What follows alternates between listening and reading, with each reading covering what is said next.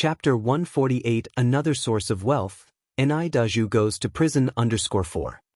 In her previous life, Ni Yang was also a beauty enthusiast who put a lot of work into her skincare. She could instantly identify any skin issues. Wang Meifeng opened the lid of the porcelain jar and took a sniff. It faintly smelled lovely with a hint of milk. No wonder it was called a cleansing milk. "And this one?" asked Wang Meifeng. "This is aloe vera gel," Ni Yang continued. "You apply it on your face after washing with the cleansing milk." Wang Meifeng nodded and smilingly put the 2 little jars away. "Yang, I won't stand on ceremony then. Every heart has a love for beauty. Ni Yang is so capable, the things she produced must not be bad. What if they really worked?" Ni Yang smiled and said, "No need for that." Time flew by, and soon it was past 3 in the afternoon, and Wang Meifeng and the others proposed their farewells. Because Yang Changjing really liked the tea leaves that Ni Yang had fried, she packed a large bucket of tea leaves for them. Chinese are polite and reciprocate kindness. Ni Yang couldn't let them return empty-handed. Initially, Yang Dahai wouldn't accept it. They were treated well here by Ni Yang, and she was also so polite and not arrogant like a divine doctor at all. How could they accept her things? Don't underestimate the tea, frying it takes a fair amount of time. But Ni Yang insisted again and again, "Grandpa Yang, you brought so many gifts, this is just a small gesture from me. If you don't accept it, I might not welcome you next time to our house as a guest." Upon hearing this, Yang Dahai had no choice but to accept the tea. In that case, he'll accept it gratefully. "Little divine doctor, we are all friends now. You must bring your mother and sister to our home sometime and get familiar with the place." Ni Yang nodded. "Sure, Grandpa Yang, I'll definitely come over when I have the chance." Yang Dahai looked at Ni Yang with admiration in his eyes. This little girl was really understanding. If it was his granddaughter, he would wake up laughing even from a dream. "Goodbye, Sister Ni Yang, Aunt Hua. Remember to visit my house when you have time." Ni Yang nodded, waving at Yang Guobao. "Goodbye, Guobao." On the other side, after Ni Daju and Lu Wan went back, they still felt unsatisfied. They were so upset they couldn't eat or drink. They had spent 300 yuan to rent that stall. 300 yuan. That's a year's worth of their hard-earned savings. They can't just lose 300 yuan like this. When Ni Yang was buying the shop, did she ask for Ni Daz's permission? Ni Zihua doesn't have a man now. Ni Daju is the only man in the Ni family. It should be Ni Daju who makes decisions for the Ni family. Buying a shop must also get the approval of Ni Daju, the head of the family. The more Lu Wan thought about it, the more she felt it was right. She looked at Ni Daju and said, "Go and demand the money from that bitch Ni Yang right now." Ni Daju sighed. "Wanna, let it go. Let's just live our lives peacefully. Even if Ni Yang has money, she's just a lowly self-employed person. We're a proud working-class family. How can she compare?" They went to Ni Yang twice. The first time they were beaten half to dead by the kids in Jinghua village. The second time they directly lost 300 yuan. Ni Daju was truly scared. "Give up!" Lu Wan shouted angrily. "Ni Daju, you are such a coward. How can you let this matter slide just like this? Ni Yang doesn't have a father and Ni Zihua doesn't have a man. You are the only man in the Ni family now. It's justified that Ni Yang gives you money. Go now." "Where do I go to ask for money? Wana, have you forgotten what happened to us in Jinghua village?" Ni Daju asked. Although what Lu Wan said made sense, Ni Daju, not fully recovered from his injuries, was still deeply afraid of Jinghua village. "Go to the new shop that bitch just bought." Lu Wan continued, "Demand that she gives us at least 10,000 yuan every month. If she refuses, smash her shop and ruin her business." If Ni Yang won't let them live comfortably, they won't let Ni Yang live comfortably either. If worst comes to worst, they'll fight till the bitter end. She doesn't want to give them money? No way. Lu Wan gritted her teeth and said, "When you get there, don't initiate a fight, just smash stuff, don't let them decorate the shop. Hopefully, 'cause a whole lot of commotion. If she dares to hit you this time, don't fight back, let her hit you. If she really causes any harm, Our whole family will squat in her shop and let her take care of you in your old age. Well, drag till she collapses. Chapter 149 Another Source of Wealth, Daju goes to prison _5. It's exceedingly hard for even government officials to resolve domestic disputes. Yang's going to try reasoning with them? Impossible. And this time is different from before in Jinghua village, where she had the villagers on her side. Now in the city, who could help her? At this, Dazu's eyes lit up. Wanner, you're truly ingenious. Lu Wan proudly smiled and said, Of course I am. Daju added, Then I'll go there tomorrow morning. All right, Lu Wan nodded, I'll come with you. The next morning, Daju and Lu Wan went to Yang's newly purchased shop. Upon their arrival, workers were busy renovating the place. Without uttering a word, Daju snatched a wall-scraping knife from a worker's hand and flung it onto the ground, scattering the sand and cement across the entire room. Instantaneously, the place descended into chaos. Lu Wan planted herself on the floor, causing a scene by crying and cursing Yang for being heartless. Who are you? One of the workers grabbed Dazu's wrist and angrily asked, What do you think you're doing? The other workers rolled up their sleeves, ready to fight. Dare to cause trouble here at Yang's place? Are they tired of living? Daju replied, Who am I? I'm Yang's uncle, the owner of this shop. Where is Yang? Tell that bitch to come and see me. Yang's uncle? Upon hearing this, Wang Jinfang immediately started cursing, You shameless beasts, birthed but not raised by a mother. Haven't you disgraced yourself enough in Jinghua village? Now you're here to do it again? When it comes to cursing, Wang Jinfang is a master. She is capable of 100 unique insults, each disgustingly unique. Yang and Wang Tinyu were inside discussing renovation plans. Inside Twitter, when they heard the commotion outside, they both quickly rushed out. Seeing that Daju was the one causing the chaos, Yang stayed calm.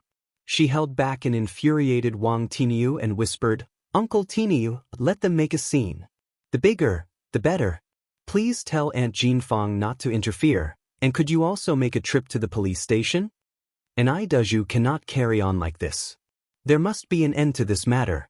Yang was profoundly relieved that this incident drama didn't take place on the day of opening. Wouldn't that be a disaster? Hearing this, Wang Tinyu instantly understood Yang's intention and immediately ran outside. He whispered something to Wang Jinfang, who was about to roll up her sleeves and confront the pair. Wang Jinfang then chuckled and reluctantly let down her sleeve. After speaking, Wang Tinyu quietly left the shop, while Wang Jinfang relayed Wang Tinius words to the others at a low volume. Oblivious to the situation, the others carried on with their work, paying no mind to Daju. Upon seeing this, Daju assumed that they were scared by his relation to Yang and grown even more arrogant. He rolled up his sleeves and smashed everything in sight to smithereens. Once the chaos outside had escalated to a reasonable degree, Yang calmly stepped out. Daju, what on earth are you doing? Yang asked, enraged, Do you not realize that your actions are illegal? Illegal? Daju arrogantly responded, How could it be illegal to destroy one's own property? Bitch, since you've disowned us, don't blame us for being ruthless. If you don't give us money today, don't dream of renovating this shop. His own property? Yang subtly smirked. How brazen of Daju to make such a claim. How disgusting. Yang looked at the entrance and continued, How much are you trying to extort from me? This ungrateful bitch Yang is finally scared. If she had acted like this sooner, wouldn't there be much less trouble? Daju ignored Yang's words. Brimming with confidence, he said, 10,000. And you will have to give us 10,000 yuan every month from no one. Just thinking about becoming a man of 10,000 yuan made Daju ecstatic. That's extortion. It's hooligan behavior. Yang retorted righteously, Isn't there any law in your eyes? Daju then arrogantly replied, In the Ni family, I am the law. If you don't pay me today, I'll tear this shabby shop apart. I'll make sure you can't do business. He's the law? that's quite ambitious. As soon as he finished speaking, Wang Tinio led several policemen into the shop in single file. And everything that Ni Dezhu shamelessly claimed was heard by the police. Officer, Wang Tinio pointed at Ni Dezhu and Lu Wan, it's them. They're causing trouble, extorting money. They've even destroyed so many things here. Chapter 150 Another Source of Wealth, Ni Dezhu goes to prison _6. Ni Dezhu and Lu Wan were stunned. They didn't expect the police to suddenly show up.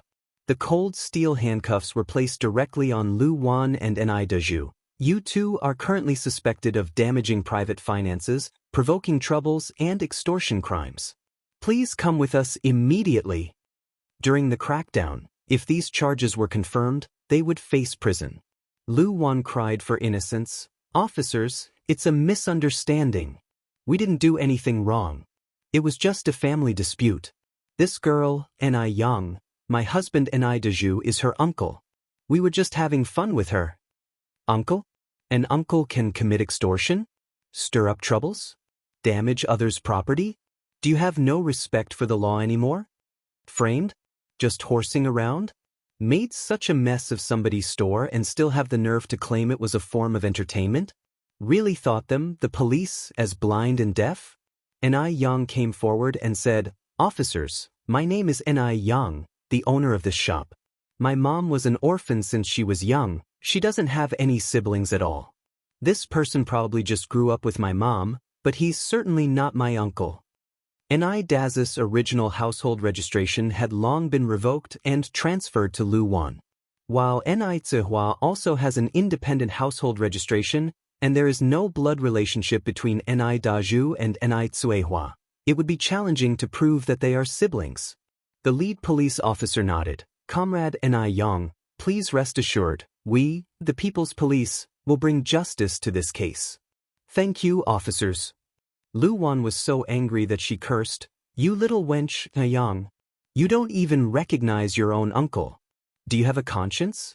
You're going to be punished by heaven one day. Ni Yang was unfazed, and turned to the police officer. Officer, is insulting someone considered illegal? It is. The police officer nodded. According to our country's Security Administration Punishment Law, Article 10 states the penalty for security administration violation.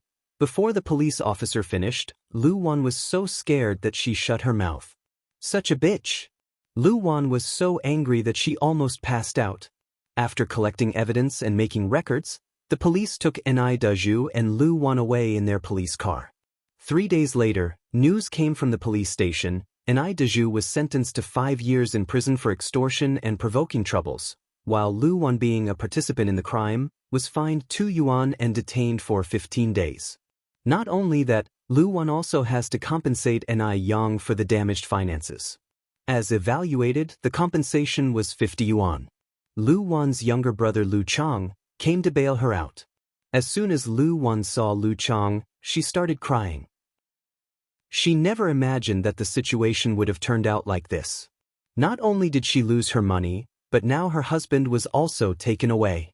All right, sister. Stop crying. Lu Chang advised. I've told you before, Ni Dezhu is too wimpy for you.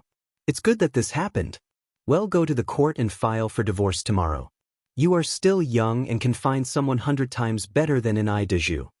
Lu Wan is not only beautiful, she also has a great figure and a city residence registration. Many people at the factory have been envying her. Previously, it was to Ni Dezhu's advantage. Hearing this, Lu Wan felt a bit better. She nodded and said, All right, Xianxia, I'll listen to you. When Ni Yang received the 50 yuan sent by the police and learned about Ni Dezhu's final outcome, she sighed in relief. She had finally eliminated a significant problem. As for Ni Dezhu, he deserved what he got and was not worth sympathizing. Lu Wan got off easy. Only detained for 15 days. She should be locked up for 10 to 15 years. When Ni Yang got home, she told Ni Zihua about it. Ni Zihua, hearing the news, didn't react much and replied with a smile, Before, I was worried about them causing trouble at the store. Now I can finally stop worrying. Seeing Ni Zihua like this, Ni Yang finally let go completely. After Wang Meifeng returned home, she tried the facial cleanser and aloe gel that Yang gave her out of curiosity. To her surprise, they worked incredibly well. Not only had the bumps and dry skin on her face completely disappeared, but her skin had also become extremely smooth. The change was very noticeable and made her co-workers very envious. Meifeng, what skincare products have you been using lately? Your skin looks so good. Recommend it to me too? Chapter 151. Another source of wealth, Daju goes to prison? Yes, yes, yes, recommend it to us too, will you? You cannot keep a good thing to yourself. If one is beautiful, everyone should be. That is right. Wang Meifeng works for a foreign company, and her colleagues are not money-starved. Seeing that the cosmetics made by Yang are so popular, she is also delighted. Maybe she can help Yang unintentionally. Wang Meifeng mysteriously said, I use facial cleanser and aloe vera gel myself, but these two things cannot be bought outside. They were developed by a highly reputed divine doctor. The same one who cured my son's epilepsy. What Wang Meifeng said was true because in her eyes, Yang was a capable divine doctor. Really? Doctors can make skincare products too? Someone expressed doubt. Wang Meifeng smiled and said, Is it true or false? Can't you guys tell? You all know what my face looked like in autumn before. For this face, I have detoured many paths and wasted a lot of money. Luckily, one met that divine doctor. Hearing this, her co-workers all nodded and agreed. They had been colleagues with Wang Meifeng for several years. They knew too well what her circumstances were before. Moreover, Wang Meifeng has always been very friendly, so she shouldn't cheat people. Meifeng, how much did you pay for these two things? Can you buy one on my behalf from the divine doctor? Wang Meifeng continued, I'm not very clear about the specific price because the divine doctor offered me a sample to try. If you really want it, I will help you ask him when the time comes. It's not just about asking, I really want to buy it. Meifeng, how about you bring me two as long as it doesn't exceed Lu Yuan? No woman does not cherish beauty. In any era, women are never miser when it comes to their faces. If the effect is as good as Wang Meifeng said, it would be worth it even if it is 200 yuan. I want it too. Bring me one too. Me too. Wang Meifeng took out paper and pen. Don't rush, one by one, I'll note it down for you. But one have to make it clear to you all, I don't know if the divine doctor will sell these, so better not keep your hopes too high. Alright, as long as you help us ask, it's enough. Wang Meifeng also has a quick temper. She took leave the next day and went to Yang. After Yang heard about this, she was surprised and said, Are the facial cleanser and aloe vera gel really that popular? Wang Meifeng laughed and said, Well, indeed they are. Look, these are all the people who want me to bring facial cleanser and aloe vera gel for them. Yang looked over, there were as many as 15 people on the list. This was far beyond Yang's expectation. She didn't expect that her unintentional acts could be so helpful. Maybe this method could also be a way for her to make money. What do you think, Yang? Do you want to sell it? Wang Meifeng asked in succession. Yang laughed and said, Sell. Of course sell. However, at Wang, one don't have ready-made cleansers and aloe vera gel at hand. How about one make some and deliver them to you the day after tomorrow? Okay. Wang Meifeng nodded and continued. So, how much are you selling these two products for? One will go back and tell them. After all, skincare products are used on the face. If it's too cheap, it will inevitably raise doubts and distrust. Moreover, the natural materials and labor used by Yang would undermine profits if sold too cheaply. No one would make things without profit. Yang continued, the facial cleanser would be 15 yuan per bottle and the aloe vera gel 20. Upon hearing this, Wang Meifeng was surprised and said, Yang, are you sure you want to sell it at such a cheap price? She had earlier bought some skincare products, each costing over 30 yuan, and the effect was not good. Yang nodded. The prices will be set tentatively like this. For Yang, this price was already quite high. If she could cement a place in the market and keep the sales steady, it would earn much more than selling pickled vegetable noodles. Wang Meifeng nodded. Okay, then I will go back and share this good news with everyone. Wait a minute, Aunt Wang. An Yang called out to Wang Meifeng's retreating figure. Wang Meifeng stopped. An Yang turned around and walked into the house. After a moment, she handed over the remaining cleanser and aloe vera gel in her home to Wang Meifeng. Here, take this. Wang Meifeng took the cleanser and aloe vera gel, took out money from her bag, and handed it to An Yang. She had already taken it for free once. She certainly couldn't take it for free this time. An Yang smiled and declined. Aunt Wang, don't you treat me this way, it's disparaging. You helped me so much this time. According to reason, I should be paying you for promotion. Wang Meifeng laughed and said, Yang, by saying this, you are treating me as an outsider. If such good skincare products are available, even if one didn't know you, I will help with the promotion. Good things should be shared by everyone, right? How can it be exclusive only for me? An Yang said further, if you really treat me as one of your own, stop talking about money and put it back. With no other choice, Wang Meifeng had to take her money back. After sending Wang Meifeng away, An Yang greeted An Zihua and rode her bicycle to the market.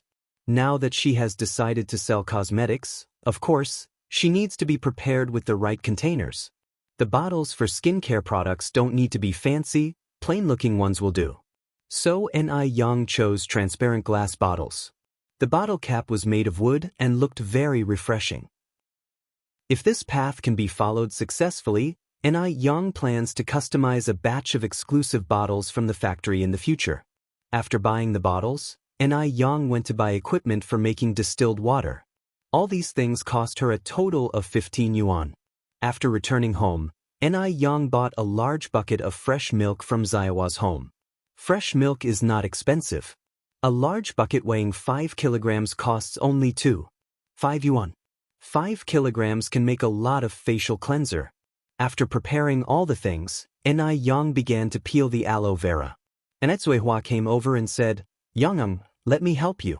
Just remove the skin of the aloe vera and slice it, right?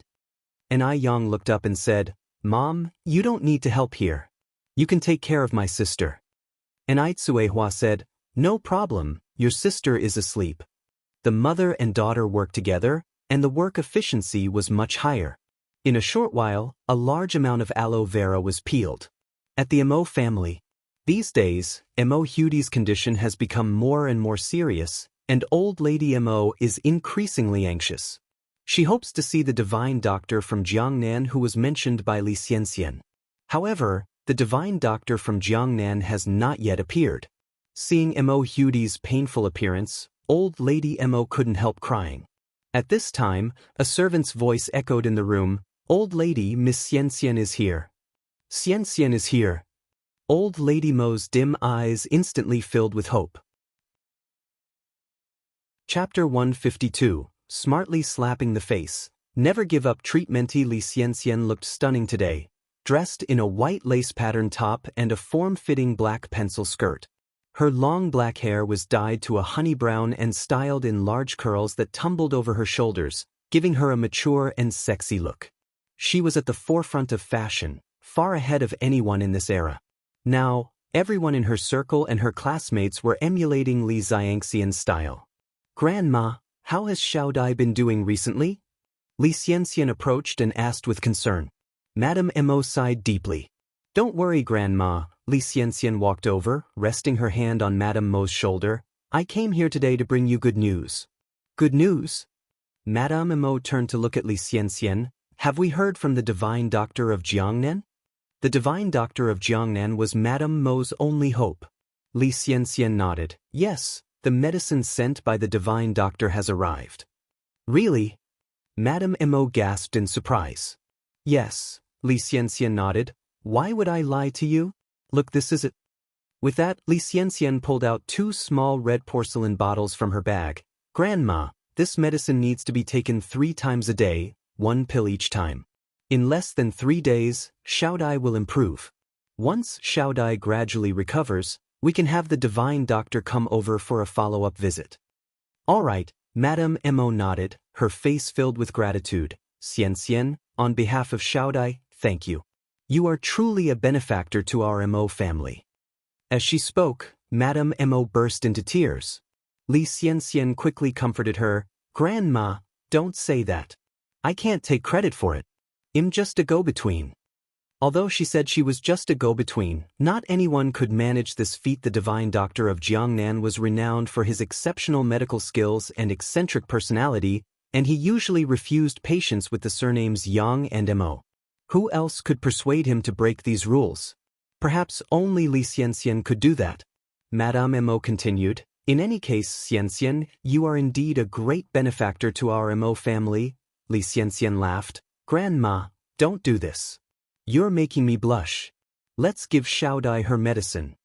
"All right." Madame Mo turned to her housemaid. "Mrs. Lin, get some warm water." "Of course, madam." Mrs. Lin promptly brought a cup of warm boiled water. "I'll do it, Mrs. Lin." Li Xianxian gently took the cup from her hands and walked over to Xiaodai's bedside, ready to administer the medicine. She moved gently, carefully helping Xiaodai sit up. "Come on, Xiaodai, let's take our medicine.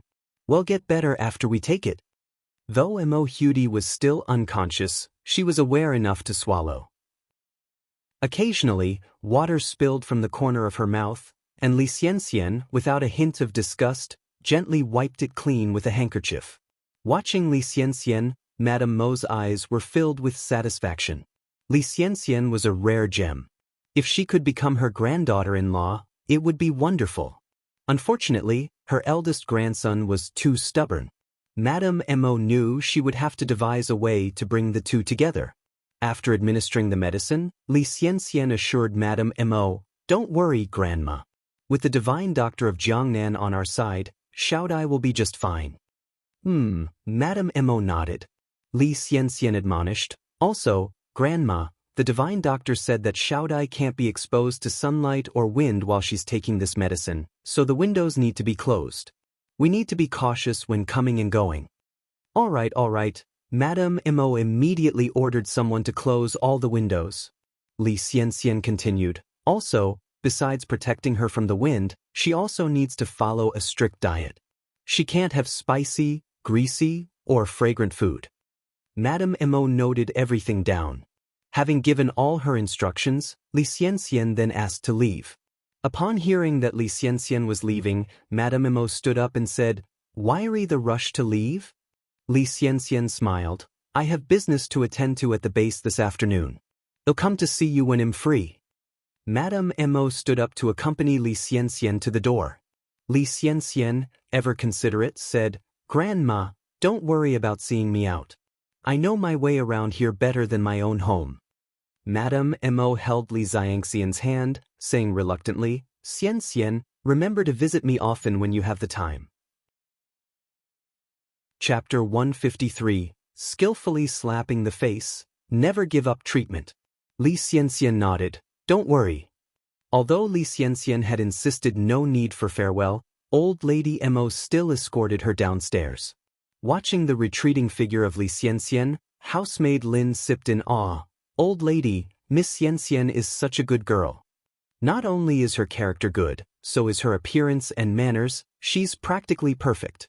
"Indeed," old lady Mo also sighed, "Xianxian is indeed an extraordinary girl." Remarkably, Mo Hudi's condition improved significantly the same night she took the medicine.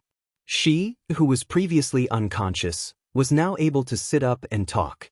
Mo Fuhai and old lady Mo were overjoyed, shedding tears of relief. "Bodhisattva blesses us. It's truly the Bodhisattva's blessing." Old lady Mo stammered excitedly. Mo Fuhai laughed, "What a futile mindset. Clearly, it's all thanks to Xianxian and the divine doctor from Jiangnan." Old lady Mo nodded hastily, Yes. It's all thanks to Xianxian and the divine doctor from Jiangnan." Mo Fuhai, walking up to Mo Hudi, asked anxiously, "Xiaodai, how do you feel now? Does your head still hurt?" Mo Hudi shook her head. "No, it doesn't hurt anymore, Grandpa. You don't have to worry." In the past, when Mo Hudi said it didn't hurt, it was merely to comfort Mo Fuhai, but this time it truly didn't hurt. "Grandpa, I want to go outside and bask in the sun," Mo Hudi added. Before Mo Fuhai could nod in agreement, old lady Mo said. Shout I, the divine doctor said you can't be exposed to the wind or sunlight now. How about we take you out after you've fully recovered?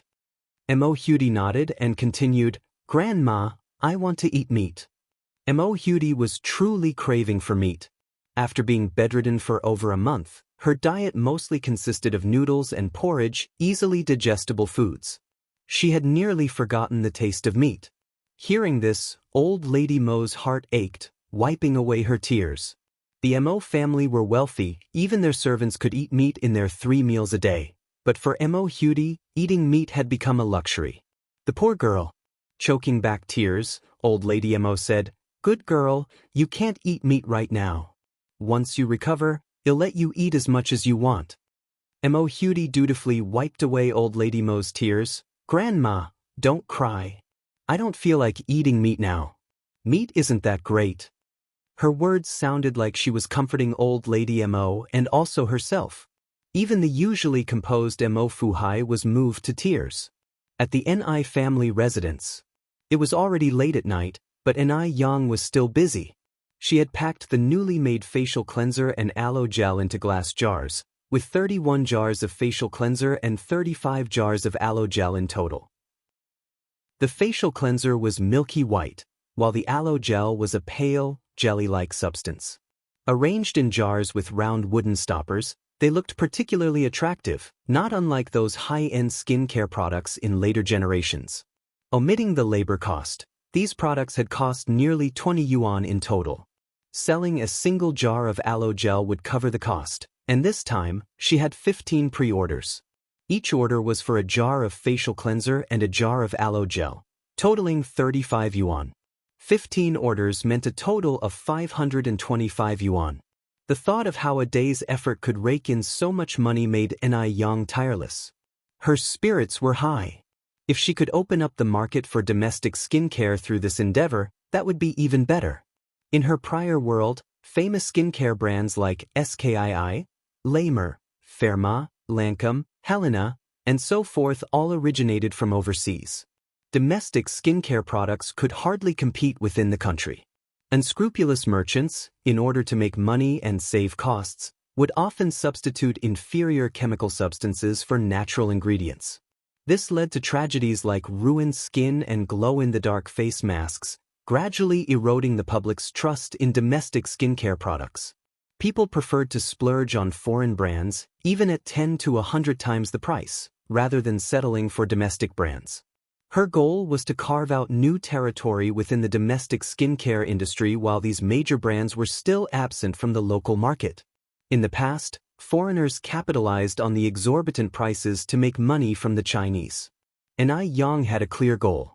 She not only wanted to secure a foothold domestically, but also planned to market her skincare products overseas and earn a good deal of foreign money. It was high time for a resurgence of domestic skincare products. Seeing this, Ni Yang refueled her determination. As it was now autumn, she didn't need to store these skincare products in the fridge. A cool, dry place would suffice. Chapter 154, Skillfully Slapping the Face. Never give up treatment. As having sorted through the skincare products, Ni Yang went back to her room to sleep. The next morning, Ni Yang was awakened by the scent of delicious food. Usually, Ni Yang would prepare breakfast, but Ni Zuihua, seeing that her daughter was not getting enough sleep, would get up early to prepare breakfast. All Ni Yang had to do was to prepare Mrs. Mo's meals the night before. Mum, what are we having this morning? It smells wonderful, asked Ni Yang, still brushing her teeth, and she walked over to the stove. Ni Zuihua answered laughingly, when your Aunt Ni and I were out in the city the other day, everyone seemed to be eating fried dough sticks. They looked really appetizing, so I tried making some. Hurry up and finish brushing your teeth to taste it. In the past, without Ni Yang by her side, Ni Zuihua would have found it difficult to get around in Beijing, but now things were different. With enough money, she had no problem making her way around the city or even between several cities. The changes in Ni Zuihua were not just on the surface. All right. Ni Yang nodded, quickly brushed her teeth, washed her face and came to the living room for breakfast. The main breakfast was porridge, boiled eggs, and fried dough sticks. The side dish was spicy radish strips. Savoring the porridge with some spicy radish strips, followed by the crispy fried dough stick, was nothing short of delicious. Ni Quihua's cooking skills were quite good. She controlled the heat of the dough sticks just right. They tasted crispy and fluffy, leaving a lingering fragrance after bites, and the spicy radish strips perfectly balanced out the greasiness of the fried dough sticks. "Mom, this tastes great." Ni Yang gave her mother a thumbs up. Ni Tsuehua laughed. "You know just how to please me." Ni Chingui from the side said, "Yang Yang's mom, she's not flattering you at all. Your culinary skills are way better than the vendors selling fried dough sticks." No wonder Ni Yang's cooking skills were so good. It turns out Ni Tsuehua was also quite talented. Upon hearing this, Ni Tsuehua laughed even more joyously. "If it's tasty, then eat more." After breakfast, Ni Chingui left for work, and Ni Yang went to bring Wang Meifeng her skincare products. Wang Meifeng's workplace was in the center of Beijing. When Ni Yang arrived, Wang Meifeng had already been waiting. "Yang, over here." "Auntie Wang." Ni Yang stopped her car with a smile.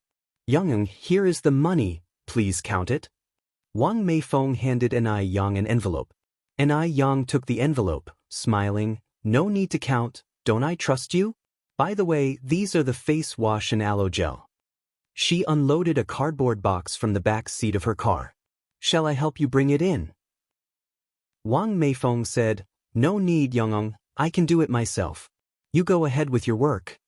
Ni Yang handed the bag hanging from her car to Wang Meifeng and laughed. "You have worked hard, Auntie Wang. Oh, these are the dried fruits and sour plum soup that I made myself. Please share them with your colleagues. And this is the bread I made for Guobao." Before even opening the package, a mouth-watering aroma filled the air. Feeling uncomfortable accepting Ni Yang's gifts for no reason, Wang Meifeng insisted that these were not a big deal to her. It was Ni Yang who had been a great help to her family. If it hadn't been for Ni Yang, Yang Guobao would still be sick. Without Ni Yang, would her skin have become so good? Seeing Wang Meifeng's rejections, Ni Yang swiftly filled Wang Meifeng's arms with the items, hopped onto her bike, and turned to depart, hollering back, "Bye, Auntie Wang." Wang Meifeng chuckled and shook her head. This child. Back in her office, Wang Meifeng put aside the things that Ni Yang had given for Yang Guobao. She then distributed the skincare products along with the dried fruits and sour plum soup to her colleagues. "Wow, Meifeng, this sour plum soup is incredible. Where did you buy it from? The dried fruits are also good. They are even tastier than the imported ones." The office filled up with the rustling sound of munching on dried fruits and words of praise. Wang Meifeng said, "Both the dried fruits and sour plum soup were handmade by the divine doctor. She asked me to bring them and share with you all." That divine doctor is amazing. How does she know how to do everything? Absolutely. She is quite extraordinary, isn't she? Suddenly, a voice sourer than vinegar piped up. "This tactic of attracting popularity is indeed good. Who knows if she really is that good? You all shouldn't count someone's money after being sold." The speaker was Lu Fun, who usually butted heads with Wang Meifeng. Lu Fun had once pursued Wang Meifeng's husband, Yang Changjing. After Wang Meifeng and Yang Changjing became a couple, Lu Fun believed that Wang Meifeng had come between her and Yang Changjing's relationship, so she often targeted Wang Meifeng, dreaming of shattering Wang Meifeng and Yang Changjing's marital bliss, hoping for a prompt divorce. Chapter 155. Cleverly slapping the face, never give up treatment carrot. Lu Fun had once heard that the relationship between Wang Meifeng and Zhou Suhua was a strained mother-in-law and daughter-in-law relationship, which made Lu Fun ecstatic to the point where she couldn't sleep for 3 days and 3 nights. Wang Meifeng wasn't afraid of Lu Fun either. Immediately, she retorted, "Whether someone is really impressive or not, time will tell everyone. There's no need for you to poke your nose into everything. Lu Fun, I just don't understand. A long enough rope can be knotted. Why can't your tongue be?" Cultured people truly have a unique way of swearing, without a single dirty word. Lu Fun hadn't even graduated from junior high. The only reason she could work here was nepotism. When she said this, a wave of laughter immediately swept through the crowd. Lu Fen's face had turned beet red and she felt like cursing those who had bought skincare products to get facial abscesses and become disfigured immediately. After some time, Lu Fen turned to a coworker she was relatively close with and said, "Nana, remember skincare products are put on the face. Be careful with these unverified products, without any manufacturing date or brand. I'm worried they might disfigure you. I have a relative who was cheated by a known person and used skincare products of unknown origin. She is 35 now and still can't find a husband." To discredit Wang Meifeng and the unknown divine doctor, Lu Fen even didn't hesitate to curse her own relatives. At these words, Zhou Nana was a bit surprised and said, "Sister Fen, is that really true?" Lu Fen nodded, and dead serious, said, "Of course, would I joke around about my own relative? Let me tell you, she now hides at home, too ashamed to face people with her disfigured face that even ghosts would be scared of." A disfigured face. This was no joking matter. And what Lu Fen said made sense. Would you use a skincare product with no label? Once she said this, not only Zhou Nana but the faces of other coworkers also weren't looking too good. Seeing everyone like this, Lu Fen showed a pleased smile on her face. Wang Meifeng laughed and said, "Rest assured. Not only is Divine Doctor skillful in medical skills, his craft in making skincare products is also top-notch. You all are worried about your faces being ruined, but does my face look damaged to you? Don't listen to Lu Fen's alarmist talk. She just can't stand to see others doing better than her." Wang Meifeng spoke directly without any fear of offending Lu Fen. Even though Wang Meifeng said so, everyone was still somewhat apprehensive. After all, the face is one's identity, and it matters a lot. If problems crop up later, who would they go to for help? They should be more cautious. Feeling a bit remorseful, Zhou Nana mused, "I'm sorry, Sister Meifeng, could I return this skincare product to you? If not, forget it. They'll just consider this 35 yuan spent as a lesson learned." Wang Meifeng laughed and said, "Of course you can, I'm not forcing anyone to buy anything. But Nana, don't regret your decision." Seeing Zhou Nana returning the skincare product, the others followed suit. Though buying and returning behavior wasn't ideal, their faces mattered more. After all, 35 yuan wasn't a small amount. Money didn't come easy for anyone. In a blink, 11 people returned their products. 4 people didn't return their products, 2 of them being Wang Meifeng's good friends who trusted she wouldn't lie to them. The other 2 were Wang Meifeng's subordinates, who, out of respect, didn't feel comfortable returning the products. Wang Meifeng wasn't angry. It was just a couple of 100 yuan. If they missed out on good products, that was their loss. Looking at the 4 people that didn't return the products, Lu Fen sneered, "Are you 4 fools? Or do you just like being disfigured?" A slightly overweight woman glared at Lu Fen and threatened, "Lu Fen, if you dare to distort the truth in being nonsensical, believe it or not, I'll slap you." This was Sun Mei, usually more aggressive. If she was truly angered, she wouldn't hesitate to take action. Grudgingly, Lu Fen shut her mouth. These women, who refused to listen to good advice, deserved to be disfigured. They would regret it someday. Sun Mei patted Wang Meifeng's back. "Ignore her type, I believe in you. I also trust you." Another good friend, Tao Yuan, also comforted Wang Meifeng. Wang Meifeng nonchalantly said, "It's fine, the innocent need not worry. I am not angry." It's not worth getting angry with such people. And Ai Yang had no idea what was happening here. She was currently riding her bike, humming a tune and heading towards the vegetable market. Chapter 156, Cleverly Slapping the Face. Never Give Up Treatment. As a black car was driving straight towards her. Seated in the back was none other than Mo Baichuan. Mo Baichuan spotted an Ai Yang almost instantly. Her head had a few days of peace, and now? Why was she back in front of him? Could this really be a coincidence? Who would believe that? Mo Baichuan narrowed his eyes and ordered, "Xiao Zhao, pull over." "All right." His driver, Xiao Zhao, did as he was instructed. Mo Baichuan opened his door, getting out of the car and standing in the middle of the road with his arm out, blocking An Ai Yang's car. If An Ai Yang was going to keep trying to get his attention, he might as well play the game once. Someone suddenly jumping out into the middle of the road startled Ni Yang so much she almost swore. Her fast reaction was the only thing that saved her from hitting him. Are you insane? Ni Yang looked up furiously to indeed see a madman. Mo Baichuan. Ni Yang, tell me, what's the point of all this? Mo Baichuan glared coldly. I'll tell you straight, no matter what you do, I'll never be attracted to someone like you. Even if Ni Yang has the face of Su Daji, he isn't King Zhou of Shang. Ni Yang picked at her ear disbelievingly. What did you say? Mo Baichuan continued. Did you not understand me? I'll repeat it for you then. I will never be attracted to a scheming woman like you. Ni Yang laughed out of pure frustration. She had been on this earth for 2 lifetimes, and she had never met another as narcissistic and shameless as Mo Baichuan. Ni Yang took a deep breath, pulled the watch out of her pocket, and shoved it into Mo Baichuan's hands.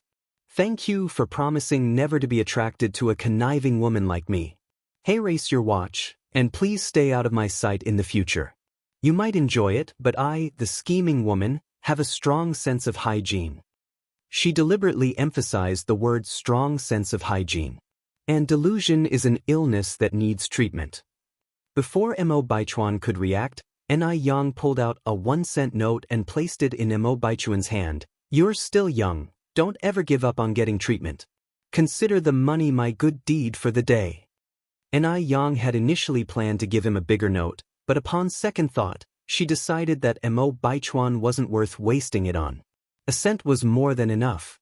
If there were even smaller amounts, she wouldn't have given him a cent, leaving her parting words ringing in the air. Ni Yang didn't wait for Mo Baichuan's reactions.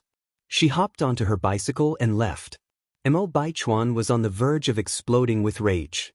His handsome face seemed to have a layer of frost, sending chills down your spine. What did Ni Yang mean by all this? Was she doing the exact opposite of what he expected? For the first time, Mo Baichuan was infuriated not once, but 3 times by the same woman. Daring. She was so daring. The 1-cent note in his hand was crumpled into a ball by Mo Baichuan. His knuckles turned white from clenching his fist. This was the first time he'd ever been this angry. No woman he'd met would dare behave anything less than a docile kitten around him, yet Ni Yang was acting like a hedgehog. One day, he would expose her true face.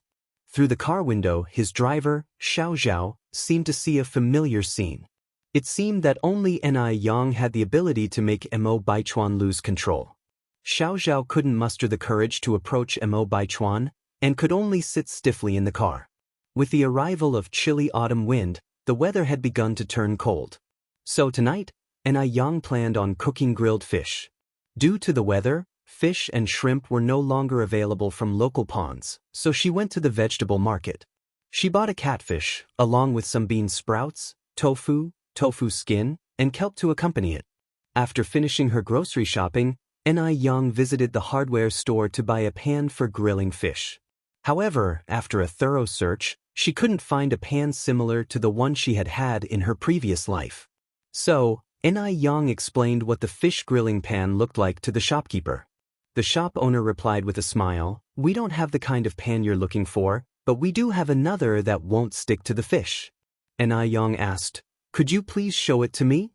In a brief moment, the shopkeeper presented her with a round stainless steel pan, quite similar to the pancake griddles, but without a long handle, just 2 knobs. It could work. Then Ni Yang asked, "I'll take this one then. How much is it?"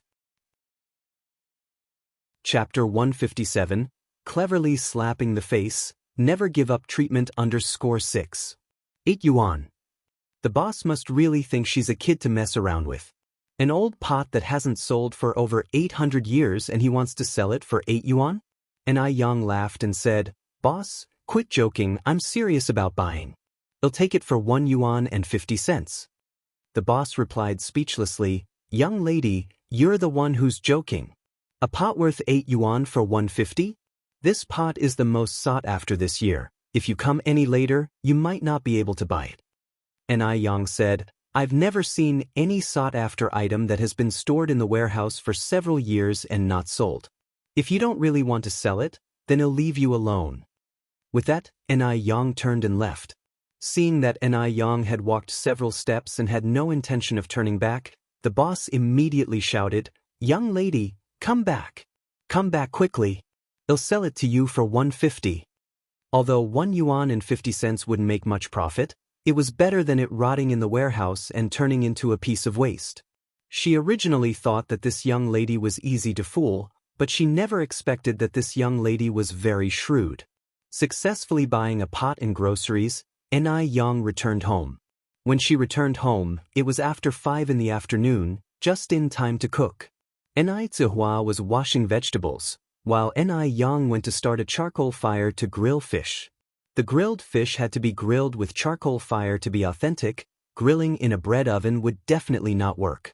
So Yang started a charcoal fire in the stove, split the fish in half and skewered it on a bamboo stick, and started grilling. Before long, there was a sizzling sound in the air. After seeing the fish oil come out, she started adding chili powder, cumin powder, table salt, and other spices. After all the spices were added, a distinctive barbecue aroma came out. Ni Yang seemed to have returned to the time in her past life when she sat on the street grilling skewers. After the fish was grilled till both sides were golden brown, Ni Yang started to stir-fry the grilled fish ingredients.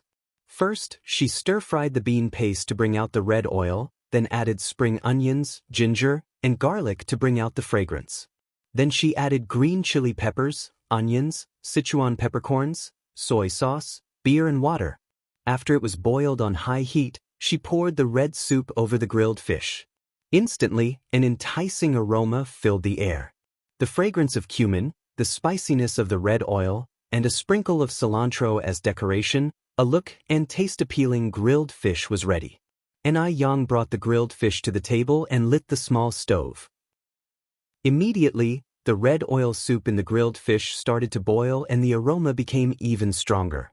At this time, she added the side dishes and you could eat while dipping in the soup. When Ni Qingui walked in, he was immediately shocked by this enticing aroma. "Yang, what are we eating today? It smells so good." Ni Yang smiled and said, "Ni aunt, we're eating grilled fish today." Ni Qingui had had braised fish, steamed fish, sour fish, and even sashimi, but he had never had grilled fish. No need to think about it, he knew this taste must be amazing. Upon hearing this, Ni Qingui couldn't wait and said, "I'll go wash my hands." Grilled fish is different from sour fish. It's numbing and spicy at first bite, then crispy on the outside and tender inside. It's so soft that it melts in your mouth as you take a light bite. Even the side dishes boiled in the soup are so delicious that people doubt their life. After finishing a pot of grilled fish, the soup left in the pot can be eaten with several bowls of rice. Why can fish be made so delicious? Ni Qingui was almost crying. "Yang, I have nothing else to say. Just 2 words, phenomenal." Ni Qingui held a thumbs up to Ni Yang. Ni Yang laughed and said, "It's good that you like it, Ni auntie." Although Ni Zuihua didn't say anything, she was equally shocked. She thought the sour fish was already delicious. To her surprise, the taste of this grilled fish made it irresistible. In comparison, she felt that the food she used to eat at the Mu family was not even as good as pig's food. After the meal, Ni Qingui finally had the chance to discuss something important. "By the way, Yang, 2 of my colleagues want me to buy your aloe vera gel and facial cleanser for them. Do you sell those?" The results of the facial cleanser and aloe vera gel that Ni Yang made were incredibly good. Not only could it make the skin smooth, but it also made the skin more elastic and made their skin look rejuvenated. This caused wherever she went, people would ask her what brand of skincare she was using. "Of course I sell it." Ni Yang nodded. Ni Qingui asked again, "How much are they?" Ni Yang replied, "The facial cleanser is 15, and the aloe vera gel is 20. Chapter 158, Skillfully Slapping the Face, Never Give Up Treatment. 7 bottles for 35 yuan really isn't expensive. After all, these skincare products work so well. Ni Qingui then said, "Then get me 2 sets, no, 3 sets, I need a kit too." Ni Yang had given her some last time, which she had nearly used up. Ni Yang turned around, fetched 3 sets of skincare products from her house and handed them to her. Ni Qinggui took out 105 yuan from her pocket and gave it to Ni Yang. Ni Yang took out 35 yuan and returned it to Ni Qinggui. And Ni, you've helped me promote my skincare products and even sold 2 sets for me. How can I take your money? From now on, it'll cover all your skincare products. If you run out, just let me know directly. A good product is important, but knowing how to drive your business is even more important. Ni Yang wouldn't sacrifice greater benefits for a little profit. No employee is obliged to do overtime for their boss. Although Ni Qinggui is not her employee, the principle is the same. As the saying goes, even brothers keep accounts. Ni Qinggui felt embarrassed and said, "How can this be, Yang? It's not easy for you to do business." Ni Yang laughed and replied, "Nothing is impossible, An. Please take it at ease, we're family, you've always taken great care of me. If you don't accept this, it would really be alienating." Ni Yang gave her word, leaving Ni Qinggui no choice but to accept. At the same time, she decided to herself that she would definitely help Ni Yang promote her skincare products more in the future. Meanwhile, when Sun Mei was washing her face in the evening, she noticed the clear glass jar on the sink. Although in the daytime she firmly stated that she trusted Wang Meifeng, this was after all a matter concerning her own face. What if, really like what Lu Fen, that harbinger of doom, said? Between using it and not using it, she hesitated for a long time. Eventually, she decided to take a risk and give it a try. What if it really works like magic? She refused to believe that Wang Meifeng, an old acquaintance, would harm her. Removing the cap of the facial cleanser, Sun Mei immediately caught a whiff of a very pleasant fragrance. Although it was very light, it was nonetheless refreshing to the senses. Would a crappy skin-ruining product smell this nice? With that thought, Sun Mei's worries evaporated significantly. She put some of the facial cleanser in her palm, applied it evenly on her face, and within a short while, a white foam appeared on her face. It was gentle and not irritating and was able to wash off the dirt and grease hidden on her face. After washing, she felt significantly more relaxed. It seems that Wang Meifeng was indeed telling the truth. This stuff is really better than facial powder. Sun Mei then applied some aloe vera gel on her face. After completing her skincare routine, Sun Mei went to bed. When she woke up the next morning and was combing her hair, Sun Mei was amazed to discover that the red spots on her face were gone, and her skin was much more moisturized than usual. This is simply incredible. No wonder it was developed by a divine doctor. As soon as Sun Mei arrived at the company, she excitedly told Wang Meifeng about what happened. Even though she didn't speak loudly, everyone in the office heard her. Did everyone else frown? Is it real or fake?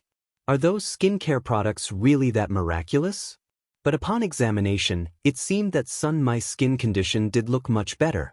Didn't Lu Fen say it would ruin the face? Noticing the stares of others, Lu Fen snorted coldly. It's only been 1 day. How could it ruin the face so quickly? At least 3 days. Just wait and see, in 3 days she will definitely regret.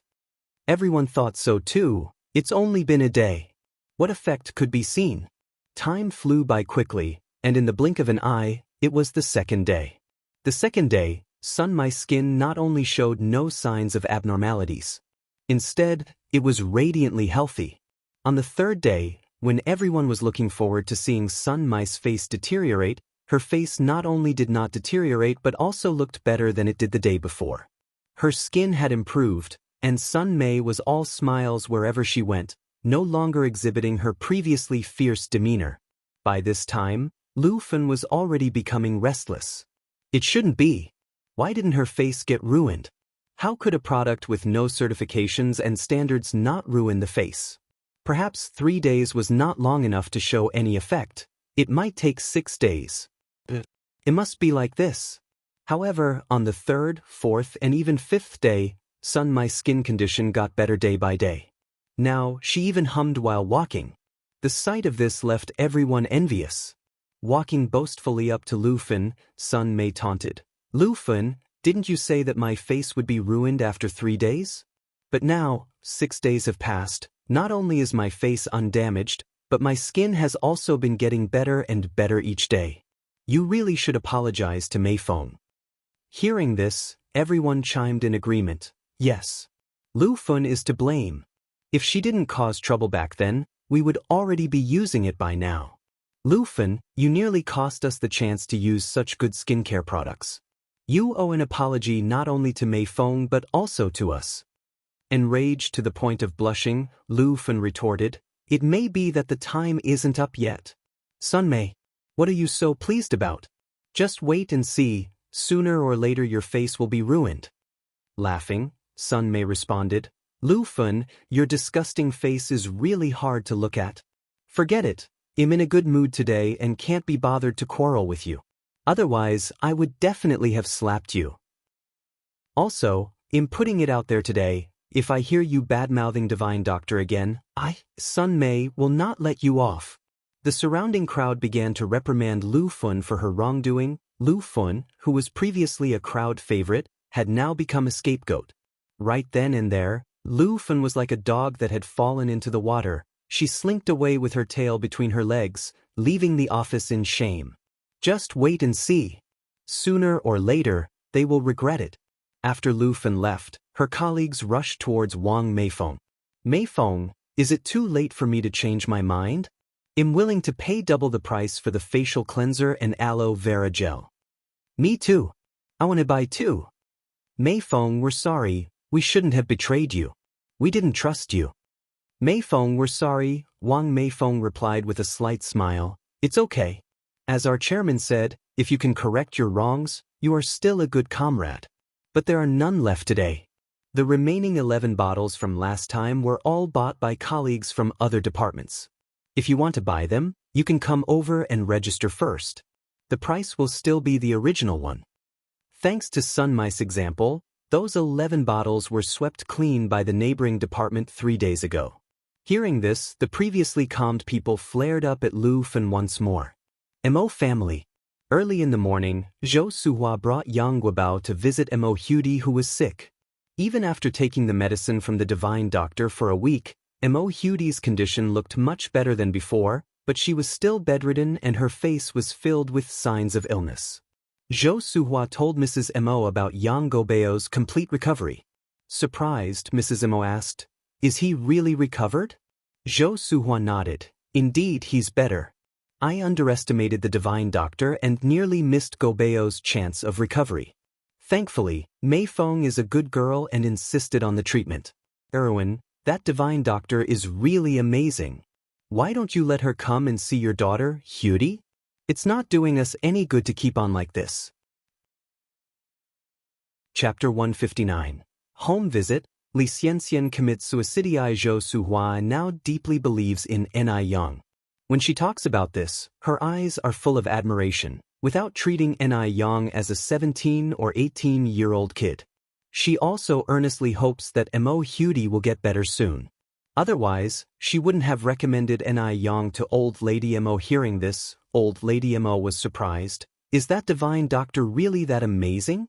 Didn't I hear people say that he was just a 17 or 18-year-old kid? How could a child be so capable?" Old Lady Mo was still somewhat skeptical in her heart. Zhou Suhua nodded. "It's true. We've been sisters for so many years, would I lie to you? Although the young Divine Doctor is young, his medical skills are genuinely brilliant. Otherwise, Guobao wouldn't have recovered so quickly. Erwin, think about it. In order to cure Guobao's illness, Changzheng and Meifeng visited many hospitals and even consulted with foreign professors. But the illness that even the foreign professors couldn't cure was cured by her. Isn't she a Divine Doctor? Sometimes a person's strength really can't be judged by their age. If Meifeng didn't believe in the Divine Doctor like me at the time, Guobao might not be here now." Upon hearing this, Old Lady Mo became deep in thought. The current Yang Guobao is indeed very different from the previous one. The before and after was like two different people. You must know that the disease Yang Guobao previously suffered from was considered incurable. There was no record of successful treatment in modern medicine. But Yang Guobao and Mo Hudi's illnesses were completely different. Could that Divine Doctor really cure Mo Hudi as well? Old Lady Mo hesitated for a moment, then said, "Actually, Xiaodai's condition has improved somewhat recently after taking the medicine prescribed by that Jiangnan Divine Doctor. As the saying goes, Too many cooks spoil the broth, wouldn't it be inappropriate to consult another doctor? Zhou Suhua promptly replied. Although that's true, more manpower means more hope. We all want Xiaodai to get better quickly. Seeing as that Jiangnan divine doctor hasn't even shown his face, getting another person to have a look might ease our concerns. Zhou Suhua spoke reasonably, so old lady Mo nodded. Suhua, your words are eye-opening. In this case, where does that divine doctor live? I'll have someone invite him right away. Zhou Suhua said, let's do this, I'll call Meifeng now. Okay. Old lady Mo kept nodding. Then I will have to trouble your family's Meifeng. Zhou Suhua laughed and said, we've known each other for so many years, there's no need to mention anything burdensome. Zhou Suhua got up to make the call. Wang Meifeng is also a warm-hearted person.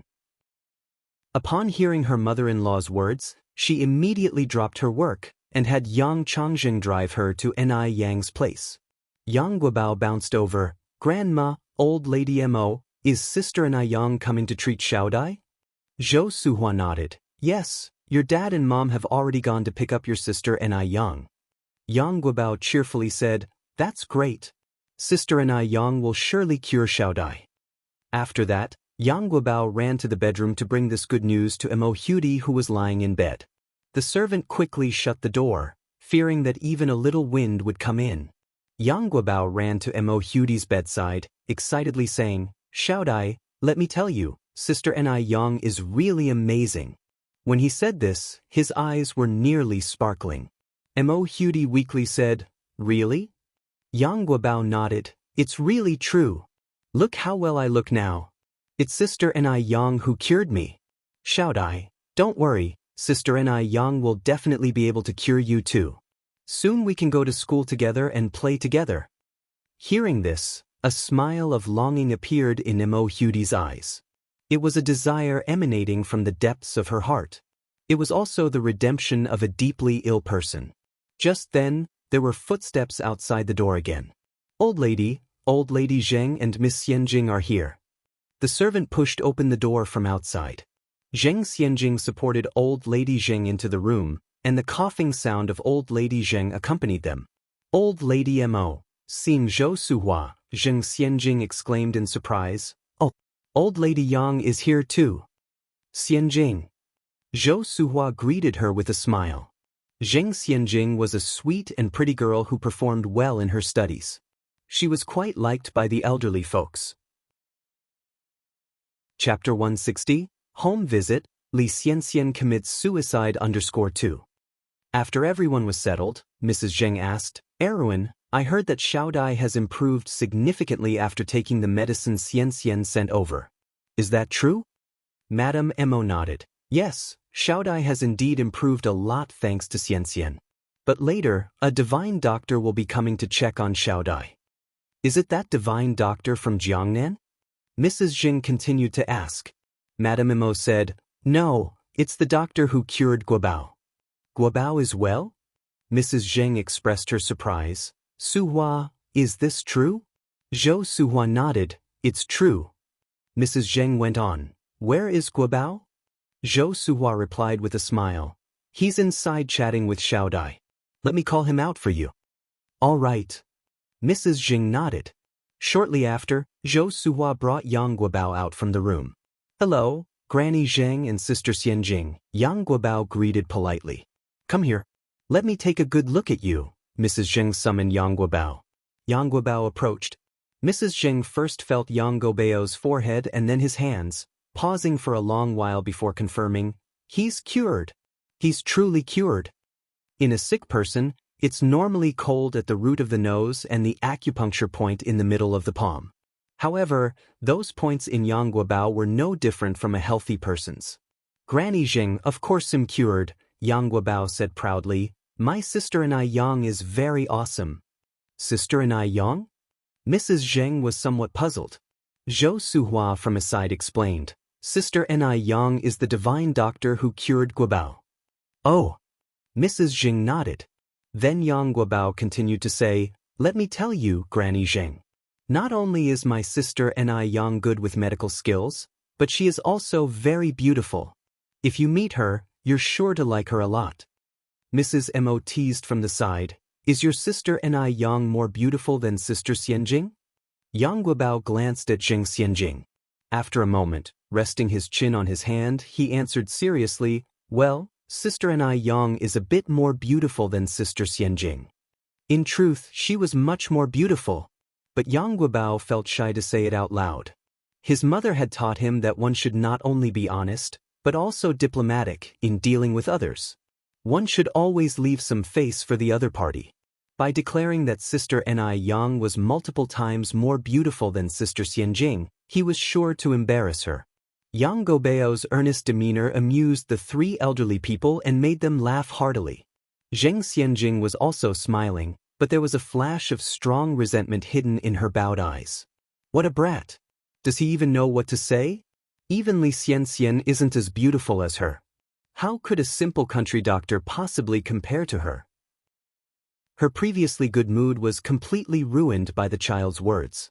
When Wang Meifeng arrived at the Ni family's home, she found Ni Yang watering the plants in the vegetable garden. Wang Meifeng relayed the situation regarding Mo Hudi to Ni Yang. After bidding Ni Zihua goodbye, Ni Yang took some emergency medicine and got into the car with Wang Meifeng. Xiao Dai is 13 this year. She got sick when she was around 9 or 10 and has been bedridden since then. She's a pitiful child. Yang, you don't need to stress.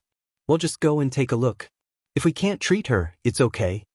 After all, Mo Hudi's illness was completely different from Yang Guobao's, and Wang Meifeng didn't want to put too much pressure on Ni Yang. Ni Yang nodded, I understand. The car was fast, and they soon arrived at the Mo's residence. As soon as the car door was opened, Yang Guobao rushed out from the courtyard and hugged Ni Yang. Sister Ni Yang, you're here. Guobao. Ni Yang patted Yang Guobao's head. Then, Yang Guobao introduced Ni Yang to Mrs. Mo and Mrs. Zheng who were standing behind him. Granny Mo, Granny Zheng, this is my sister Ni Yang. Ni Yang nodded politely, nice to meet you. Mrs. Zheng stared at Ni Yang, momentarily at a loss for words. This girl? Why did she find this girl so familiar?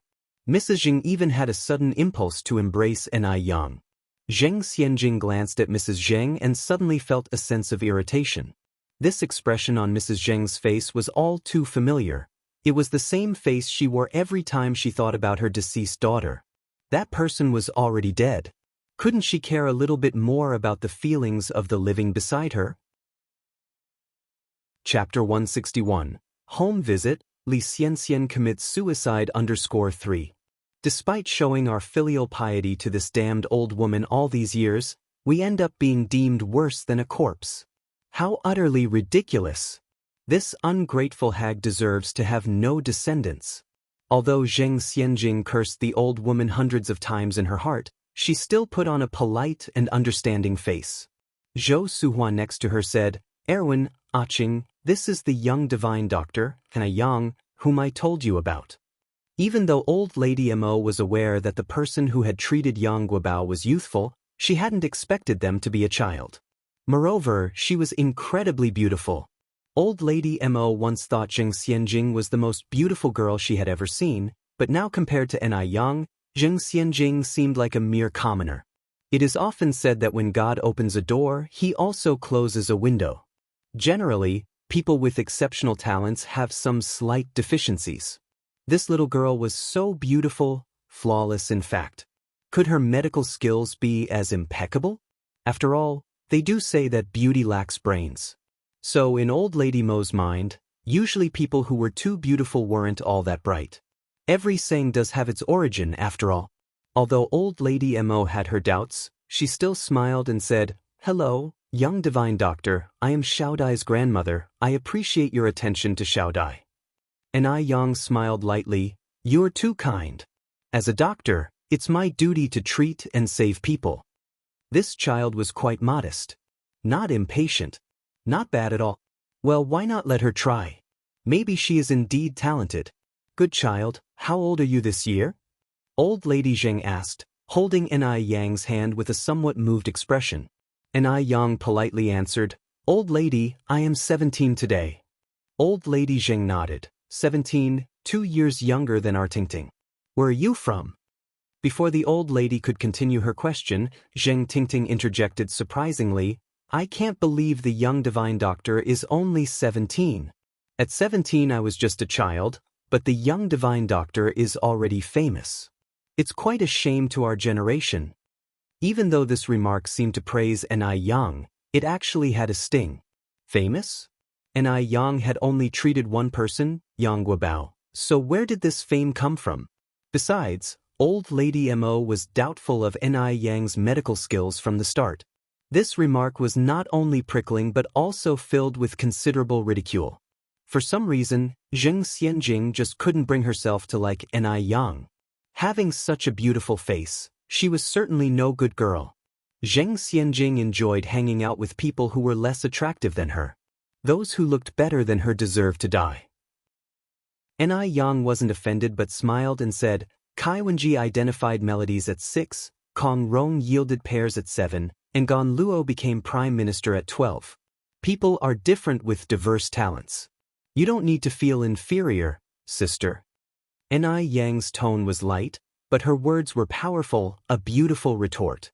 Zheng Xianjing kept a stifled breath in her heart, almost to the point of being infuriated to death by Ni Yang. Both old lady Mo and old lady Zheng wore approving expressions. This young divine doctor indeed was a formidable figure. An ordinary 17-year-old child wouldn't comprehend such philosophy, let alone so much insight. Besides, Zheng Xianjing was usually an exceptional kid. Very few rich girls could match her rhetorically, but today, she tasted defeat at the hands of Ni Yang. Quite extraordinary indeed. Seeing Zheng Xianjing in an awkward position, old lady Mo stepped in and said, Let's go inside. Xiao Dai is still waiting. Zheng Xianjing bit her lips unwillingly, but remained silent. Sometimes less talk is better. The more one talks, the more mistakes they make. She would take her revenge at the appropriate time. Ni Yang followed old lady Mo and others into the courtyard. The Mo family lived in a row of villas with 5 floors each. The villas in the front, the servants' rooms at the back.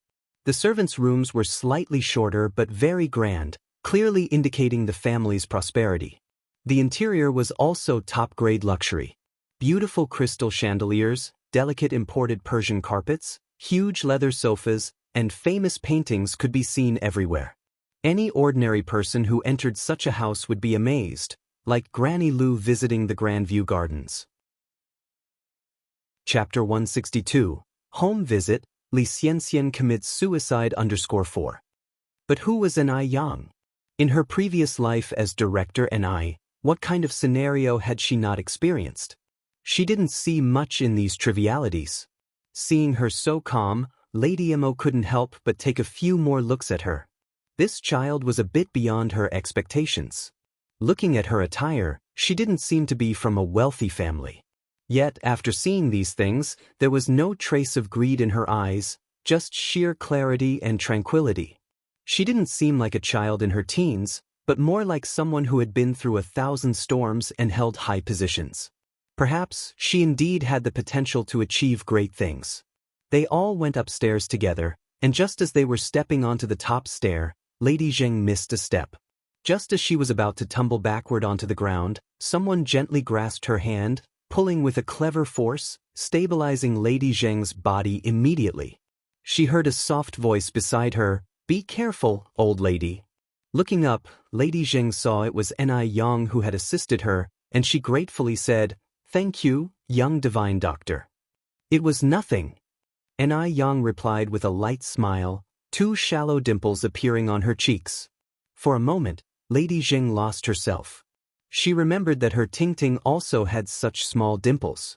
Grandma, are you all right? Zheng Tingting, who was leading the way, noticed something was wrong. She stopped and held onto Lady Zheng's arm, asking concernedly. Only then was Lady Zheng jolted back to reality. She responded with a helpless smile, I'm fine. Ni Yang softly reminded, The elderly may have trouble with mobility, you should pay more attention, sister. How amusing. Was Ni Yang indirectly criticizing her lack of filial piety? Should she take a look at who she is first? A mere barefoot village doctor who accidentally cured Yang Gobeo's illness. What right does she have to judge her? For a moment, Zheng Xianjing was even more irritated. Yet she still smiled and said, "Young divine doctor is correct. It was indeed my negligence this time. Thank you, young divine doctor. Grandma, let us go in quickly." And Yang said no further and followed everyone into the room. The moment she stepped into the room, Yang discreetly furrowed her brows. The air in the room wasn't pleasant, it was outright disagreeable. Yang looked around, realizing that all the doors and windows in the room were tightly closed, the curtains were drawn, and the only light was coming from a chandelier overhead. Based on the stale air, she guesstimated that the room had been closed off for at least 10 days, if not longer. Little Miss Mo Hudi, who was lying on the bed, was ominously pale and emaciated. If Wang Meifeng hadn't mentioned it earlier, Yang would never have guessed that this child was already 13 years old. Yang Guobao ran over to Mo Hudi with excitement. Shout I, this is the sister Yang I told you about." Mo Hudi looked up at Yang, graced her with a light smile, and politely greeted, "Hello, Sister Neng." This sister Yang was indeed as beautiful as Yang Guobao had claimed. Prettier even than Snow White on television. "Hello, Xiaodai." Yang sat down, extending her hand towards Mo Hudi to feel her pulse. The air in the room grew still.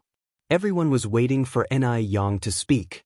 After a while, Yang released her hand, raised Mo Hudi's chin and instructed, "Don't be nervous, close your eyes first.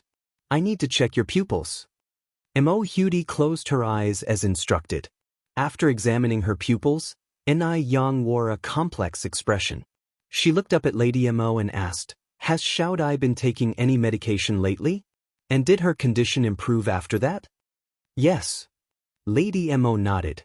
Yang continued, "Can you bring the medicine over for me to see?" "Certainly." Lady Mo nodded, retrieving a small red porcelain bottle from the drawer of the bedside table.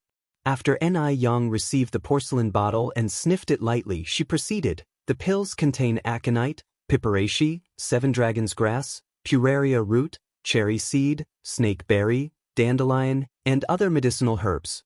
These herbs have astringent properties, warm regulation, and help to clear internal heat, but they have been erroneously prescribed for Xiaodai's condition. If Xiaodai seems to be improving, it is only due to the astringent properties working to alleviate her symptoms temporarily. This is treating the symptoms, not the cause. She must stop taking these immediately, because otherwise, within 3 days, not only will her condition not improve, but it will worsen to such an extent that it could be life-threatening." Yang spoke earnestly. There wasn't an ounce of jest in her expression. Lady Mo was taken aback. But this was personally sent by the divine doctor of Jiangnan. Chapter 163. Home Visit, Li Xianxian Commits Suicide _5. Could a medicine prescribed by the divine doctor be wrong? Moreover, Mo Hudi's condition has shown signs of improvement after taking the medicine. Could it be, as Yang said, a treatment of the symptoms but not the cause? One is the famous divine doctor of Jiangnan. The other is the divine doctor who cured Yang Guobao. For a moment, Elder Lady Mo was unsure about whom to trust. Seeing Elder Lady Mo's uncertainty, Yang continued, "I assume the divine doctor of Jiangnan has never met Xiaodai in person, right?" Old Lady Mo nodded and said, "Although the divine doctor of Jiangnan has never met Xiaodai in person, he is aware of her symptoms and medical history." Yang responded, "Even Confucius, a sage, made mistakes. Let alone the divine doctor of Jiangnan who has never met Xiaodai. Misdiagnoses are normal." Hearing this, Elder Lady Mo found herself contemplating deeply. Did the divine doctor of Jiangnan actually misdiagnose? Upon hearing this, Zheng Xianjing almost laughed out loud. How shameless of Yang! Misdiagnosis? How could the divine doctor of Jiangnan possibly misdiagnose?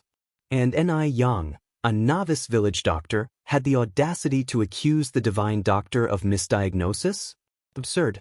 Seeing Elder Lady Mo falling for Yang's words, Zheng Xianjing chuckled and said, "As far as I know, traditional Chinese medicine is divided into internal medicine, surgery, neurology, and dermatology. Considering the divine doctor of Jiangnin's reputation in treating complex cases, I don't think he could have misdiagnosed. After all, he has been practicing medicine for decades and is already 60, with no known instances of misdiagnosis. Furthermore, the illness Guobao had is epilepsy, a condition he was born with. It is entirely different from Xiaodai's illness. Each doctor has their own specialty. Little doctor, I think it's too hasty for you to claim that the divine doctor of Jiangnan misdiagnosed, considering Xiaodai's well-being. Zheng Xianjing spoke logically, persuading elder Lady Mo to nod her agreement. Upon reflection, the divine doctor of Jiangnan seemed to be the more reliable choice. The divine doctor of Jiangnan has cured many people, while Ni Yang has only cured Yang Guobao. Comparing their experience, Ni Yang is far less qualified. Wang Meifeng wanted to say something but was stopped by Zhou Suhua. After all, life was at stake and they felt reluctant to interrupt. If Mo Hudi were to lose her life under Ni Yang's treatment, Ni Yang would be held responsible for her death. They invited Ni Yang to help treat the illness, not to create hostility. As to whether they believe in Ni Yang, it all depends on elder Lady Mo. If anything were to happen, she wouldn't be able to blame anyone else. After some thought, elder Lady Mo asked, "So little doctor, what is your treatment plan? And what is Xiaodai suffering from?" Ni Yang responded, "Xiaodai is presently suffering from severe malnutrition and blood dryness caused by internal warmth diseases. That's why she has been bedridden." He paused before continuing, "My plan is to immediately open all the doors and windows in this room to let the air circulate. Then, Xiaodai needs to eat more nutritious foods, especially fish and meat, to replenish her energy. Finally, I will prescribe a formula and use acupuncture treatment. Within 6 months, Xiaodai will be cured." 6 months are just a conservative estimate. In fact, with Ni Yang's skill, it only takes 2 to 3 months for a full recovery. Elder Lady Mo frowned slightly, but the divine doctor of Jiangnan expressly urged against exposing Xiaodai to sunlight or wind, and she is not allowed to eat oily and spicy foods. "Little doctor, are you sure your treatment will work?" This was a direct contradiction to the divine doctor of Jiangnin's orders. Ni Yang explained, "Continuously closing doors and windows reduces air circulation, which can lead to indoor bacterial infection and weaken the body's immune system, especially in the case of someone like Xiaodai who has been bedridden for a long time. As for diet, Xiaodai's illness doesn't restrict her food intake. Constant dietary restrictions wouldn't alleviate her condition, but rather lead to malnutrition, worsening her illness." Ni Yang's argument made sense, leaving elder Lady Mo speechless. Zheng Xianjing sneered at him under her lowered eyes. Did this Ni Yang actually consider himself a divine doctor? He had the audacity to refute the divine doctor of Jiangnan. How shameless! Zheng Xianjing looked at Ni Yang and mockingly asked, "So you're saying that Xiaodai must receive acupuncture?" "Yes," Ni Yang nodded. "There's no other way." Zheng Xianjing continued, "But I heard that only seasoned practitioners of traditional Chinese medicine can perform acupuncture. After all, if a single acupoint is wrong, the consequences could range from paralysis to life-threatening." Chapter 164, Home Visit, Li Xianxian Commits Suicide _6. At these words, Mrs. Mo Sr. was taken aback. Xiaodai was the only bloodline of her daughter left, which she could not risk endangering. No matter whether it was whole-body paralysis or life-threatening, she could not bear it.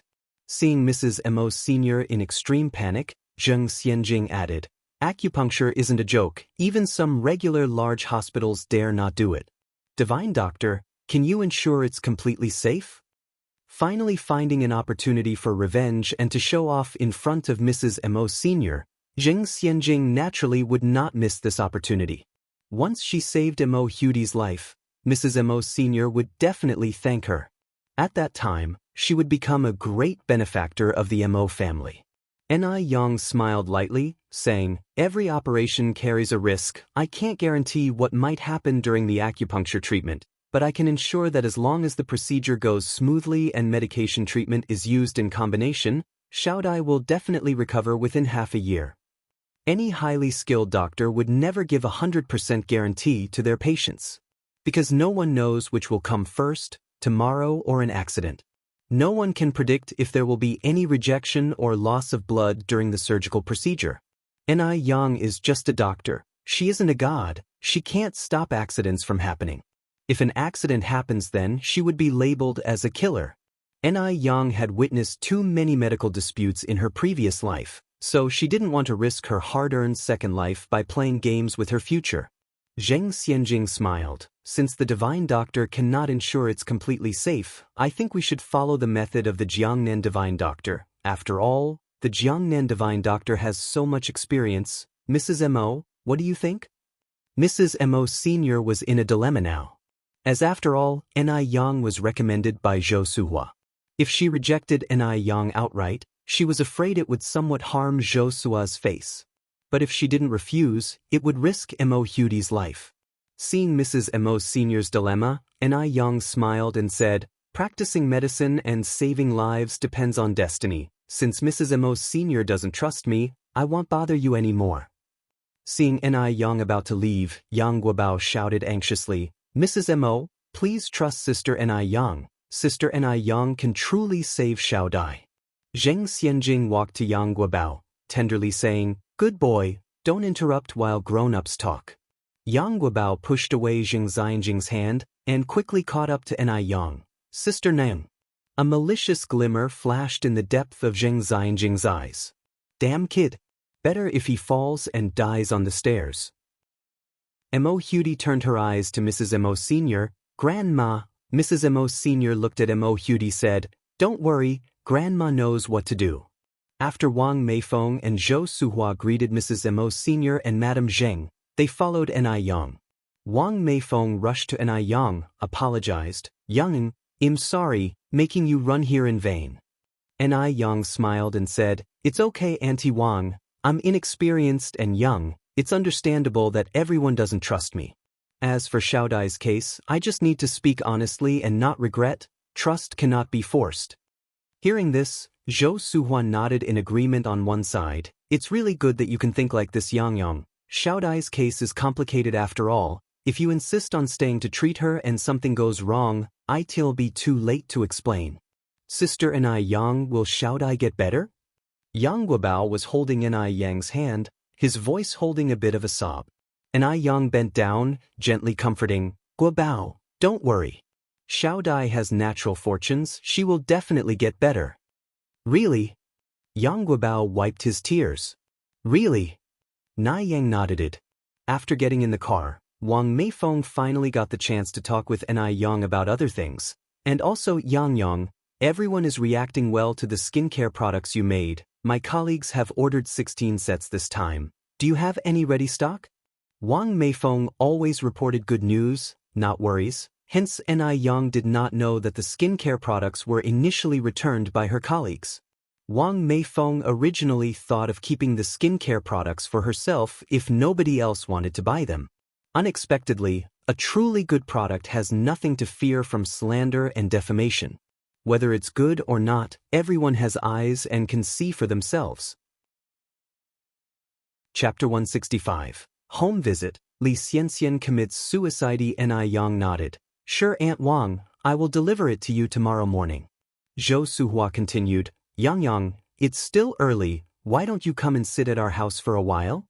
Upon hearing this, Yang Guobao tagged along excitedly. Yes. Sister Yang, come and play at my house with me. Later, you'll have my dad bring over my sister and Aunt Hua." Yang laughed. "I'm afraid I can't today. I have some things to do in the city center later. It will be enough trouble for Uncle Yang to stop the car up front." There had been ongoing renovations at the shop for more than 10 days, and now many trivial matters awaited Yang. Upon hearing this, Yang Guobao pouted immediately, portraying an unhappy appearance. Yang consoled, "Don't worry, Guobao, as soon as I have time, I'll definitely come and play at your house." "Really?" Yang Guobao was suddenly excited. "Really?" Yang nodded. "Sister Yang, let's make a pinky promise." Yang Guobao extended his little pinky to Yang. Yang hooked her little finger with his. "Pinky promise, hang a nail, no changing for 100 years, Whoever changes will be a puppy. Yang Guobao exclaimed in surprise, Sister Anai Yang, you know this too? Anai Yang laughed softly, because I also grew up from your age. After Anai Yang left, Mo Hudi had been taking her medication from the divine doctor of Jiangnan on time, and her condition was gradually improving. Seeing Mo Hudi getting better and better, the smile on old Lady Mo's face gradually increased. So many years had passed. She finally saw hope. The second day, the third day, Mo Hudi's condition remained very stable. By the afternoon of the third day, not only had Mo Hudi's condition not worsened as Anai Yang had said, but she was even able to walk on her own. Old Lady Mo and Mo Fuhai were beside themselves with excitement. Old Lady Mo expressed her gratitude more than once, as it was fortunate that Jing Xianjing was there to give timely advice, resulting in them not giving Mo Hudi acupuncture. If they had done the acupuncture, Mo Hudi would not have been in her current condition. Thank goodness. Old Lady Mo immediately sent a gift to Jing Xianjing as a token of thanks. Upon seeing the gift, Jing Xianjing knew that her judgment was not wrong.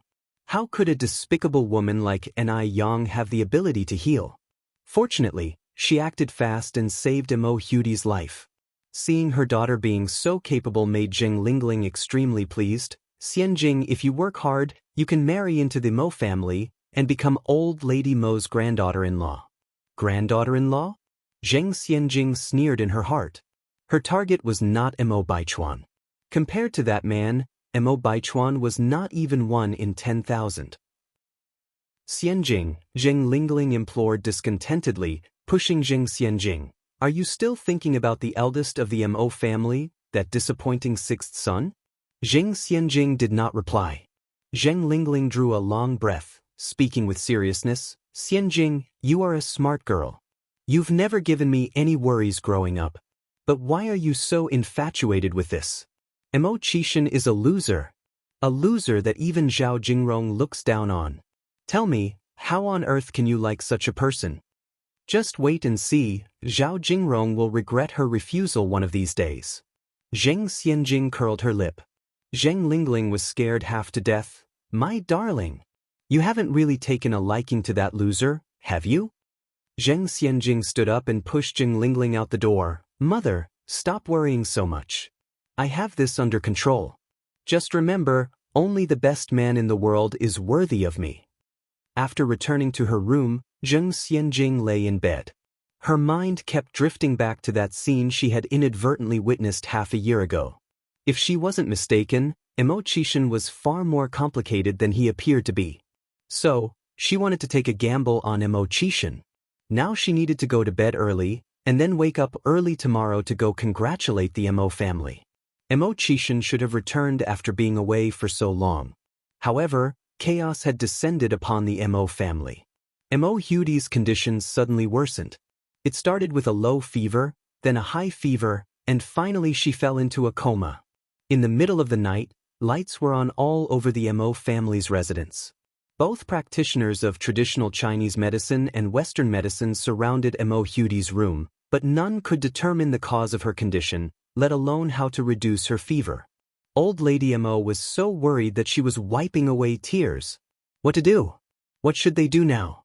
At this critical time, it was Mo Fuhai who maintained his composure. Don't worry, don't worry. Maybe this is just a normal reaction to the medication. Mrs. Lin, call Miss Xianxian right now and ask the divine doctor what is going on. Yes, sir, I'll do it right away. On the other end of the phone, Li Xianxian's voice was terrible.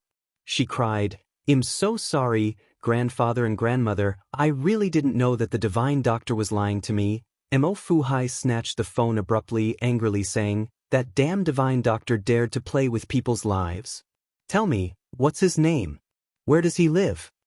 Overwhelmed with sobs, Li Xianxian gasped for air. He committed suicide out of guilt.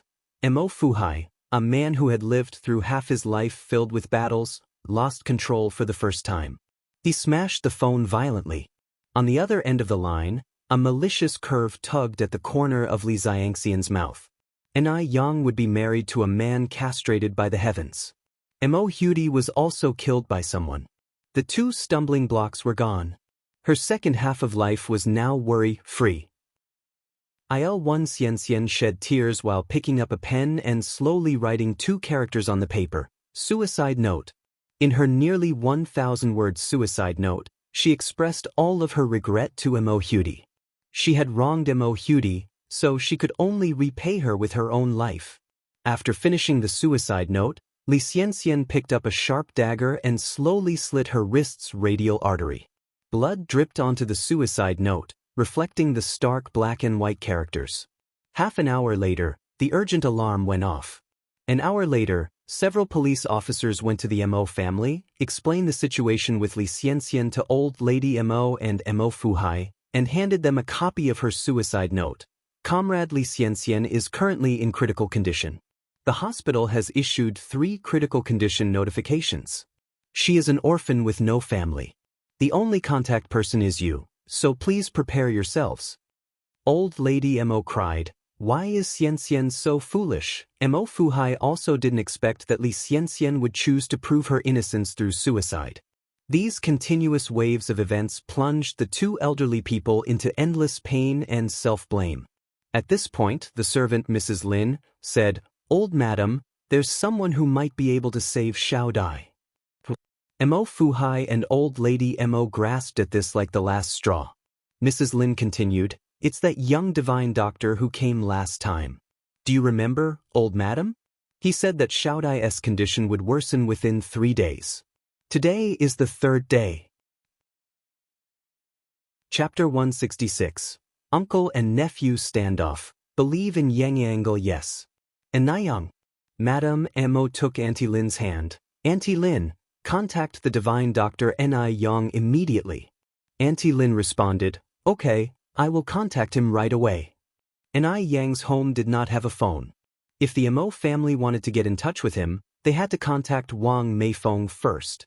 Unfortunately, after calling many times, no one answered.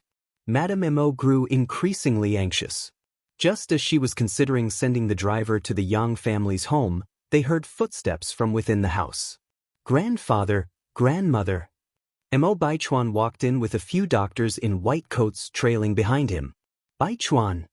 Seeing Mo Baichuan, Mo Qishan and Madam Mo felt like they saw a beacon of hope. Madam Mo hugged Mo Qishan tightly, sobbing softly. "Grandma, don't worry. Xiao Dai is destined to be lucky, she will be all right." Mo Baichuan continued, "By the way, I want to introduce Dr. Ace who came from overseas along with his students. Dr. Ace has an extraordinary medical skill and has even won an international award." Upon hearing this, Mo Fuhai and Madam Mo turned their attention to Dr. Ace and his students. "Nice to meet you, Dr. Ace." "Mr. and Mrs. Mo, nice to meet you." Mo Baichuan continued, "Grandpa and Grandma, let Dr. Ace examine Xiao Dai first. Our family has already been swindled by a so-called divine doctor. We cannot afford to make the same mistake again. Medical science is advanced overseas. These so-called divine doctors should have been outdated long ago." Yes, Baichuan is right," Madam Mo nodded, leading Mo Baichuan and Dr. Ace upstairs. As soon as they entered the room, Dr. Ace said seriously, "Ignorance. Such plain ignorance.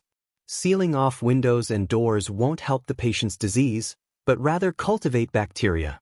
A patient's immunity is generally much lower than average, so you are bringing harm to her.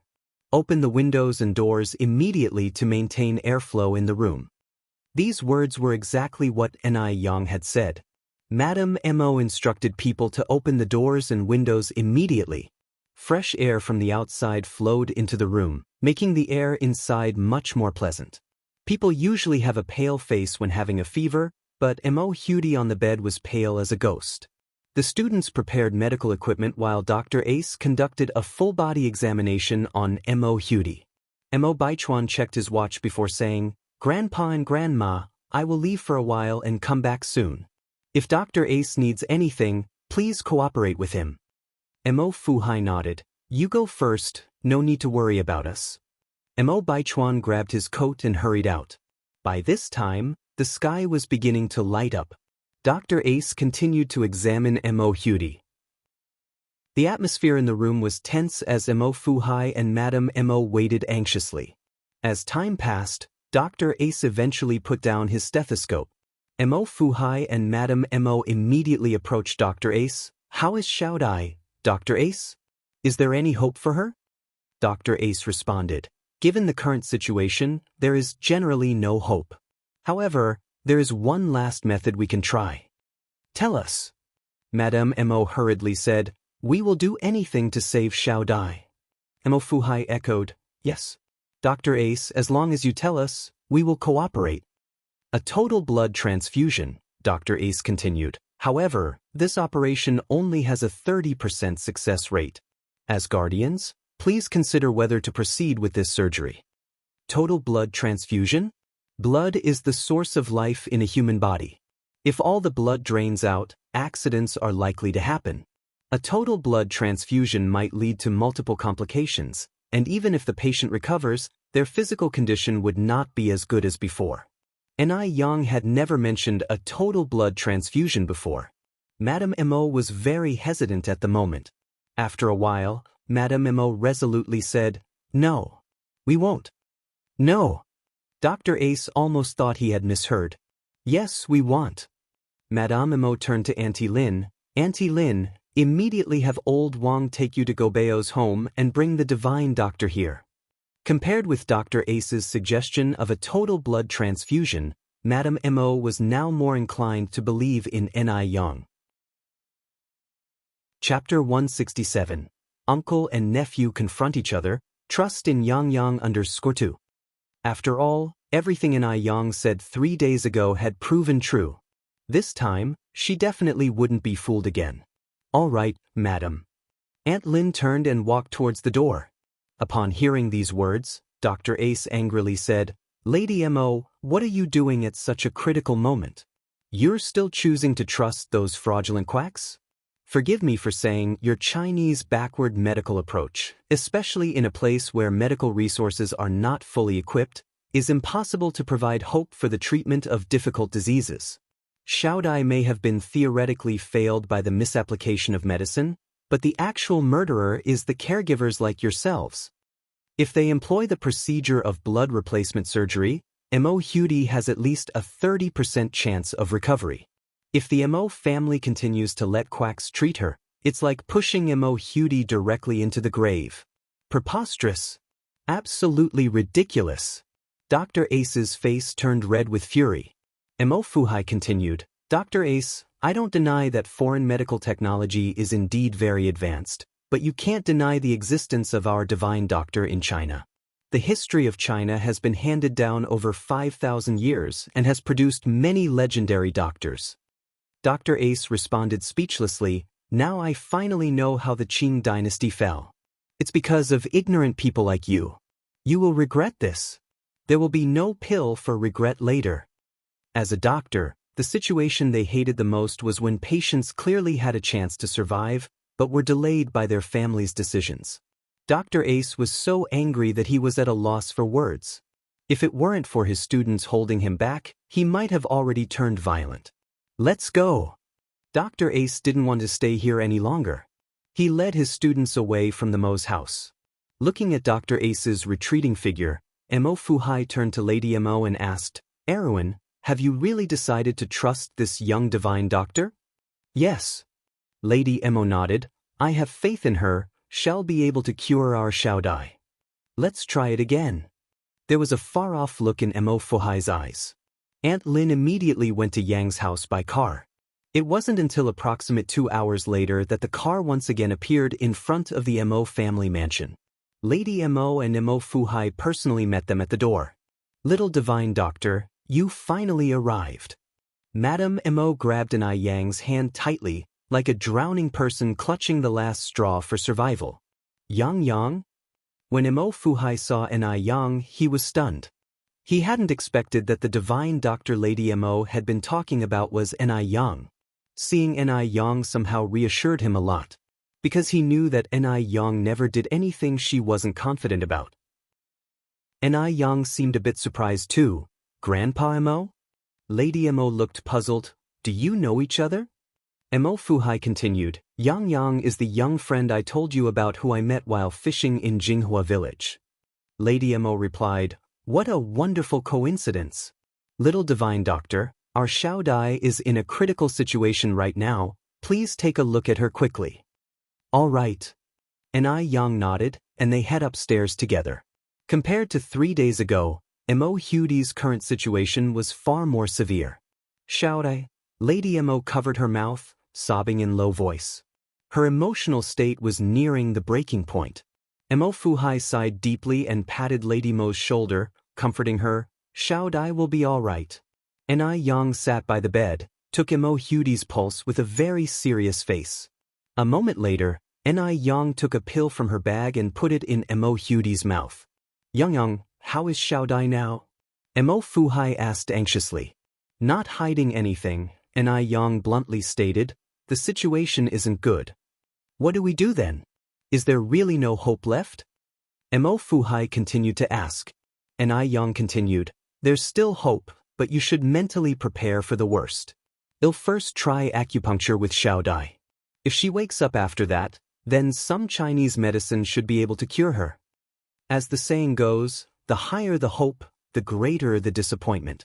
Given Mo Hudi's current condition, Yang couldn't give them much hope, she could only try her best. Mo Fuhai hesitated, so it seems, Xiao Dai's life or death depends on this acupuncture? Yes. Yang nodded. Although acupuncture has its risks, it's far safer than a complete blood transfusion. Chapter 168, Uncle and Nephew Standoff, Believe in Yang 3. Madame Mo continued, all right, well be troubling the young divine doctor then. Please start acupuncture for Xiao Dai. All right. Yang followed, oh, 'twill also need a candle. Upon hearing this, a servant immediately went to prepare a candle. Yang opened her acupuncture kit, revealing a row of gold needles against the gray-white interior. These gold needles cost Yang 6 large Unity lottery tickets. Although silver needles were much cheaper, her master who taught her skills once told her that the effects of silver needles couldn't compare to gold needles. So, Yang gritted her teeth and bought gold needles instead. After leaving the Mo family, Dr. Ace found Mo Baichuan and lodged a complaint about Mo Fuhai and Madame Mo. After hearing Dr. Ace's words, Mo Baichuan also felt that his grandparents had acted improperly this time. After all, they had been deceived once.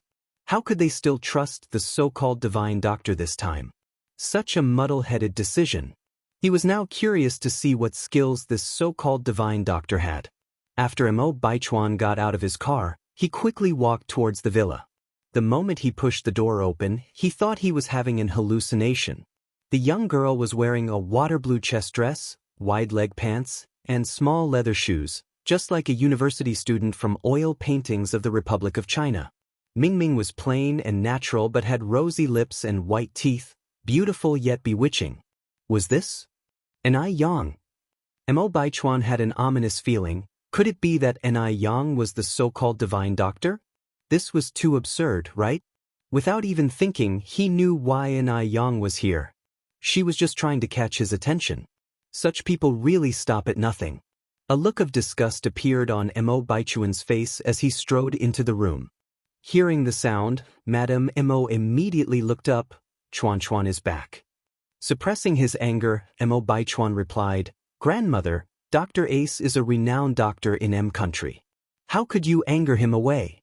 He said that there's a 30% chance of success, so he definitely has the ability to cure Xiao Dai. Don't you realize that you're ruining Xiao Dai's life by doing this? That voice sounded familiar. While heating the gold needles over the candle, Yang glanced over. At first glance, she saw a face that annoyed her significantly. Why was he everywhere? Yang subtly averted her gaze and focused on the gold needles in her hand. What are you talking about, Chuan? Madame Mo said, I'm Xiao Dai's biological grandmother, why would I harm Xiao Dai? If anyone's going to harm Xiao Dai, it's going to be Dr. Ace. Rest easy, the young divine doctor will definitely cure Xiao Dai.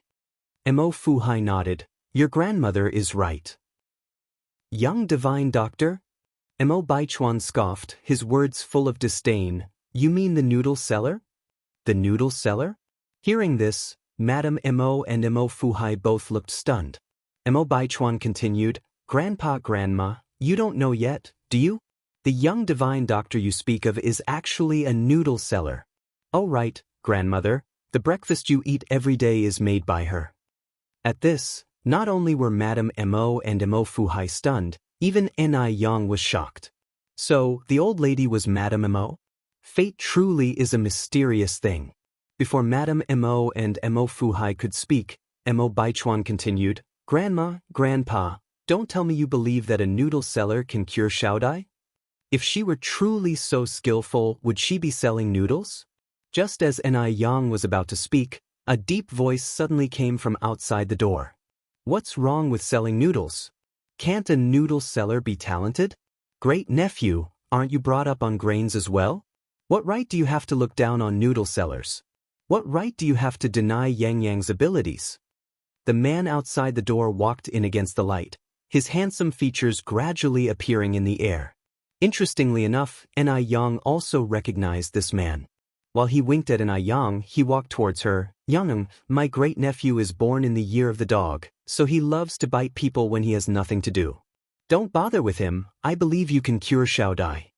Brother Mo, Ni Yang looked at him a bit joyfully. Counting the days, she hadn't seen Mo Qishan for 2 or 3 months now. Mo Baichuan hadn't expected that Ni Yang, just to get close to him, actually hooked up with Mo Qishan too. That's just terrifying. Uncle Six, you've been deceived by this little girl. She's not as simple as you think. The usually calm and composed Mo Qishan was now blushing with anger. He loosened his tie in frustration. Chapter 169. Uncle and Nephew Standoff. Believe in Yang Yang _4. Mo Baichuan continued, she's just trying to get my attention. That's why she's not leaving any stone unturned to approach you all. Mo Qishan let out a faint laugh, looking at Mo Baichuan up and down, before speaking in a slow tone. Nephew, you're flattering yourself a bit too much. Why would Ni Yang neglect a good-looking person like herself for Mo Baichuan? Is Mo Baichuan even 1/10 as good-looking as she is? Mo Baichuan took a deep breath. Everything I said is true. Until today, she tried to approach me in many ways, but I rejected all her attempts. She's a woman full of schemes. Nonsense. Mo Fuhai stood up and said, Yang Yang is not that kind of person. Having known Ni Yang for a while, Mo Fuhai deeply acknowledged her upbringing and character. Grandfather, Uncle Six. Ni Yang's aim is simple. She wants to please you all, then marry me smoothly and become the eldest son's wife of the Mo family. You all better wake up. Mo Baichuan could hardly wait for his family members to see Ni Yang's true colors. This woman is too intimidating, to the extent where she is able to fool all the members of the Mo family. Yang Yang is not blind, would she choose you, nephew? Mo Qishan said as he turned to look at Mo Baichuan, pointing to his own head, in beginning to suspect that there's something wrong here, and it's more than just a little. After finishing the sentence, Mo Qishan slightly leaned towards Ni Yang. Yang Yang, don't mind him, he's not in his right mind, you just continue to help Xiaodai with the acupuncture treatment. Okay, brother. Ni Yang nodded. Seeing how close Ni Yang and Mo Qishan were made Mo Baichuan even more infuriated. Uncle Six, you'll get Xiaodai killed by doing this. Mo Baichuan turned his head to look at Grandma Mo and Mo Fuhai. Grandfather, Grandma, please believe me, Ni Yang is just a noodle seller, how can she possibly cure Xiaodai? Uncle Six, even if you're fooled by this woman, you can't just watch Xiaodai walk toward the dead end. No matter how useless Mo Qishan is to the Mo family, his seniority is there. He will always be Mo Baichuan's Uncle Six. The Mo family places great emphasis on respecting the elders, and thus, Mo Baichuan can't confront Mo Qishan, he can only seek help from Mo Fuhai and Grandma Mo. Mo Qishan never found this nephew annoying before. But now, he found Mo Baichuan irritating every aspect. Upon hearing this, Mo Qishan's face immediately darkened. Why can't a noodle seller have medical skills? Zhu Yuanzhang, the founding emperor of the Ming dynasty, had been a beggar and a food peddler before he ascended to the throne. Can you deny his ability to govern because of his past? Nephew, have you been feeding your textbooks to dogs? So, you've only picked up the skill to look down upon others? Yang looked at Chishan with surprise. Did Chishan just show tough love? Surprisingly, this man is quite just. The corners of Yang's mouth slowly curve into a soft arch, and her dimples appeared shallowly, like they could depress anyone beyond redemption. Chishan subtly moved a little bit away, his figure blocking Baichuan's view quite efficiently. So now, only he could see that smile. Baichuan clenched his fists. Uncle Six, you're going to regret this. Chishan turned again to Yang, hooking his lips. Yang, will you make me regret this? Of course not. Yang answered casually, as she pierced the last golden needle into Hudi's Baihui acupoint. The needle just went in, and immediately turned black. At the same time, Hudi, who was lying on the bed, slowly opened her eyes. Xiao Dai! Both Fuhai and Grandma exclaimed in unison. Grandma and Grandpa, Hudi spoke in a weak voice. What happened to me? Grandma was overwhelmed with joy and started to cry. It's all right, Xiao, you're all right now. Baichuan was stunned. Was this a coincidence or just pure luck? Aside from her beauty, how could Yang possibly save people's lives? Chishan glanced at Baichuan, then walked over to Yang. Yang, thank you. You're welcome.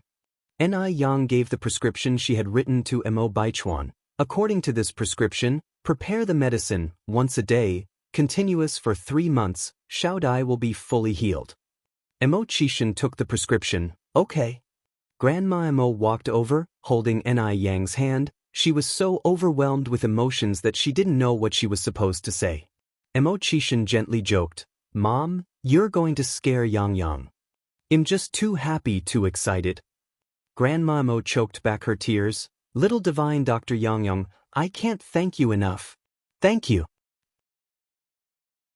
Chapter 170. Uncle and Nephew Standoff, Believe in Yang under 5. Yang smiled slightly. Madam, you don't need to do this, it's all part of a doctor's duty. Baichuan stood by, with a very complicated look on his face. Now, he finally understood that Yang's medical skills were genuine. Her desire to be close to him was also real. Perhaps, from the very beginning, she was seeking an opportunity through curing Hudi to gain his recognition. This game she was playing, it was much bigger than he thought. Old Madame turned her gaze to Baichuan. Chuan, aren't you going to apologize to Yang? I will never apologize to this kind of woman. Baichuan left angrily after giving Yang a glance. On the side, Kishan's eyes flashed dangerously, but it disappeared quickly. Once she confirmed that Hudi was out of danger, Yang left a small bottle of pills and proposed to leave. Old Madame said, I will have the driver take you. Chishan picked up his coat with a smile. I will take Yang home. Yang smiled and said, Then I have to trouble brother . This was her chance to thank Chishan alone. To thank him for his trust and protection. Baichuan looked at Yang, and all that was left in his eyes were 4 words. Putting on a show. She was deliberately getting close to Chishan just to make him jealous. Otherwise, she would have never taken an interest in Chishan, a man who has never achieved anything. Chishan, who had never achieved anything and also had simple thinking, was being used by Yang. Although he wanted to pull Chishan out of the mud, if Chishan didn't want to stand up but instead chose to roll in the mud, it wasn't surprising that Zhao Jingrong had broken off their engagement. He deserved it. Chishan and Yang walked shoulder to shoulder towards the downstairs, followed by old Madame and Fuhai. As they walked down the stairs, they saw the elegantly dressed Zheng Xianjing walking in from the outside. As soon as Zheng Xianjing saw Yang, her smile froze on her face, followed by an expression of thick sarcasm. How dare Yang, who nearly killed Hudi, show her face here? Didn't she have any shame? Zheng Xianjing steadied her heart and walked up to the group, greeting them politely. Grandfather Grandma Sixth Uncle When old Madame saw Zheng Xianjing, her smile was nowhere to be seen. She only curtly replied, Xianjing is here. If it weren't for Zheng Xianjing's meddling 3 days ago, Mo Hudi wouldn't have suffered, nor come close to death. What on earth is going on? Zheng Xianjing began to sweat nervously. By all rights, she had saved Mo Hudi's life. Old Madame Mo shouldn't react this way. What went wrong? Just yesterday afternoon, old Madame Mo had sent her a thank you gift. No, she had to shift the blame onto Yang. Zheng Xianjing looked at Yang and laughed. Little divine doctor, why have you come again? Do you think Grandfather Mo and Grandma Mo are easy to fool? Do you know, 3 days ago, you nearly killed Xiaodai. If not for her timely intervention, Mo Hudi would already be dead. Old Madame Mo turned her gaze to Zheng Xianjing. Xianjing, some issues should be left alone after a new chapter has begun. I didn't want to bring this up, but since you did, it's necessary that I say this. You, who don't even understand the basic medical knowledge, should refrain from acting as if you know everything. Otherwise, innocent people will be affected. Also, Yang is now a benefactor to our Mo family, so I hope you show her more respect in the future. If it wasn't for the fact that Zheng Xianjing was Zheng's granddaughter, old Madame Mo would definitely have held her responsible. Upon hearing this, Zheng Xianjing visibly panicked. What did old Madame Mo mean? What did she mean by implicating innocent people? What did she mean by Yang being the benefactor of the Mo family? After a while, Zheng Xianjing finally found her voice. Grandma Mo, what happened to Xiaodai? Old Madame Mo snorted coldly. Thanks to you, Xiaodai hasn't died yet. Having said that, old Madame Mo walked right past Zheng Xianjing. Zheng Xianjing's face turned pale. What on earth had happened? Having seen Yang to the door, Mo Qishan said, Okay, Dad, Mom, you can go back to your room now. I'll take care of Yang. After Mo Fuhai and old Madame Mo advised them to be careful, they turned and went back to their room. In a blink of an eye, only Mo Qishan and Yang remained in the air. Mo Qishan then said, Yang, wait for me here for a moment while I fetch the car. Chapter 171. Uncle and Nephew Standoff, Believe in Yang _6. Okay. Yang nodded. Shortly after, Mo Qishan pushed over a Phoenix-branded bicycle. Yang, don't look at me as Mo Baichuan's uncle. Actually, in everyone's eyes, I'm nothing but a wastrel who only knows indulgences, resented by all for being mediocre. Every person in my family is more accomplished than me. Even my fiancé has broken off our engagement because of this. I don't even have my own car at home. If you mind, I can drive one of the family's cars. Yang leaned to sit on the bike's back seat, smiling. It's alright, a bicycle is pretty good. After her rebirth, she had cycled almost daily, yet had never tried the back seat. Yang, Mo Qishan continued, knowing that I'm a wastrel despised by everyone, would you still be willing to be friends with me? Yang slightly smiled, responding, Why wouldn't I? I'm friends with you because of who you are, not your status. When she first met Mo Qishan, Yang didn't know about his status. Status is not important. All she needed to know was that Mo Qishan was a person worth trusting. Hearing this, Mo Qishan's mouth traced into a smile. Then, let's get going. Hold on tight, Yang. The moment he finished speaking, Mo Qishan pedaled forward, and the bicycle shot off like an arrow that left the bowstring. Yang never knew that a bicycle could be ridden so fast, and she was so frightened that she tightly clutched the corner of Mo Qishan's clothes. There was a gust of fresh wind carrying a mild scent of tobacco. In a short while, they reached Jinghua village. The bike was going too fast. Before the villagers could make out who was on the back seat, the bike had already disappeared from their sight. Wasn't that Yang just now? It looked a bit like her. Could the guy pedaling the bike be Yang's boyfriend? He looks rather handsome. That lad does indeed seem spirited, but he was riding so fast, I didn't get a good look. I was thinking of introducing Yang to my nephew last time, but it looks like I won't get the chance now. I was planning to introduce Yang to my baby brother. Such a pity. Although the relationships between men and women at that time were not completely liberal, it was still acceptable for boyfriends and girlfriends to date normally, as long as they weren't behaving indecently and kissing or cuddling in public places. As they approached the Ni family's house, Emochishan stopped the bike. Yang, you should hurry home. In response, Yang said, let's ride over, and you can have a cup of tea before leaving. Aren't you scared your mom will misunderstand? Emochishan looked at her surprisingly. Happiness came so fast that he was a bit overwhelmed. Yang laughed. If you have nothing to hide, you have nothing to fear. What's so frightening about this? So Emochishan didn't refuse any further and rode the bike in. Zuihua and Chengge were having a conversation in the courtyard. Seeing someone coming, they both looked in that direction. Chenggui's first reaction was, my goodness, this lad is handsome. He looked like an attractive actor fresh off the TV screens. Xiaoma. Zuihua looked surprised at Emochishan. Although she had only met Emochishan once, she deeply remembered his face, because at that time, she had thought of taking Emochishan as her son-in-law. Hello, Auntie.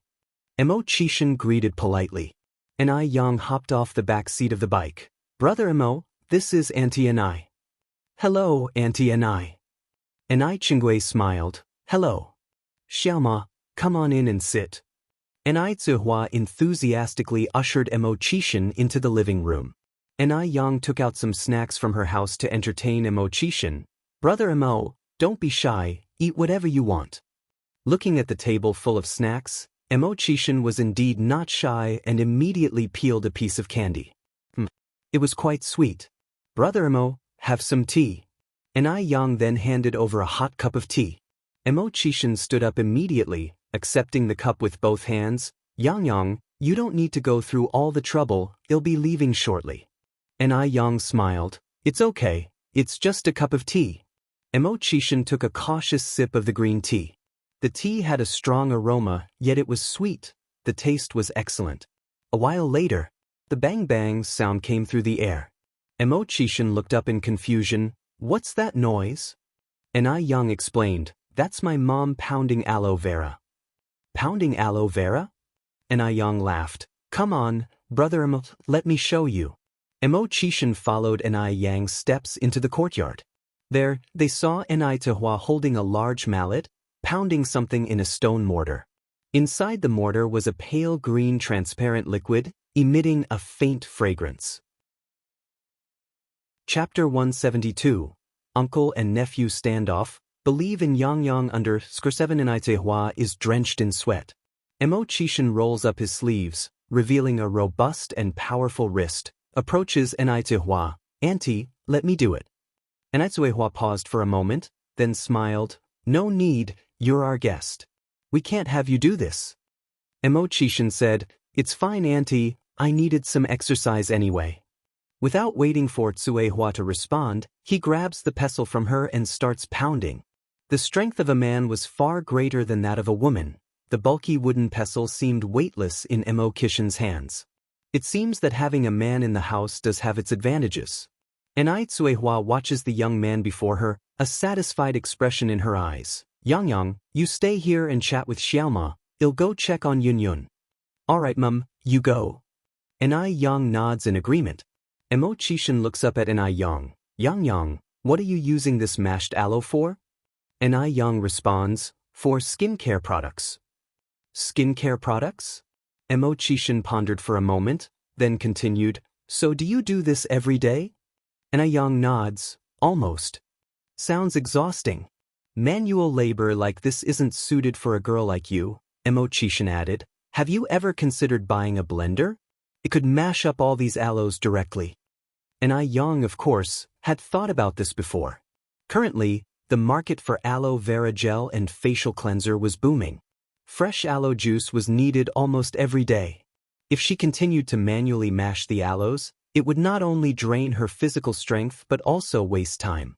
However, because technology at this time was not well developed, many advanced machines needed to be imported from abroad. Imported products were not only expensive but also scarce. Typically, customers had to pre-order from the seller. Moreover, the inconvenient transportation and poor economy significantly restricted the circulation of goods. It was not easy for ordinary people to purchase everyday goods. Even for Yang, she had yet to find a way to buy a blender. Emochishan seemed to understand Yang's predicament. He then said, I happen to have a friend who deals with these imported machines. I can ask him for you. Really? Yang looked up in surprise, a flicker of joy in her eyes. Yes. Chishan nodded. Why would I lie to you? Thank you so much, Brother Mo. Yang said, if indeed Chishan could help her find a solution, it would be a massive help for her. Chishan laughed and replied, it's just a matter of a phone call. No need to thank me. Chishan pounded the aloe non-stop without appearing to get tired. Even after a long period, there wasn't a single drop of sweat on his forehead. Yang tried to take over but was refused by Chishan. He couldn't possibly stand by while a frail girl did such heavy work. His hands gripped the wooden pestle. Due to his excessive force, the veins on the back of his hands stood out. His hands were well-proportioned and muscular, any hand fetishist's dream. In a short while, the aloe was pounded into a thick paste. Yang began to laugh. Brother MD, that's enough. That's enough? Chishan looked stunned. He thought he was supposed to continue until nightfall. If he had known this, he would have pounded slower. Chishan puts down the pestle. Are you sure this is enough? Yes. Yang nods. It's enough. Thank you for your hard work today, Brother Chishan smiles, saying, it wasn't tiring at all. Consider it my daily workout. It was already in the afternoon. After resting at the Ni family residence for a bit, Chishan decided to take his leave. Yang said, it's already late. Why don't you stay for dinner, Brother Mo? Despite his desire to stay, Chishan refused diplomatically. How could he impose himself on a family he had visited for only the second time? What if he left a frivolous impression on Yang and Tsuihua? He wanted to be perceived as a well-mannered young man. Chishan was also a pragmatic person. On his way home, he stopped by the village's local store and bought some cigarettes and candies. These items altogether cost him 50 yuan, which made the store owner grin from ear to ear. 50 yuan. Normally, it would take him 10 days to sell this much. This young man was incredibly generous, like the god of wealth reincarnated. Young man, you seem unfamiliar. Are you related to someone in the village? The store owner asked. Old man, I'm a friend of Yang. The store owner nods his head. Oh, you're a friend of Yang. Wait a minute, young man. With a puzzled expression, Chishan pauses. The store owner grabbed a handful of candies and shoved them into Chishan's hands. Yang is a good girl who has been very helpful to all of us. If he had known earlier that this young man was a friend of Yang, he would have given him a discount. After leaving the store, if Chishan saw a man, he would offer a cigarette. If he encountered a woman or a child, he would give out candies. All along the way, he gained praises from the villagers. A few children recognized Chishan. Brother Mo, we remember you. Are you here to see Sister Yang?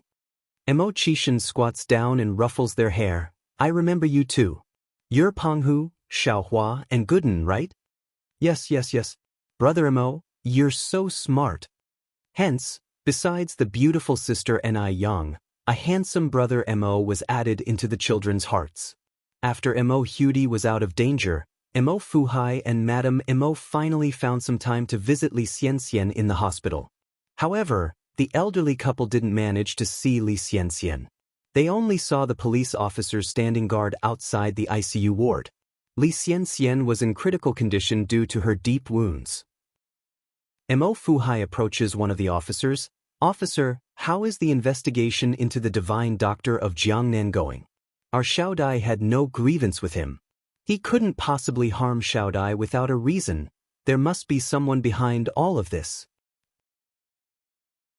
Chapter 173, Mr. Mog, humble and mysterious, invites guests to dinner. _1 Mo Fuhai was no fool. He knew that there were still many twists and turns to this issue that needed to be unraveled. They had never seen the divine doctor from Jiangnan. It was impossible for him to deliberately prescribe the wrong medication to Mo Hudi. Moreover, the divine doctor had no reason to ruin his lifelong reputation. After all, the title of divine doctor is not easily attained in a short time, and his current honor was hard-won. The only person related to the whole incident about Mo Hudi was Li Xianxian. Mo Fuhai couldn't believe that Li Xianxian had no fault in it as well. The officer looked at the file in his hands and said, "Mr. Mo, don't worry, we will thoroughly investigate this matter. According to our current investigation, the suspect's full name is Fang Zhizhong, from Dongwu City, and he's 61 years old this year." Fang Zhizhong? At these words, both Mrs. Mo and Mo Fuhai were stunned. Mrs. Mo suddenly grabbed the officer's hand, her emotions out of control. "What did you say his name is?" "Fang Zhizhong." Mo Fuhai continued, "Fang as in square, Zhi as in wisdom, and Zhong as in middle?" "Yes." Officer nodded. Suppressing the shock in his heart, Mo Fuhai asked, "Does he have any other family members?" "No." The officer shook his head. The suspect, Fang Zhizhong, had a son, but unfortunately he died in a car accident 10 years ago. "It's him." Mrs. Mo burst into tears. "It's him. He came for revenge." Mo Fuhai's expression also darkened. No wonder. Seeing the old couple's reactions, the police asked, "What's going on?" Mo Fuhai sighed. "It's all old history. We didn't think that he would lie in wait until now because of this." Harry's the story. 10 years ago on a stormy night, Mo Hudy's parents had a car crash with a black car on their way home. Mo Hudy's parents and the driver of the black car were killed on the spot. That black car driver's father was Fang Zhizhong. No wonder the divine doctor from Jiangnan refuses service to people surnamed Mo and Yang, because Mo Hudy's father's surname was Yang. No wonder the divine doctor never reveals his face. So, that was the reason. After hearing this, the two officers also sighed. Does Li Xianxia know about the grudges and grievances between Fang Zhizhong and your Mo family? The police continued to ask. Or does anyone else know about this? If Li Xianxia knew about this, then it could be inferred that Li Xianxia deliberately told the Jiangnan divine doctor about it. If this is the case, then the divine doctor is the principal culprit, and Li Xianxia would be the accomplice. Mo Fuhai shook his head. Apart from Xianxia, no one in Beijing knows about it. We moved to Beijing after the incident happened. The Mo family's ancestral home, in fact, was in Jiangnan too. And Li Xianxia was just a 10-year-old child at that time. How could she possibly know about these things? Most importantly, the incident was taboo in the Mo family. The people who knew about it kept it among themselves, so no one would talk about it. Li Xianxia couldn't possibly foresee this. Could it be that someone in your family talked about this? The officer continued to ask. That should not be it, Mo Fuhai replied. This incident is taboo in our Mo's family. No one dares to mention it generally. With the case progression till now, it could basically be closed as malicious revenge because the only main suspect is already dead. But, for the sake of caution, the police wouldn't easily close the case. Mrs. Mo clutched her face and sobbed. We should have suspected it earlier. When he said that he would not treat people with Mo and Yang surnames, we should have been on guard then. Poor Xianxia got implicated. Mo Fuhai sighed. Xianxia, the child, wasn't at fault. The main responsibility is on us. We were careless. The police left the hospital after taking their statements. Mo Fuhai and Mrs. Mo found Li Xianxian's chief doctor, Dr. Wang. How is Xianxia now? Dr. Wang looked very serious. The patient's current situation is very critical. Her will to survive is very weak. Whether she will wake up or not depends on her fate. Mrs. Mo continued, Can we go in and see her now? The doctor shook his head. Not yet. She needs to be transferred to the general ward after a week. Only then can her family visit. Chapter 174. Low-key and mysterious Mr. Mog, treating guests to a meal understood. In the center of Beijing, there is an upscale tea house. Many business people choose to negotiate here, and of course, besides businessmen, there are also many high-ranking officials and wealthy young masters. In an antique private room, the subtle music notes and the scent of sandalwood fill the room, giving an illusion of being in an ancient time. Through the colorful beaded curtain, one can vaguely hear respectful work reports. If you listen carefully, you'll find that these voices are all speaking very good French. Mr. Mog, at 10:30 tomorrow morning, someone will come from country. Who do you think we should get to meet them at the airport? Also, the heads of the Li, Wang, and Zhao families have all invited you to their parties. Shall we just reject them all as we have always done before? The man lazing on the sofa has a cigarette between his fingers. The smoky haze blurs his handsome features. When he speaks, it's also in fluent French. My time is not to be spent on irrelevant people. For everything else, you can handle it. By the way, I see that Mo Baichuan has been quite idle recently. Figure out some work to give him. At this, everyone looked incredulously at the man on the sofa. When did Mo Baichuan offend Mr. Mog? With Mr. Mog's status, the Mo family wouldn't even be worth mentioning in his sight. There's no need for him to go out of his way to make life difficult for a small fry like Mo Baichuan. I have to go, I have other things to attend to. The man crushes his cigarette, stands up, and heads for the exit without giving the others a chance to respond. Two foreign assistants with blonde hair and blue eyes immediately stand to see him out. Just as he's almost at the door, the man pauses as though recalling something. He looks back and says, "Oh, and get me a blender, imported, good quality." After a pause, he adds, "It's for making skincare products." Skincare products? The two assistants are taken aback. When did Mr. Mog start going into the skincare business? When do you need it? By tomorrow at the latest. The man responds, "All right." Though it's hard to import products at such short notice, especially obscure items like blenders, no one questions who Mr. Mog is. As long as he gives the word, even the stars would be plucked from the sky and personally delivered to him. Wherever he goes, Mr. Mog is a symbol of power. After giving these instructions, the man leaves the tea house, leaving the two assistants looking at each other in bewilderment. Zhao Jingrong, dressed flamboyantly, walks into the main hall of the tea house. Because she received reliable gossip that Mr. Mog would be visiting the tea house today, Zhao Jingrong naturally came to accidentally bump into Mr. Mog. With her credentials, as long as she's willing to put in the effort, and as long as Mr. Mog isn't blind, he is sure to fall for her. Once she wins over Mr. Mog, then she will be the most honored woman in the entire Beijing. With this thought, Zhao Jingrong lifts her chin high, her eyes filled with disdain wherever they fall. Suddenly, Zhao Jingrong tenses up. The familiar figure ahead looked somewhat familiar. The first thing that meets her gaze are polished leather shoes, then tailored custom suit pants, a white shirt paired with a black suit, a very successful businessman's attire. Moving further up, there's a sexy Adam's apple, a delicate jawline, thin lips, a high and straight nose like it was carved from a knife, and the slightly uplifted phoenix eyes, filled with infinite light, are like the starry sea. There's no lack of handsome people in this circle, but ones as handsome as this man are hard to come by.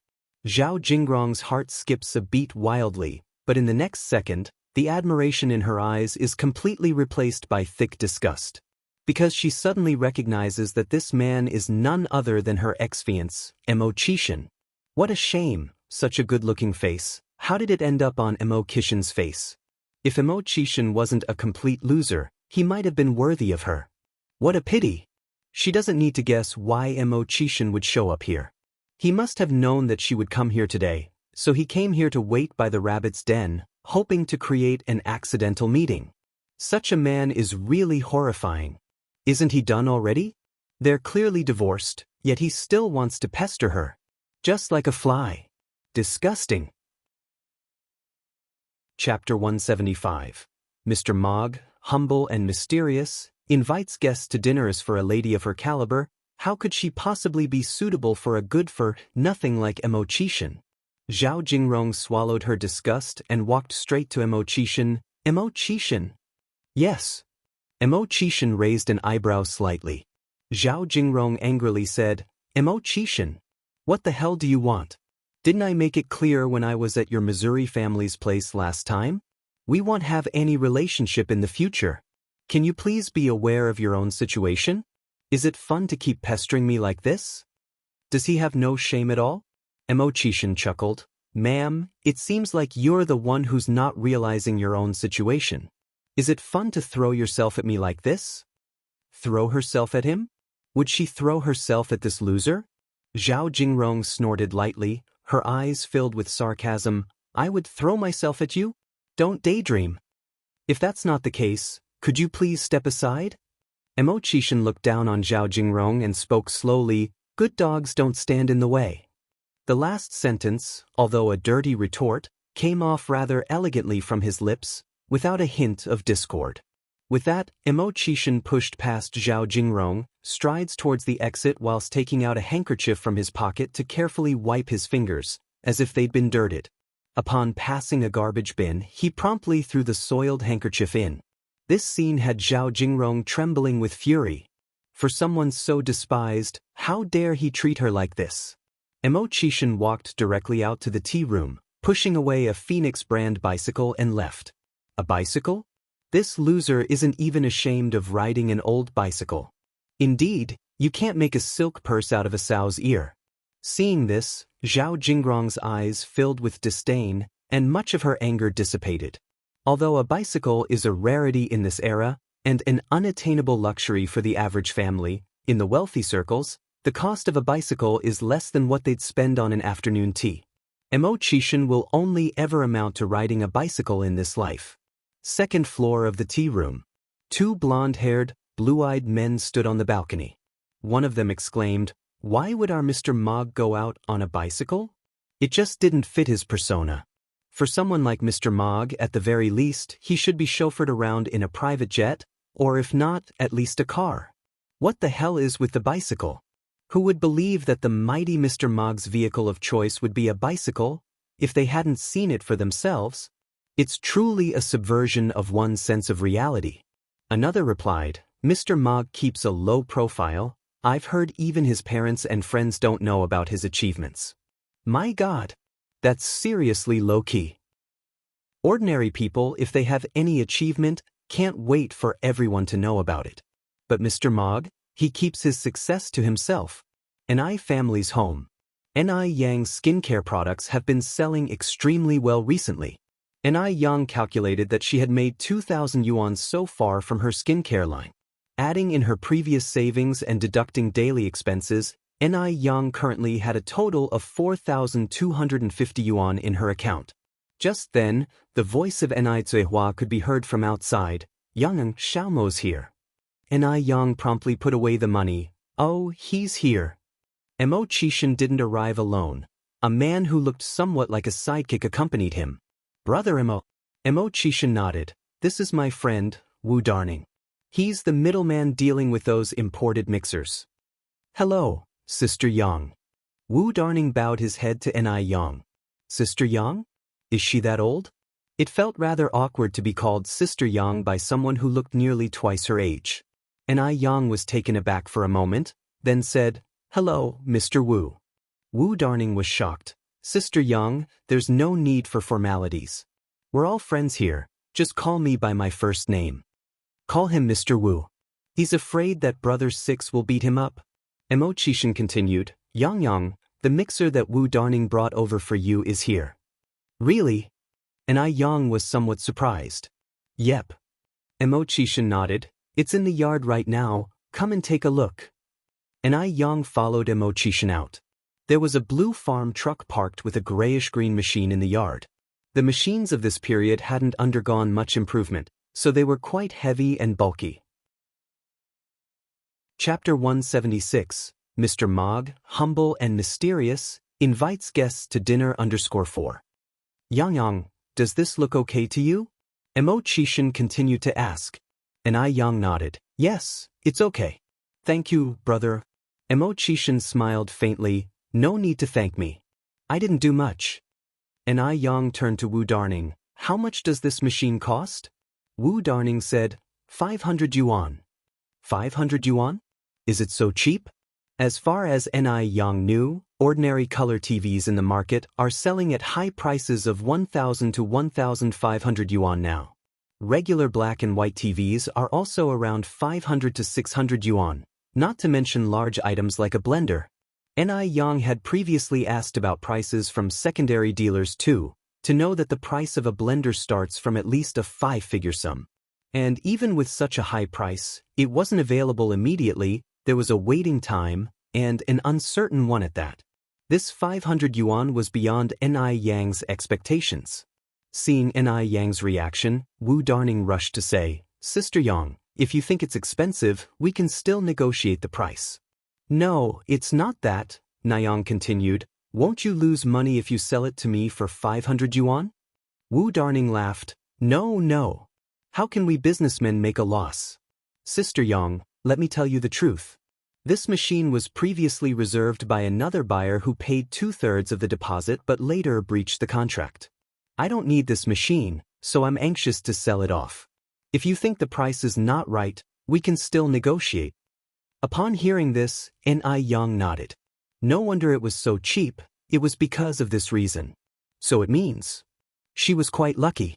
This kind of chance is equivalent to winning a 5 million yuan lottery. Yang then said, Wait here, I'll go get the money for you. All right. Wu Darning nodded. After Yang left, Mo Qishan quietly gave Wu Darning a thumbs up. Wu Darning grinned sheepishly. In fact, there was no such defaulting buyer at all. And Wu Darning wasn't a trader of imported goods either. He was just delivering lines according to the script. And the director of this act was Mo Qishan. Mo Qishan knew Yang would not accept this machine for nothing, and if he tried to give her such an expensive gift, it might backfire, so he had to make up a story. The actual price of the machine was 20 times the 500 yuan. Soon, Yang came out with the 500 yuan. You count. Wu Darning took the banknotes and counted them. It's all there. Sister Yang, where would you like us to put this machine? Yang thought for a moment, then said, Could you please help me put it in the living room? All right. The two men got up on the truck and carried the 200-pound machine down to the living room. Thank you so much. Here, have some tea. Zuihua brought over 2 cups of tea. Thank you, Auntie. Mo Qishan took the cup and politely replied, No trouble at all. Wu Darning quickly added, Yes, it's no trouble at all. After finishing their tea, Mo Qishan and Wu Darning did not stay long.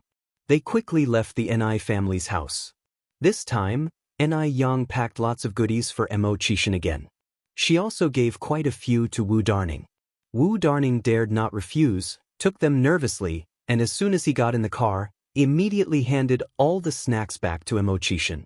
Even if he had 100 times the courage, he wouldn't dare to eat Ni Kuihua's food. Seeing all the snacks returned, Mo Qishan's expression brightened slightly. The things Yang gave were only for him. An eerie silence fell in the car. Wu Darning initiated a conversation. Brother 6, our sister-in-law 6 is really beautiful. Mo Qishan narrowed his eyes, turning to look at Wu Darning. You were looking at her? Realizing the implications of his words, Wu Darning, terrified, hurriedly said, No, I wasn't. If you weren't looking at her, how would you know she's beautiful? Wu Darning, he wished he could vanish on the spot. A chilling voice came again, You won't have your bonus for this month. At this moment, Wu Darning wished he could slap himself. It's all because of your loose lips. It's all because of your loose lips. It's all because of your loose lips. On the way to the village, they didn't encounter many people. However, on their way back, they met many villagers who came to watch the commotion. There was also a group of children running after the car. The car was a rarity at this time, usually seen only in the city. The car windows were made of special material. You could see outside from the inside, but you couldn't see inside from the outside. Chapter 177. Mr. Mogg, humble and mysterious, invites guests to dinner under skive. Mo Qishan lazily leaned back in his chair, crossing his legs, slowly unwrapped a candy and popped it into his mouth. So sweet. The candy from Yang was really tasty. It was a very casual posture, but he exuded an aristocratic aura. After Mo Qishan and Wu Darning left, Yang tried using the mixer and found that its features were really powerful. Not only could it smash things up, it also had an automatic peeling function. However, the only downside was that it was too noisy. After all, the technology wasn't as mature as in the future. A bit of noise was understandable. Overall, the 500 yuan was really well spent. No, it was more like getting more than you bargained for. Normally, 500 yuan wouldn't even be able to buy an imported mixer. Yang, is this the mixer you're talking about? Chingui walked in from outside, asked with curiosity on his face. Enai Yang nodded. Enai Chingray laughed and said, that Xiaomo is really impressive. He could even get an imported machine. Yang, this must be very expensive, right? Enai Yang replied, actually not that expensive, just so happened I got a good deal. Mr. Mog's friend was in a hurry to sell it, so it only costed 500 yuan. Although 500 yuan may be equivalent to Enai Chenggui's annual income, getting an imported machine at this price was still cheap. Following on, Enai Chengray said, Yang, you're so lucky. By the way, I have a few colleagues who need skincare products. Do you have any in stock now? The skincare products that Enai Yang made were really effective. Good word spread mill by mill, 10 by 10. During this time, Enai Chengray had already helped her sell more than 20 sets. And Enai Yang didn't take Enai Chengray for granted. She not only provided Enai Chengray free skincare products but also gave her 1 yuan commission per bottle, totaling 2 yuan per set.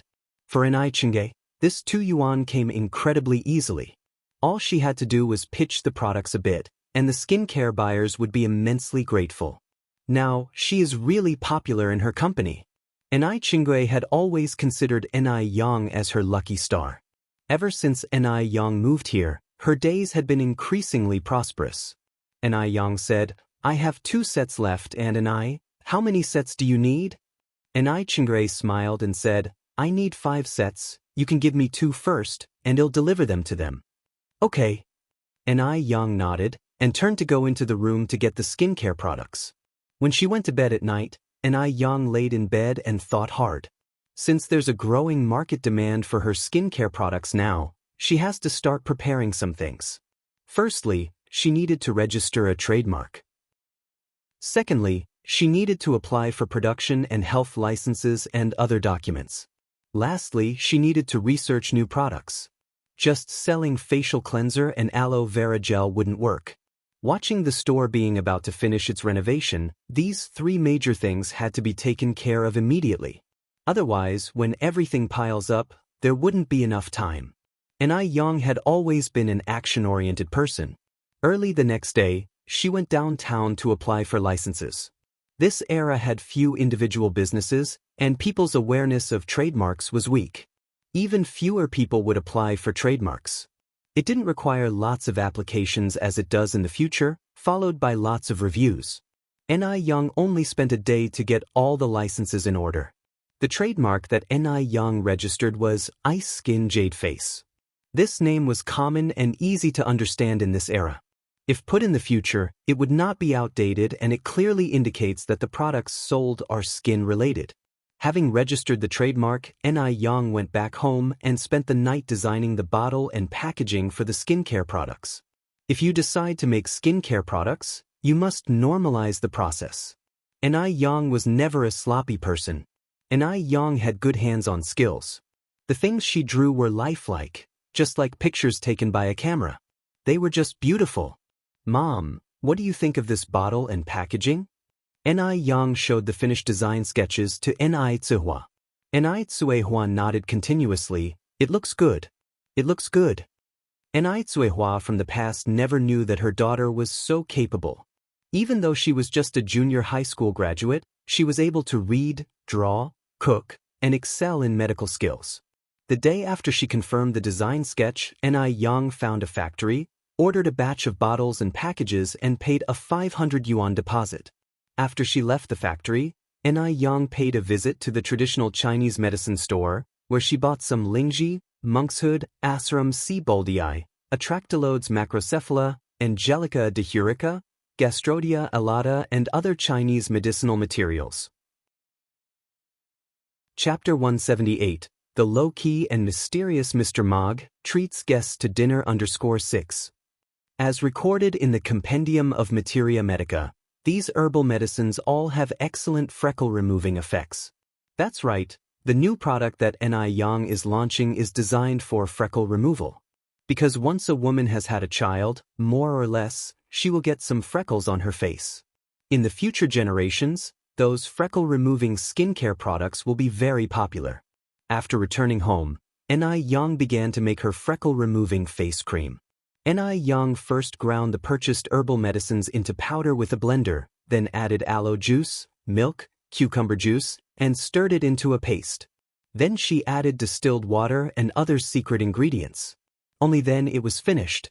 The final face cream was yellow-green in color, with a faint scent of herbal medicine, very refreshing and pleasant. Since Chingge had a few faint freckles on his face, Yang gave it to him to try. Freckle removal products surely won't produce immediate results. It wasn't until the third morning that Chenggui's surprised voice came from the yard. Yang, the color of the freckles on my face has started to fade. Chingge, in order to see the effect, intentionally left a freckle untreated. Now the color of the other freckles on his face has significantly faded, only that untreated one remained yellow-brown. Originally, Chingge didn't think this thing could remove freckles, but he didn't expect that Yang would give him such a big surprise. Congratulations, Yang opened her mouth with a smile. No woman doesn't love beauty, so at that moment, Chingge couldn't stop smiling. It's me who should be thanking you. After that, Chingge asked, Yang, do you want to sell this freckle-removing face cream? Not for sale yet. Yang continued, I'll give you some samples. Distribute them to those who have bought facial cleanser and aloe gel. If they like it, they will definitely come back for more. There are very few freckle-removing products in this era, and there are even fewer with good effects. So, just by relying on Chenggui's recommendation, most people certainly wouldn't believe it. Therefore, proof was needed through actual performance. The sample bottles were small, enough for about 3 days' usage, and by the time the cream was used up and the effect was visible, everyone who had sampled it would surely want to buy more. Chingge took the samples, nodding approvingly. Yang, you are so smart. Not only could this strategy attract many customers, but it could also win over hearts. A free bottle of freckle cream. Who wouldn't be happy? Because the freckle cream worked so well, Yang worked overtime to make plenty more. At this moment, Chingge came in from outside. Yang, we are running out of aloe vera. Yang had indeed planted a lot of aloe vera before, but because she had been making facial cleanser and aloe gel frequently lately, there wasn't much aloe vera left in the vegetable garden. Yang thought for a moment and then said, in that case, Mom, could you go around the village tomorrow and let them know that we're buying aloe vera? 1 cent per pound. Aloe vera is a very common plant because it has the effect of healing burns. Almost every household in Jinghua village has planted it. Moreover, aloe vera is a kind of propagating plant. Usually, after successfully planting one, it will proliferate into many more. Cuihua nodded her agreement. Okay, Yang. The next day, Cuihua, holding her baby, went to the big locust tree at the center of Jinghua village. Because there was no television or mobile phones in this era, people would gather together to chat during their free time, sharing each other's gossip. Therefore, almost every village has a gathering point. When idle, the women of the village would gather and chat. Whose daughter had a bad marriage, whose son got admitted to college, which couple had a fight last night, the latest gossip could always be heard at the gathering point. And the locust tree in the center of the village was the gathering point for Jinghua village. By the time Cuihua arrived, the women were already chatting lively. A few older women were chatting fervently, while the young girls and wives listened with interest. Seeing Cuihua coming, everyone greeted her warmly. Cuihua is here. Come and sit down. These are the melon seeds roasted by my family. Have some. These are the ripe persimmons from my garden. Not only was Cuihua beautiful, but she was also very honest and never gossiped about anyone. In addition to all the help that Yang had given to the villagers, Cuihua had also become one of the most popular women among these ladies. Chapter 179. Mr. Mog, humble and mysterious, invites guests to dinner. _7 Everyone would vent their grievances and share fresh gossip with Cuihua first because she could keep a secret and never laugh at others. After Cuihua sat down, she told everyone about Yang's plan to buy aloe vera. Everyone was stunned when they heard it. Yuans per kilogram? Was Cuihua joking? For Jinghua village inhabitants, the aloe vera was an insignificant wild plant. Even the local vegetables were only sold at 5 cents per kilogram, Yet this wild plant was being sold at yuans per kilogram. In the eyes of the villagers, the price of yuans per kilogram was astronomical. Tsuehua, don't joke with us. Exactly, if you keep speaking like this, we will take it seriously. And Tsuehua laughed and said, I'm not joking, my daughter Yang is really buying aloe vera at yuans per kilogram. Moreover, why would I joke about something like this? You're not joking with us? Everyone was doubtful. And Tsuehua nodded seriously, really? I'm not fooling you. When will your Yang start buying? And Tsuehua continued, as long as there is, we will buy it any time. And Yang said that good goods were not afraid of stockpiling. Therefore, no matter how much aloe vera people brought, they would accept it all. So, does your Yang want the root or not? It was best to clarify this. And Tsuehua replied, no need for the roots, you folks can just cut the whole aloe vera with a knife. After Tsuehua finished speaking, those who were still chatting disappeared in an instant. Everyone went back to harvest aloe vera. When everyone had left, Tsuehua also took the child home. Shortly after she arrived home, a villager came with half a bag of aloe vera. Tsuehua had the scales ready, 31 kilograms, a total of 3 yuan and 1 cent. When the villager took the 3 yuan and 1 cent in hand, he was still in a daze. Only then did he truly believe that Tsuehua hadn't lied to them. The more villagers came to the family to deliver aloe vera, they went in with aloe vera and came out with money in their hands. Almost everyone had a smile on their face. In this era, it is not hard for someone who knows how to do business to earn money, but it is difficult for these honest villagers to make money.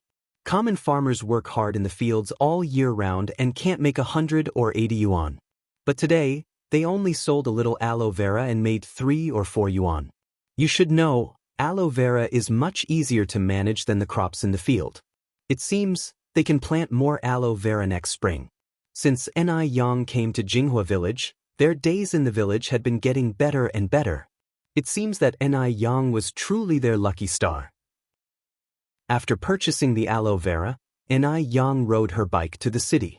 The shop renovation had been completed, and the final cleanup had begun. In 3 days, the shop could officially open for business. At this moment, Wang Jinfang was busy setting up tables and chairs. Seeing Yang walking in, Wang Jinfang greeted her with a smile. Yang is here. Aunt Jinfang. Yang continued, where are Uncle Tiniu and the others? Wang Jinfang replied, your Uncle Tiniu and the others are cleaning the kitchen and arranging the kitchen utensils. Oh. Yang nodded. Aunt Jinfang, I have something to discuss with you. Go ahead.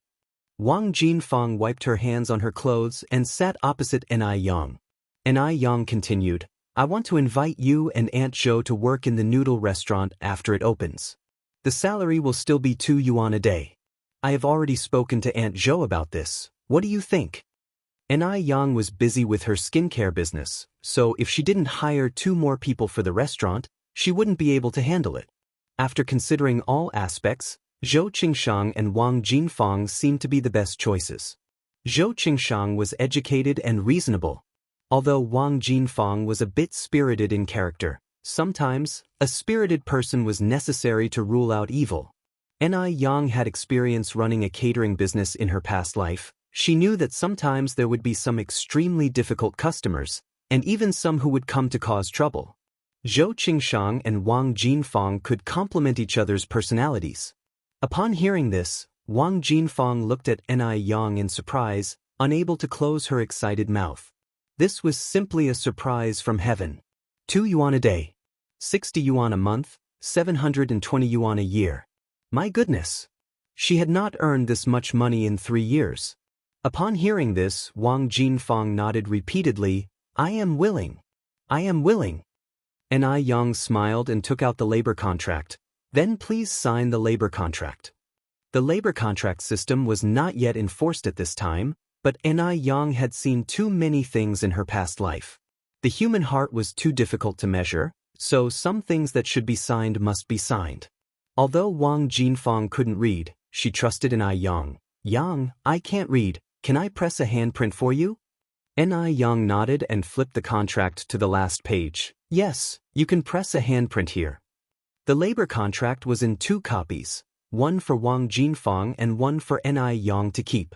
Now that the shop was officially finished, Ni Yang was ready to invite everyone for a big meal. So, she talked to Wang Tiniu about this matter. Uncle Tiniu, I am going to the vegetable market now to buy some food.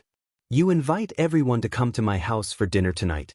Make sure they bring all the old people and children from their homes. Don't keep formalities with me. Ni Yang is a grateful person. She always remembered the matter from last time, and because of that, she had the idea of leading the whole village to prosperity. Otherwise, she would not have bought aloe vera from the villagers. There is a reward for everything you do. Since the villagers of Jinghua village showed her the warmth of brightness, she would not behave like an ingrate. Wang Tiniu was a little embarrassed. Yang, you don't have to go through so much trouble. It's not easy for you to make money. But Ni Yang did not give Wang Tiniu a chance to refuse. Uncle Tiniu, let's consider it settled then. I am going to buy food now. Elsewhere, Mo Hudi's condition had improved greatly in recent days. After drinking Chinese medicine for several days, she could now go downstairs and play with Yang Guobao on her own. Both, old lady Mo and Mo Fuhai, were pleased to see this. After so many years, they finally witnessed this scene. However, the situation of Li Xianxian was not very good. She was still in a coma and was in a state of semi-vegetative. The old lady Mo came to the hospital to visit Li Xianxian and was anxious. At this moment, the maid Lin said, "Old lady, the young divine Dr. Ni Yang is so powerful. Maybe she has a way to wake Miss Xianxian?" Chapter 180. Investigation of Li Xianxian and her mother. Noodle restaurant opens. One. Upon hearing this, old Mrs. Mo's eyes lit up. That's right, we can find Ni Yang. Ni Yang's medical skills are so brilliant, she can definitely save Xianxian. In old Mrs. Mo's heart, Ni Yang was becoming an ever-present beacon of hope. Soon after, old Mrs. Mo continued, "Isn't Ni Yang coming to see Xiaodia for a follow-up examination tomorrow?" "Yes." Mrs. Lin nodded. Old Mrs. Mo added, "Then let's wait for Ni Yang to come and examine Xiaodai tomorrow, then she can look at Xianxian." It was already late afternoon, and it wouldn't be appropriate to invite Ni Yang over at this hour. They could afford to wait a little longer. Old Mrs. Mo stayed in the ward for a while, then went to find the chief doctor to understand Li Xianxian's condition before leaving the hospital. Ni family. Since Ni Yang decided to invite all the villagers for dinner that night, she bought a lot of food. By Ni Yang's estimation, there were over 100 villagers in Jinghua village. A table of 10 would require 10 tables in total. In these times when everyone was not exactly living in abundance, Ni Yang bought 30 kilograms of fat pork, 10 roosters, 20 pig's feet, 10 fish, and some tofu skin, kelp, duck blood, and potatoes for vegetarian dishes. She planned to prepare 3 hearty dishes, a grilled fish, and simply blanch the vegetables in the fish soup for efficiency and convenience. 30 kilograms of pork cost her 90 yuan, 10 roosters were 30 yuan, 20 pig's feet were 15 yuan, and 10 fish were 3 yuan. Including the vegetables and white wine, Ni Yang spent a total of over 160 yuan. 160 yuan could only buy you one meal at a street food stall in the future, but in this era, it could put up 10 tables of a lavish feast. All in all, it was money well spent. Seeing Ni Yang bring so much food home, Ni Zuihua was surprised. "Yang, why did you buy so much? When will we finish all these?" Ni Yang said with a smile, "Mom, our shop is now fully renovated, so I wanted to invite everyone for a feast to celebrate." Ni Zuihua wasn't stingy. They had received a lot of care from the villagers since they moved to Jinghua village. "That's right, we should treat everyone to a good meal. Speaking of which, Yang, did you buy extra meat?" Vegetables could be had by everyone. It's the meat dishes that mattered. Ni Yang nodded. "Yes, I did. Rest assured, everyone will have a feast tonight." Ni Zuihua helped Ni Yang to unload the groceries, then started to wash the vegetables and chop the meat. Little Ni Yun was lying in his cradle, holding a little rubber duck and playing on his own, not crying or making a fuss. His cuteness was truly heartwarming. Ni Yang planned to make braised pork for dinner, with 10 tables in total and 30 kilograms of pork. Each table could have 3 kilograms. Braised pig's feet with soybeans, there were 20 pig's feet in total, each table could have 2. Then there would be roasted chicken, 10 chickens in total, each table could precisely have 1. The final main dish was grilled fish. As there were not enough stoves for everyone to cook and eat at the same time, Yang could only grill the fish first, then cook it in a pot with accompanying vegetables and serve it at the table. After confirming the menu, Yang began to prepare the braised pork. Because the pots at home were not large enough, the 20 kilograms of pork had to be cooked in 2 pots. With the braised pork simmering in the pot, Yang began to marinate the chicken. When the chicken was marinated, Zihua had the oven fire ready. Luckily, the oven was spacious enough to accommodate 10 roosters comfortably. In no time, the small courtyard was filled with tempting aromas. It made one's mouth water just smelling it. When she had almost finished the dinner preparations, Yang went to the neighboring houses to borrow some tables and stools, and invited everyone to come for dinner. In just a while, the originally quiet farmhouse courtyard started to bustle with activity. The elderly, children, men, and women of the families all came. People were fairly straightforward in those times. If you were good to me, I would be good to you. There was no scheming or insensitivity. So, everyone arrived bearing gifts. Some brought chicken eggs. Others brought fruit from the trees in their yard. At this time of the year, there were oranges and chestnuts available.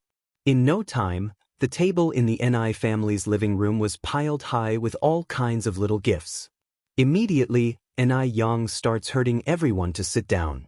Since there were many children, some of them didn't reach the table and stood next to the adults. The food was sumptuous. Shiny red braised pork, braised pig's feet with soybeans, glistening roasted chicken, and in the middle of the table was a large pot of grilled fish, surrounded by blanched vegetables and tofu skin. Chapter 181. Investigation into Li Xianxian mother and daughter, noodle restaurant opening _2. The dishes may be few in number, with only 4, but each one is an indisputably meat dish. Even before anyone started using their chopsticks, everyone was already swallowing saliva in tacit agreement. Usually, even during the new year, they had never seen so much meat. Yang, you really didn't have to be this considerate. Exactly, you two are being too polite. Yang chuckled and said, my mother and I owe much gratitude to everyone for their care and assistance during our time since moving to Jinghua village. I raised this cup of tea in place of wine to express my thanks to everyone. At that, Yang picked up her teacup from the table, drained it in one gulp, showing a touch of the demeanor of a heroine from ancient times. If this young girl were a boy, she would surely do great things in the future. Such a shame she's a girl. The older generation observed Yang, a sense of regret evident in their eyes. The bias favoring boys over girls was deep-seated in their hearts. In their minds, girls simply couldn't accomplish anything great. Even if there were 10 girls, they still wouldn't be equal to 1 boy. In China, there's a saying that goes, a married daughter is like spilled water. Boys can carry on the family line. A family without a boy would be known as a family ending its line. At this time, even in Jinghua village, there were still numerous cases of newborn girls being abandoned. Girls had never been treated fairly or equitably. What Yang intended to do was subvert the weak status that girls held in people's hearts. To let people know that girls today can also hold up their own patch of sky. An elder with considerable respect in the village stood up and said, Yang, your words are too polite. We should be the ones thanking you and your mother. You too have done us many favors in our daily lives. Moreover, since you moved to Jinghua village, it shows that we are destined to be connected. Henceforth we are all part of Jinghua village. Old Sheng is correct. You and your mother are part of Jinghua village. We're all from the same village, let's not talk as if we're from 2 different ones. Chingay had been married into Jinghua village for over 20 years, and this was the first time she realized that the villagers of Jinghua could be so united and welcoming. Previously, everyone seemed to be busy with their own things, and, except for funerals and weddings where they would gather, there were hardly opportunities to gather together. The relationship among neighbors was not as harmonious as it is now. Moreover, They were not easily accepting of outsiders. Outsiders also found it hard to integrate into the locals' way of life. The main reason why Xianxia and her daughter were so easily accepted by the villagers was because Yang knew how to interact with people, was generous with money, and knew how to win people's hearts. It was hard to imagine that Yang, a 17-year-old girl, could have such ability. Whether it was her business acumen or her interpersonal skills, she outperformed most adults. At the same time, Xianxia knew well that Jinghua village, a place so small, could not contain Yang. This girl would one day dazzle everyone. If Yang had been born in the Warring States period, she could easily have been a female general or an empress. Although China has a history of favoring males over females, over the past 5,000 years, there have been women who became queens and government officials. To avoid any possible suspicion, men and women sat separately during the meal. There were 5 tables for men, 5 for women, and some children eating at smaller tables by the side. Throughout the meal, there were exclamations of delight. "This fish is too delicious." "And this braised pork is excellent." "Is this chicken grilled?" These simple villagers had never eaten such delicious foods in their lives. Normally, if they bought meat, they simply cooked it haphazardly. None could match the exquisite dishes made by Yang. In the majority of households, the only cooking ingredients were oil and salt. Some couldn't even afford to use oil. Yang also made sour plum soup, so while the men were drinking alcohol, the women were drinking sour plum soup. Most of the women were trying this novel drink for the first time. They all questioned Yang on how to prepare it. Yang didn't withhold the knowledge, she directly shared the recipe to prepare sour plum soup.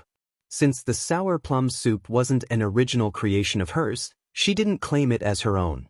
Some of the more thoughtful women noted down the recipe, planning to prepare it for their children to drink.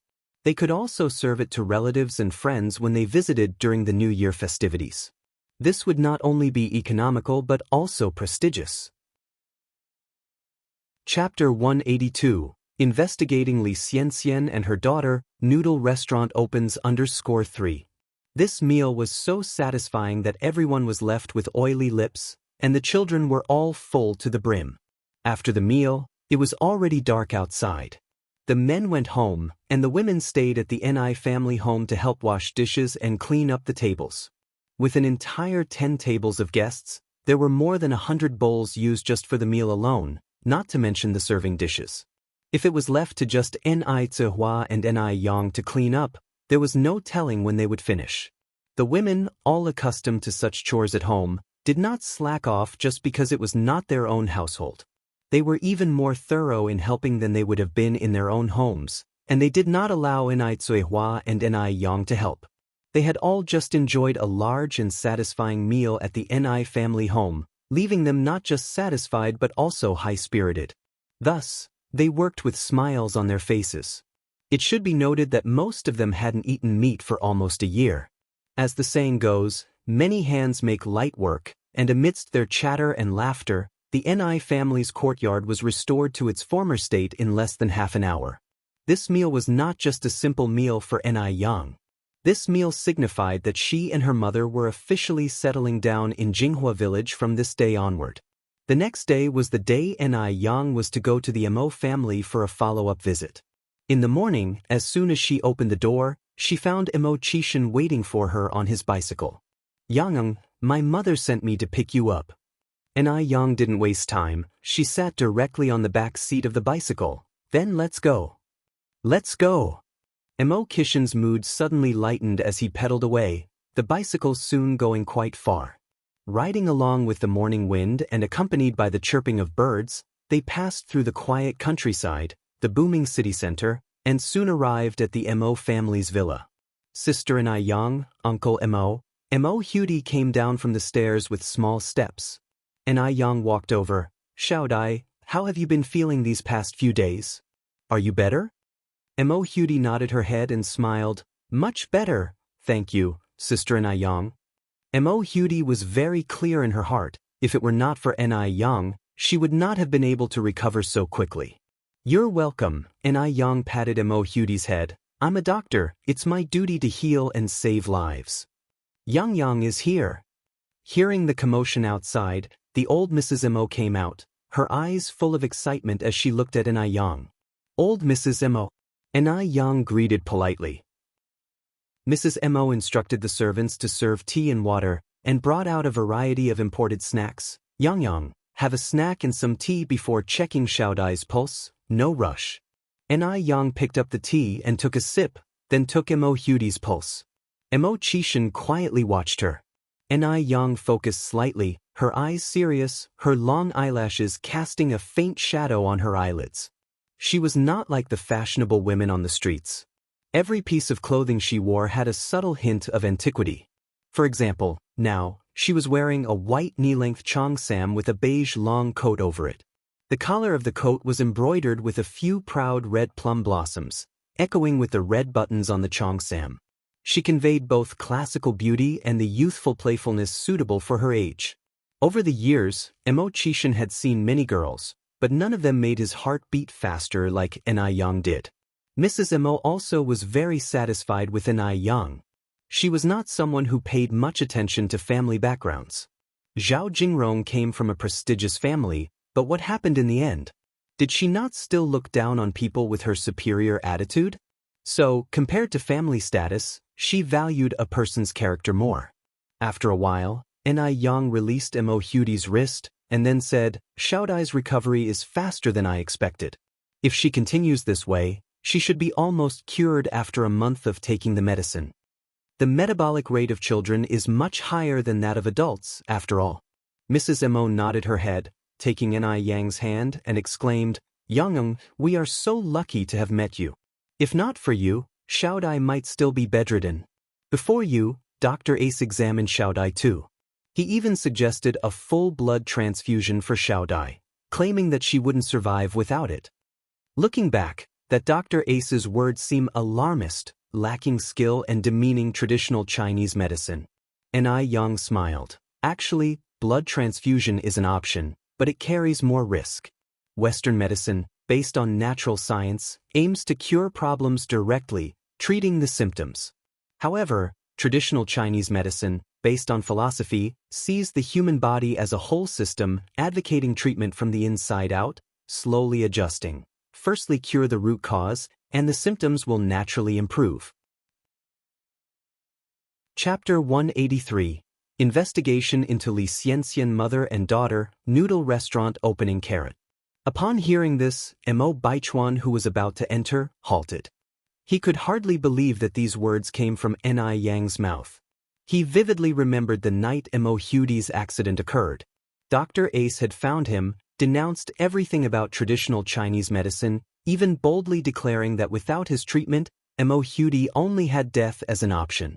Yet, not only did Yang not belittle Western medicine, but she also pointed out the differences between Chinese and Western medicine. Could an ordinary person possess such magnanimity? Or did Yang know he would return and had prepared her lines ahead of time? This wasn't impossible for Yang. After all, it was not the first time Yang has done such a thing. In order to get close to him, she had truly went to great lengths. Thinking of this, Mo Baichuan felt a surge of disgust. Just as Mo Baichuan was about to step in, his assistant ran over from behind and whispered, "Third Master, something has happened at the base." Another incident? Mo Baichuan slightly furrowed his brow, his eyes full of impatience. These past few days had been like a curse. Every time he left the base, something would immediately happen. He was nearly suffocating from being tangled up in these trivial matters. "Let's go." Mo Baichuan turned around and strode towards the door. In the room, Madame Mo thanked Yang again and then handed her a thick envelope. "Yang, this is a small token of gratitude from the Mo family. Please accept it." In principle, money cannot measure the act of saving a life, but Madame Mo couldn't think of any other way to thank Yang. "Madam, I accept your kind intentions, but I can't take so much." Yang opened the envelope, symbolically drew out a couple of large notes. "Taking these is enough. It's difficult to see a doctor, to find medicine, even harder to consult a doctor. If I were to take this much money from you, it would break the rules and no one would dare come to me for treatment anymore. Doing good deeds would bring blessings, This was a lesson Ni Yang learned from being reborn. Therefore, Ni Yang not only treated the rich but also ordinary people. If word got out that she charged sky-high consultation fees, what were those struggling people supposed to do? In this life, she intended to use her medical skills to help even more people. Madame Emo looked at Ni Yang, her eyes full of admiration. Girls as good as Ni Yang were hard to come by in today's world. She was very authentic, no deliberate flattery in her words, no smugness for curing Emo Hudi. Throughout, she retained a calm demeanor. It was as though she was like an orchid in an empty valley, quietly elegant. Good. Madame Emo held Ni Yang's hand, lavishing her with praise. After a while, Madame Emo remembered the business at hand, and continued, Yang, I have a younger relative. She tried to commit suicide some time ago by slashing her wrist and has not woken since. Do you think you can make some time today to see her? Ni Yang nodded, I can. Madame Emo excitedly said, we can go right now. Mom, Emo Chishan followed their pace, I'll accompany you too. The three of them arrived at the hospital together. When Ni Yang saw the patient lying in bed, she froze. If it's not Li Xianxian, then who is it? Even though Li Xianxian was considerably younger than in her previous life, Ni Yang recognized her at first glance. What was Li Xianxian's connection with the Mo family? Ni Yang vaguely remembered that in her previous life, there was a scar on Li Xianxian's wrist. So it was from this time. But why did she try to commit suicide? Although shocked, Ni Yang's face did not reveal anything. She reached out and rested her hand on Li Xianxian's wrist. After a while she lifted her head and said, I'm sorry, madam, but I'm unable to help this young lady. Madame Emo was taken aback. Alt? How could that be? Is Xianxian she? If even Ni Yang, with her excellent medical skills, was unable to cure Li Xianxian, did that mean there was really no hope for her? Ni Yang continued, this miss suffered external wounds, while my expertise is complex and difficult illnesses. I'm truly sorry, madam. Actually, for Ni Yang, Li Xianxian's condition wasn't a difficult case. But without understanding what happened in her past life, Ni Yang couldn't save a person suspected of killing her. In her past life, the last person she saw before her death was Li Xianxian. The suspicion on Li Xianxian was just too great. In fact, in her previous life, Ni Yang and Li Xianxian weren't very close, having only met 2 or 3 times. But because the last person she saw before the accident was Li Xianxian, Ni Yang had an exceptionally deep impression of her. Chapter 184. Investigation into Li Xianxian mother and daughter, noodle restaurant opening _5. Theoretically, she and Li Xianxian weren't very familiar. Li Xianxian had no motive to kill her. But why, after seeing Li Xianxian, did she die? Moreover, the more Ni Yan looked at Li Xianxian's face, the more she thought she resembled someone. Who did she resemble? Ni Yan squinted her eyes. Li Shu, right? It was Li Shu. Especially that mole on the left cheek, it was exactly like Li Shu's. Could Li Xianxian be Li Shu's daughter? In her past life, Li Shu spent her lifetime with Mu Jinbao. Aside from knowing that Li Shu had a son later on, Ni Yan never knew that Li Shu also had a daughter. What on earth was going on? The more Ni Yan thought about it, the more uneasy she felt. She was still pondering it as she walked out of the ward. Yang, what's the matter? Mo Chishan asked when he saw her absent-mindedly walking out of the ward. Ni Yan gave a faint smile. Nothing, perhaps the ward is just too stuffy. As she finished speaking, Ni Yan continued, who was that girl that slit her wrists? What's her relationship with your family? Mo Chishan replied, actually, there's not much of a relationship. Her name is Li Xianxian. She is a sophomore student at Beijing Normal University and she works part-time as a personal assistant to my eldest nephew at a base. Because she helped my mother before and she's an orphan, my mother has been quite close to her and has even considered her a potential granddaughter-in-law. So, it turns out that Li Xianxian had such deep ties with the Mo family. Ni Yan continued, she's an orphan? If Li Xianxian was indeed an orphan, then wouldn't the hypothesis of her being Li Shu's daughter be invalid? She knew too little about Li Xianxian from her past life, and for the moment, couldn't connect any dots. Yes, Emochishin nodded. Do you know her? Yen shook her head. No, I just find her somewhat familiar. Oh. Emochishin nodded. They reached the hospital lobby. Yen continued, Brother Emo, I have something to attend to. I must go now. Please say goodbye to the old lady for me later. I'll let the driver take you, Emochishin said. No need, Yen smiled. I have something to do downtown. All right, Emochishin nodded. Take care on your way. Yes, I will. Yen nodded, turned, and left. Soon, her figure disappeared outside the hospital. Emochishin leaned against the door frame. After a while, he pulled a cigarette out of his pocket, lit it slowly, propped it in his mouth, looking carefree yet dignified. After leaving, Yen went directly to a private detective agency.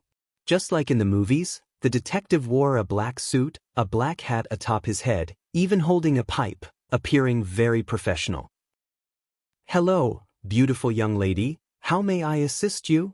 Although the detective had seen many beauties, he was slightly stunned when he saw Yen. He had seen many beauties, but a beauty with such spirit was a first. Some people, despite being beautiful, lack soul. But the young girl in front of him was different. Her beauty emanated from within. A rare oriental beauty. Help me investigate two people. Yen slowly opened her mouth. Which two? The detective handed a pen and paper to Yen. Please write the details on the paper. Yen took the pen and paper. In no time, the sound of rustling filled the air. About 10 minutes later, she handed the paper back to the detective. These two people. Li Shu, Li Xianxia? Yen nodded. Just investigate what's written on the paper. How many days will it take for the results to be known? The things you want to investigate are relatively simple, so results should come in about a month, the detective replied. The transportation of this era is not developed. Going anywhere required an introductory letter and certification. Moreover, not every city had an airport, so return trips tended to be time-consuming. Yen continued, then I'll come back in a month. All right, the detective nodded. Please deposit the travel expenses, hardship allowance, board and lodging and investigation deposit first, with the full amount being given for travel expenses and board and lodging. How much? Asked Yen. The total cost of these fees is 300. The detective continued. After the task is completed, you still need to pay another 500. Since there was no technical skill required for the investigation Yen requested, as long as he ran around and asked a few people, the information should be available, so the price wasn't high. Things like rich housewives wanting to know if their men were having an affair outside, those cost more, basically starting from 2000. Chapter 185. Investigation into Li Xianxian mother and daughter, noodle restaurant opening _6. Although it was only a total of 800 yuan, it was kind of expensive for Yang at the moment. After all, she just bought a shop, finished the refurbishment, and was a little tight on cash. But Yang paid without any hesitation. After all, this matter was related to her own safety. She always felt that her past lives' experiences and the cause of her death had a lot to do with Li Xianxian and Li Shu. So, she had to figure it out to have peace of mind. Having lived one life wrongly, in this life, Yang wanted to fully enjoy the great life. She couldn't leave any safety hazards. By the way, the last live's revenge should be reported together. Thank you for your trouble. Yang grinned slightly. The detective bowed. No problem, my surname is Zhou, just call me Xiao Zhou. Yang nodded. After leaving the detective agency, Yang felt a lot more relaxed. This matter could be handed over to the detective for investigation, because Li Xianxian couldn't harm her at the moment. The most pressing thing was to make money. With money came a sense of security. Because the noodle restaurant was opening tomorrow, Yang made another trip to the restaurant. In the restaurant, Wang Jinfang and Zhou Qingshang had already started making fish bone soup in preparation for tomorrow's opening. Since Yang pickled the sauerkraut herself and prepared the chili in advance, making sour fish wasn't a technical task, as long as the fish slices were thin enough. Both Wang Jinfang and Zhou Qingshang were clever people. Once Yang explained, They knew what to do. Aunt Zhou, Aunt Jinfeng, thank you for your hard work. And Yang walked in with a smile. Zhou Qingshang laughed. It's not hard. It's just some kitchen work. Wang Jinfeng grinned. Your Aunt Zhou is right, it's not hard at all. With the high wages Yang offered, neither Zhou Qingshang nor Wang Jinfeng felt tired. Instead, they felt more energetic the more they worked. There were 4 large pots in total. 3 of them were making fish bone soup, and the 4th was empty. Yang started to make sour plum soup with this empty pot. The dark plum, hawthorn, and other ingredients had been pre-soaked. It would take about half an hour. Being late autumn, the sour plum soup could be stored in a large glass jar without worrying about it going bad. Usually, Yang could serve 600 to 700 customers in a morning when she was street vending. On the opening day, there should be more customers than usual, so she prepared enough for 2,000 servings. The pickled vegetable noodles also prepared 2,000 servings. At this time of the year, even if they couldn't sell all, they could keep the rest for the next day's sales without worrying about spoilage. Even before the opening, there were a few people outside asking if they were opening tomorrow. Yang smiled. Yes, it opens tomorrow. Seeing Yang, everyone happily said, Little boss, it's really you. We came yesterday and didn't see you. We were worried that this shop had changed owners. Little boss, what time will you open tomorrow morning? Yang said, We open at 6 o'clock tomorrow morning. Will the sour plum soup be given away for free to those who come to eat noodles tomorrow? Yang nodded. Yes, everyone who comes to eat noodles gets a cup of sour plum soup. Okay, well definitely come over early tomorrow. In Yang's absence, Sun Chuanxiang made a lot of money. After all, once Yang stopped selling, there was only her store that sold pickled vegetable noodles. People who wanted to eat pickled vegetable noodles had to go to her store. Sun Chuanxiang proudly changed the price of the sour fish noodles to 3 yuans and 5 cents per bowl, 5 cents more expensive than what Yang used to sell. Even so, there were many people who came to eat every day. At this time, Sun Chuanxiang worked overtime to sell pickled vegetable noodles and made more than 5,000 yuan in just a month. With these 5,000 yuan, her son's tuition was all set. To make it up for the hard times her son had been through, Sun Chuanxiang increased his weekly food allowance to 100 yuan. She could make 5,000 in 1 month, 10,000 in 2 months, and 60,000 in a year. What's 400 to 500 yuan spent by her son a month compared to that? The more she thought about it, the happier Sun Chuanxiang got. She even couldn't help humming a little tune as she cooked the noodles. At this moment, her sister-in-law, Li Xiangji, walked over with a worried look on her face. Sister. What's wrong? Li Xiangji continued. I heard that Yang, that little girl, has bought a shop, and it will be open tomorrow. Chapter 186. Investigation into Li Xianxian mother and daughter, noodle restaurant opening? What? Sun Chuanxiang turned pale with fright. Li Xiangji repeated what she just said. She had been helping out here for some time, and Sun Chuanxiang had given her quite a few benefits. If all the business was taken away by Yang, wouldn't she lose out in the future? After getting a clear understanding of the situation, Sun Chuanxiang dropped the bowl she was holding. She bought a shop? That damn little bitch actually bought a shop. Where did she get the money to buy a shop? Yang had been gone for so long, Sun Chuanxiang thought she was dead. Unexpectedly, she had secretly bought a shop. For a moment, Sun Chuanxiang was both furious and envious. She was just getting by and Yang came to steal her business again. How could someone be so shameless? Then Sun Chuanxiang said, Xiangji, go to Yang's place now and find out if this news is reliable. Okay. Li Xiangji nodded and ran off. Sun Chuanxiang steadied her nerves and continued to serve her customers. Just then, 3 noodle-eating customers arrived at the stall. Before they could get seated, a middle-aged woman came from across the street. Xiaoli, Xiaozhao, Xiao, stop eating here. The Boss Noodle restaurant opens tomorrow, and you will even get a free sour plum soup. Really? The 3 of them were extremely excited.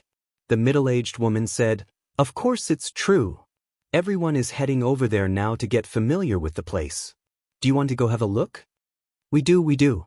Sun Chuanxiang, standing in front of the iron pot, turned black with anger and immediately chased after the 3 customers, saying, "Hey, don't go. The noodles are already cooked. How about I give you a 5-cent discount per bowl?" One of them turned back and said, "No thanks, the flavor here is not as authentic as what the little boss has." 3 cents a bowl, and they still want it to be more authentic? Pa! Sun Chuanxiang spat fiercely on the ground. "Disgusting poor bastards, I don't even want to do business with you." A large crowd had gathered in front of Ni Yang's shop. Li Xiangji was one of them, standing in the middle of the crowd, tiptoeing and craning her neck to see the renovation inside the shop. The door was made of glass. The interior was simply arranged, easy to see at a glance. Pictures of pickled fish noodles were stuck all around the walls. It looked hot with sesame, chili, green onion, and cilantro sprinkled on top, a very visual impact, making people salivate and couldn't wait to try a bowl. Color cameras had been introduced in 1936, but at this time, few people used them to photograph dishes for promotion. Ni Yang must be the first in the city to do this. To take these photos, Ni Yang spent quite a sum, a luxury few businesses could afford. No doubt, Ni Yang's idea was simply too brilliant. Many onlookers marveled in their hearts that this little boss was really good at doing business. Some of the other businessmen even planned to copy this business strategy after they got back. When Li Xiangji got back, she told Sun Chuanxiang about it. Upon hearing this, Sun Chuanxiang was so furious that she couldn't stand it. She could already foresee the miserable scene tomorrow. No, she must come up with a plan to retain her business. Is Ni Yang selling a bowl for 5 cents less tomorrow and also giving out a cup of sour plum soup? Sun Chuanxiang followed up asking. Yes. Li Xiangji nodded, but not everyone gets a 5-cent discount, only those with cards get it, but everyone does get a sour plum soup. Okay. Sun Chuanxiang nodded, then we'll sell it for 1 cent a bowl. Since fish was not expensive, the cost of a bowl of noodles was about 3 cents.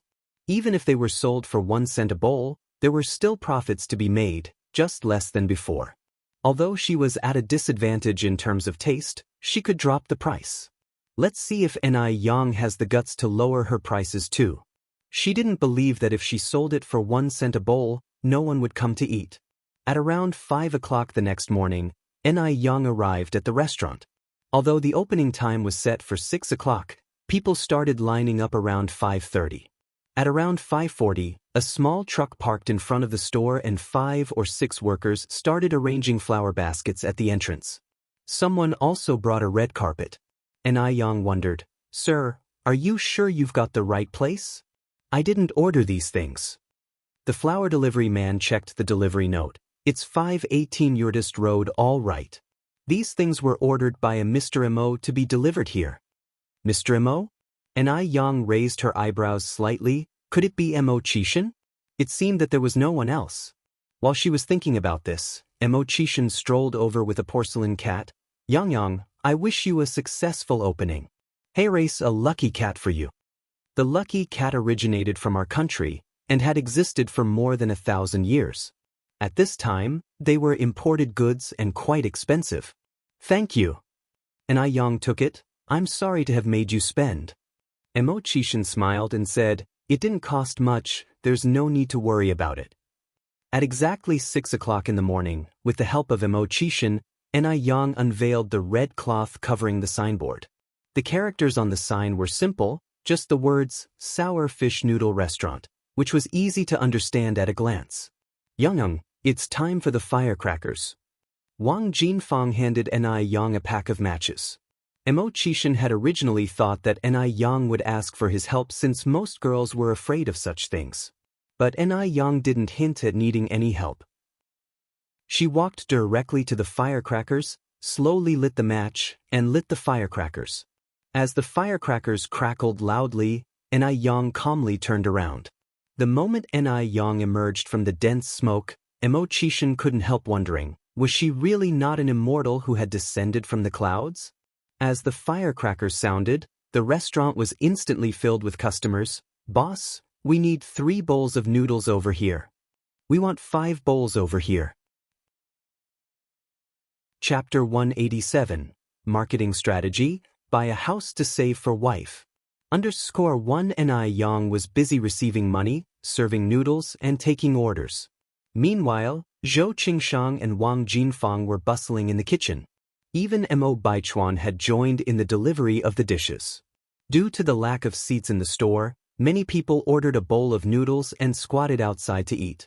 They enjoyed the spicy and tangy pickled fish noodles while sipping on the appetizing sour plum soup. The enjoyment was extreme. There was a lively atmosphere both inside and outside the store. Those who had never eaten pickled fish noodles couldn't help but order a portion. Business was booming, and the queue of people never ended. This scene made the bosses of nearby shops turn green with envy. Sun Chuanxiang arrived quite early in the morning. Unlike usual, there was no queue in front of her stall this morning. Seeing the deserted stall, Sun Chengxiang's face fell. She knew where all those customers had gone without having to think about it. Ni Yang, that damn bitch. Sun Chuanxiang had thought that lowering the price of pickled fish noodles to 1 cent a bowl in the morning should surely attract many people. However, reality had dealt her a heavy blow. Seeing Sun Chuanxiang like this, Li Xiangji was scared to even breathe.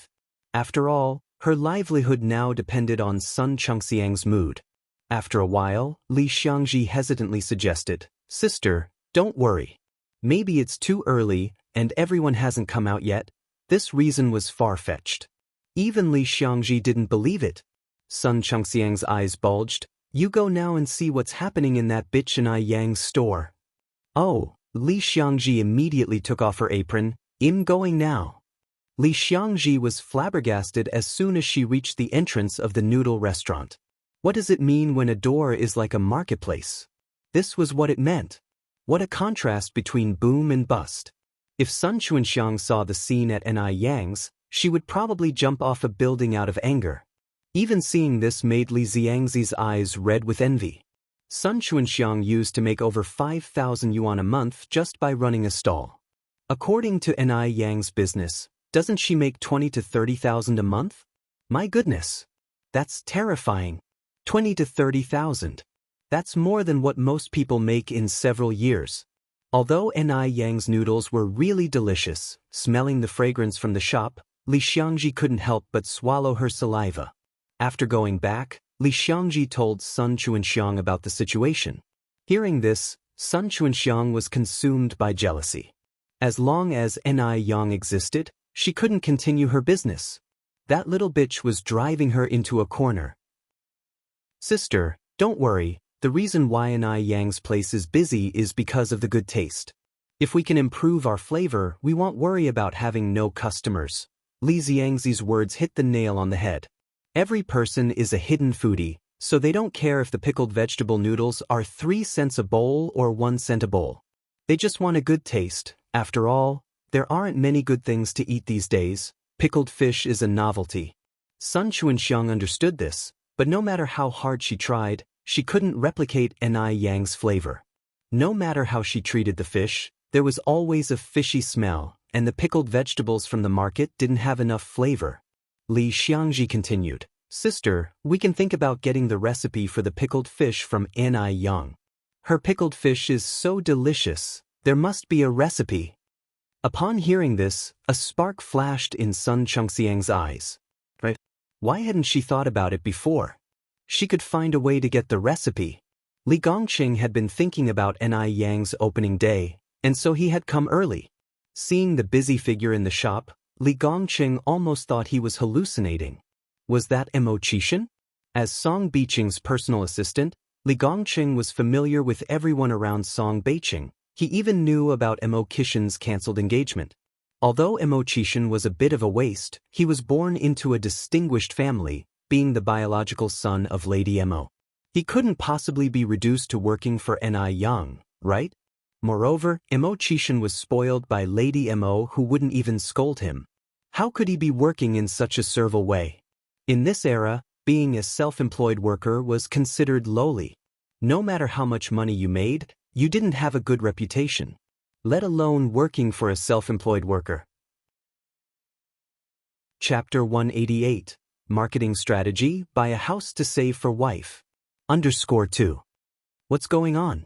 If it wasn't for his own eyes witnessing it, Li Gongqing definitely wouldn't believe it was true. Mr. Mo. Li Gongqing walked over to Mo Qishan and greeted him respectfully. Mo Qishan gave him a puzzled look. Since Mo Qishan was often idle and unstable like a shoddy job, it was normal that he didn't recognize Li Gongqing. Li Gongqing quickly explained, Mr. Mo, my name is Li Gongqing. I am the assistant to your nephew Song Beiqing. I came to pick up breakfast for the old lady. It was then that Mo Qishan remembered that Ni Yang was responsible for preparing breakfast for old lady Mo every morning. You wait a moment, I'll go call Yang Yang for you. Yang Yang? Is Mo Qishan really that close with Ni Yang? What's their relationship? Could it be a romantic one? A talented young lady like Ni Yang wouldn't be attracted to an aimless person like Mo Qishan, right? Li Gongqing suppressed his surprise, nodded and said, Okay, thank you, Mr. M. Mo Qishan then turned and headed to the kitchen. A few moments later, Ni Yang came out with an insulated box and 2 bowls of noodles. Thank you, Xiaoni. Li Gongqing took the insulated box and noodles with one hand and handed the money to Ni Yang with the other. Xiaoni, I wish you a thriving business and a fortune every day. Ni Yang smiled and said, Thank you. The noodle restaurant was very busy. After getting his takeout, Li Gongqing didn't stay long and quickly left. It wasn't until around 1 p.m. that the number of noodle eaters began to decrease. Ni Yang roughly calculated, from 6 o'clock in the morning until now, over 7 hours, nearly 1,500 servings of noodles have been sold. Excluding the 500 discounted bowls, the rest were sold at the regular price, meaning these 7 hours of business brought in more than 450 yuan. This does not include the price of the sour plum soup because it was complimentary today. The soup will definitely bring in more when it's priced separately tomorrow. As Ni Yang did the math, she hung a sign saying, taking a break, on the glass door outside and planned to rest for an hour and a half and be back in business at 2:30 p.m. As important as money is, it can't compare to good health. Brother Mo, you've worked hard today. Ni Yang took the bowl of noodles from Mo Qishan's hand and placed it in front of the last table of guests. Mo Qishan smiled and said, It's no big deal, I was just wasting time anyway. Ni Yang continued, It's getting late now, brother M, let me take you out for a meal. Mo Qishan had helped her all morning without ever taking a breather, Ni Yang wanted to treat him to a good meal. And Zhou Qingshang and Wang Jinfang in the kitchen were equally busy. If you really want to treat me to a meal, Mo Qishan replied, just cook me a bowl of noodles. After a hard morning's work, how could Ni Yang just treat him to a bowl of noodles? But Mo Qishan, as though seeing through Ni Yang's thoughts, sat down opposite her and sternly said, I really just want a bowl of noodles. Ni Yang gave a small smile, all right, just wait a bit then. As she finished speaking, Ni Yang turned and headed to the kitchen. In the kitchen, Zhou Qingshang and Wang Jinfang were constantly busy.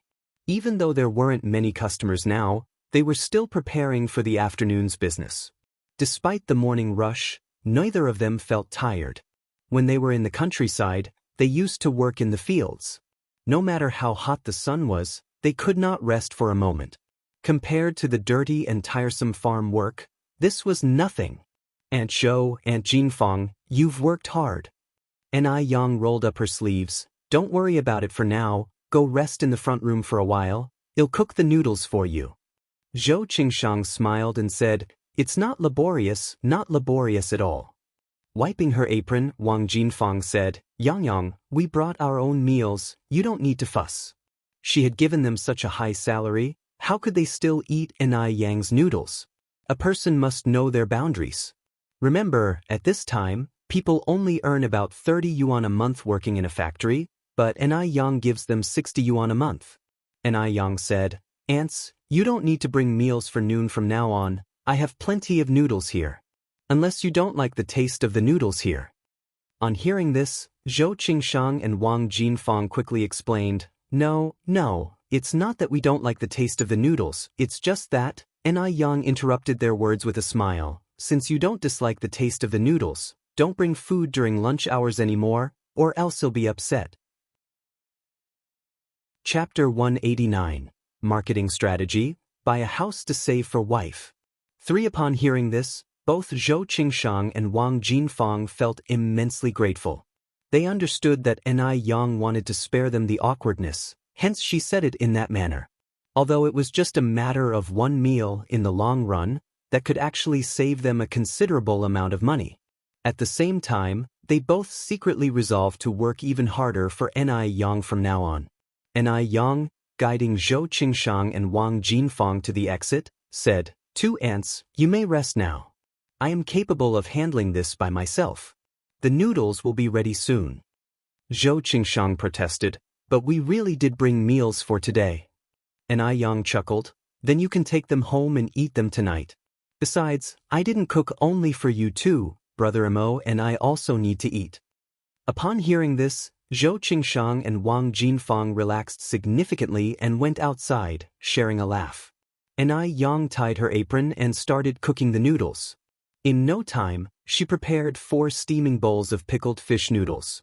With everything she needed already available in the restaurant, Yang added other food ingredients like crispy fried eggs, green vegetables, bean sprouts, pork slices, chili, green onions, and cilantro. It transformed the simple dish into a deluxe version of pickled noodle soup. Yang placed the bowls on the table and said, "Aunt Zhou, Aunt Jinfang, Brother Mo, let's eat." Zhou Qingshang and Wang Jinfang glanced at each other, lifted the bowls from the table and said in unison, "We will eat over there." Young people should have their space for conversations. It wouldn't be appropriate for 2 old ladies to sit between them. The 2 women took their bowls and moved away.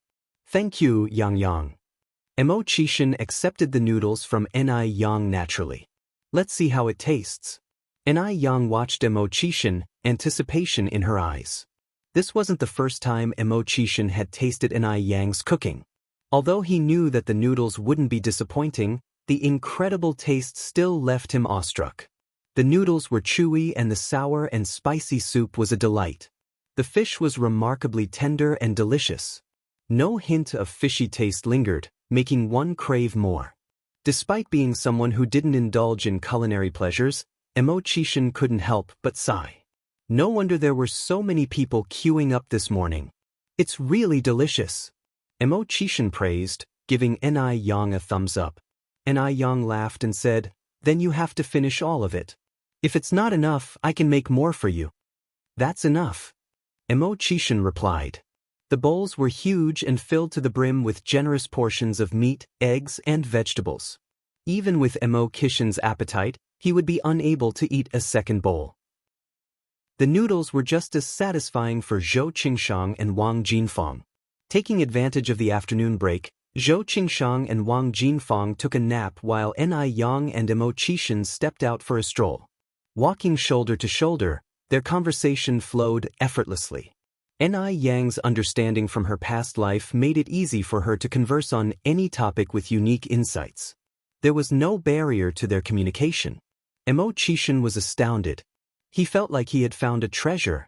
The duo discussed the future development trends. Yang sighed and said, "If we have the money, it would be great to invest in real estate, especially in Beijing and Shanghai. It would be best to buy as many houses as possible there. In this era, people are generally content with their current situations and could not imagine the significant changes in the major cities in the next 2 or 3 decades. For ordinary people, owning a couple of properties would ensure financial stability for their later years."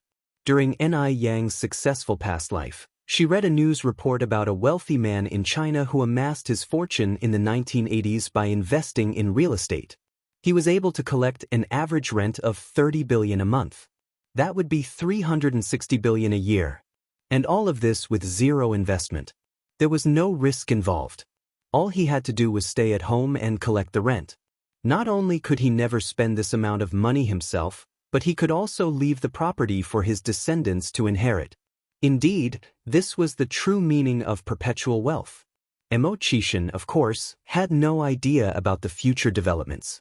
Still, he nodded and kept Yang's words in his mind. Having commitments in the afternoon, Mo Qishan left after dropping Yang at the noodle restaurant. Just when he reached the corner of the street, a black car pulled over. Brother 6. Wu Darning got out of the car. How is the situation with sister-in-law? She is doing well.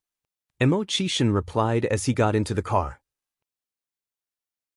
Chapter 190. Marketing Strategy, Buy a House to Save for Wife. _4. Wu Darning drove away. Inside the car, Cultivation then spoke. Darning, didn't you mention before that you wanted to invest in something? Wu Darning nodded. Wu Darning was a rural man with poor living conditions in his family home. He hoped to invest his spare money into something that would increase his earnings and help his grandparents, parents, and siblings live a better life. In the 1960s and 70s, before the one-child policy, it wasn't uncommon for rural families to have 7 or 8 children. Wu Darning, being the middle child, despite having made some money while working with Cultivation, he was unable to provide for his large family. Invest in property. Cultivation then said. Wu Darning, puzzled, asked, Brother 6, are you talking about buying houses? Cultivation nodded. Your 6th sister-in-law is correct. In the future, property will certainly play a vital role in the economy. Investing in several houses in Beijing will be stronger than any other investment. He carefully thought about it. Actually, what Yang said made a lot of sense. In these times of great change, university graduates are allocated jobs in big cities, farmers are coming to big cities to find work, individual businesses are moving to big cities. As the population increases, the rise of house prices is inevitable. Wu Darning laughed. Houses can't be eaten or worn, it's enough to have a place to live. Besides, I have a homestead in my hometown. I plan to build a brick house during the new year so the whole family can move in.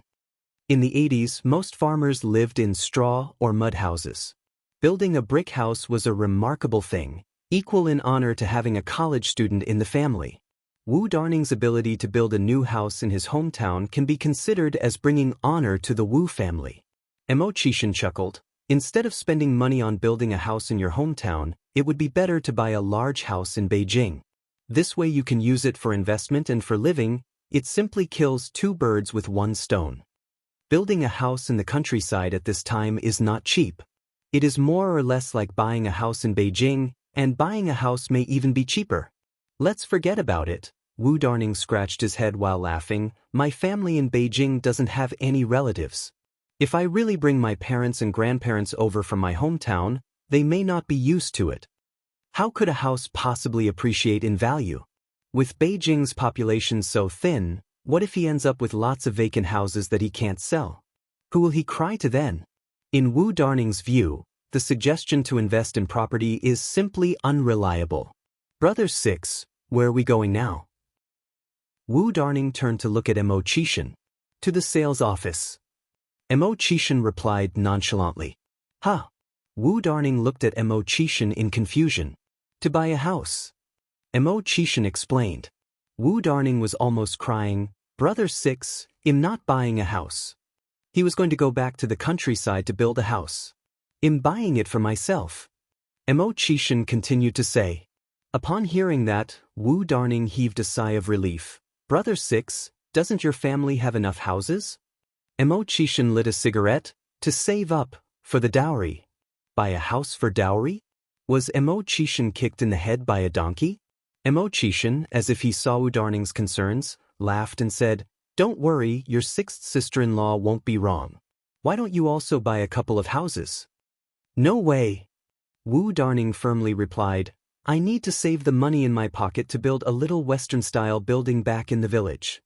A little Western-style building. By that time, he could definitely dazzle those who used to look down on his family. Just thinking about this made Wu Darning somewhat excited. Cultivation exhaled a puff of smoke slowly, as you like. It's not right to push someone on such matters. Even when they left the sales office, Wu Darning was still in a state of bewilderment. Brother 6, shall we go back now and cancel all those houses? You shouldn't just buy so many houses because of what your 6th sister-in-law said. With so many houses, if he can't sell them in the future, he won't have a place to cry. That's not the way to court a woman. Although it's not his money, Wu Darning still feels sorry for Cultivation. People in love are just idiots. Cultivation usually seemed like a very astute person, But when he gets confused, he gets really confused. Immortal just laughed. It's okay. If they eventually don't sell, they'll just consider it as a loss in gambling. Chapter 191. Marketing Strategy. Buy a house to save for wife. _5. Lost in cards? What kind of card game could cost so much money? As they were talking, Immortal added, in a few days we 11 be passing through Shanghai, let's buy a few more houses in Huangfu district. Buy more. Wu Darning was speechless. Your sixth sister-in-law said, Immortal continued, that only houses in Beijing and Shanghai have high investment value. Wu Darning, not daring to speak ill of Ni Yang, could only whisper, not everything your sixth sister-in-law says is necessarily right. Immortal laughed. Whether it's right or not doesn't matter, what matters is that she said it. Wu Darning. Hopefully, Immortal won't regret it later. He could only offer a slight warning and avoid saying too much. Thinking about all that money going down the drain, Wu Darning felt a twinge of pain. If he had that much money, he'd rather spend it on more food and clothes, not like Immortal. Even putting it in the bank to earn interest would be better than buying houses. Sigh, Immortal was the type who just did not turn back until he hit a wall. At 2:30 in the afternoon, the noodle restaurant opened on time. Even though the afternoon crowd wasn't as large as the morning, all the tables in the shop were always occupied. By dinner time, there was a line forming again. Luckily, Ni Yang had prepared plenty of noodles and fish soup in advance, otherwise, they wouldn't have been enough. Despite good business, Ni Yang didn't stay open too late and closed punctually at 7:30. Firstly, it was for health reasons. Secondly, it was a marketing strategy. She had to keep her customers longing, maintaining an air of mystery to attract more new customers. If the restaurant were open all the time, it might seem too cheap to customers. That night, back home, Ni Yang sat on the bed and went over the day's accounts. She found that the day's total business actually amounted to 850 yuan. The total cost of electricity, water, gas, labor, and ingredients was about 2 yuan. After deducting these, the net profit was 750 yuan. Along with the good sales of facial cleanser and aloe vera gel in the past few days, she could make around 900 yuan a day, which amounted to 27,000 yuan a month. Even though she could earn more than 20,000 yuan a month, Ni Yang was not satisfied at all. After all, in her previous life, she was a boss playing with millions within minutes. She had to work harder. After securing the money, Ni Yang went to cook. Suehua had already washed the vegetables, so Ni Yang just had to cook them. In no time, Ni Yang had cooked 3 dishes and a soup. The first dish, stir-fried pork with cowpea.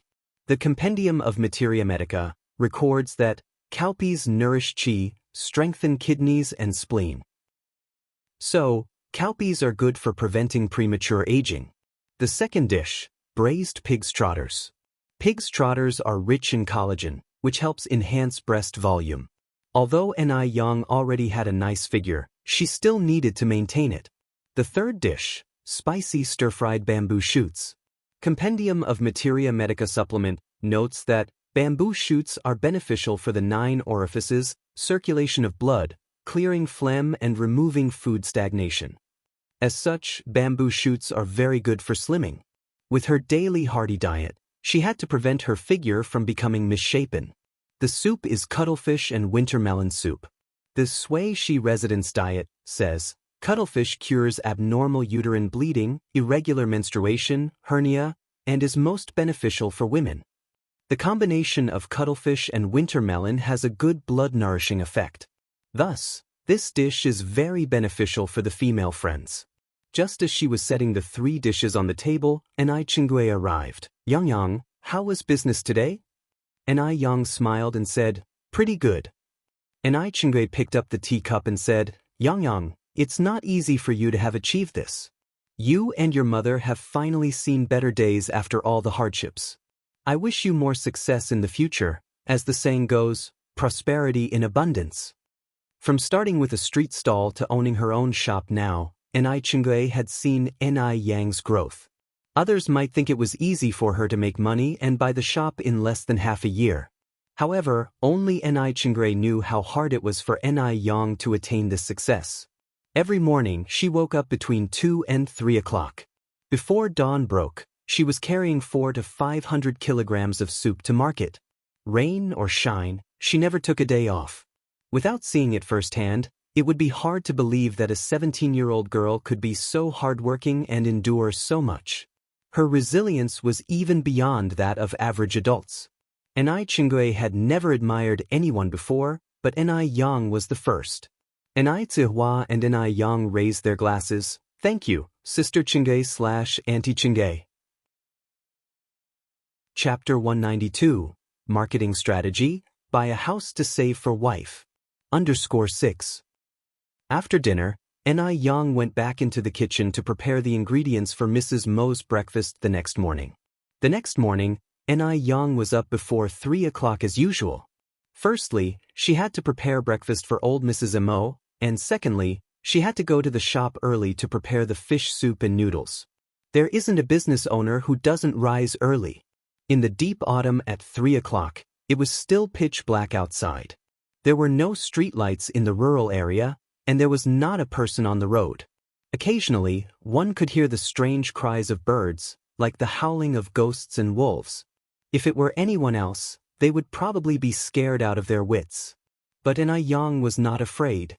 In her previous life, what had she not experienced? In fact, ghosts are not the scariest things. What's truly terrifying is the human heart. At 4 o'clock, Ni Yang arrived at the shop. She started simmering sour plum soup, preparing sour fish, and soon the small kitchen was filled with warm steam. Although Ni Yang told Zhou Qingshang and Wang Jinfang to arrive at the shop by 6 o'clock every morning, they were there at 5.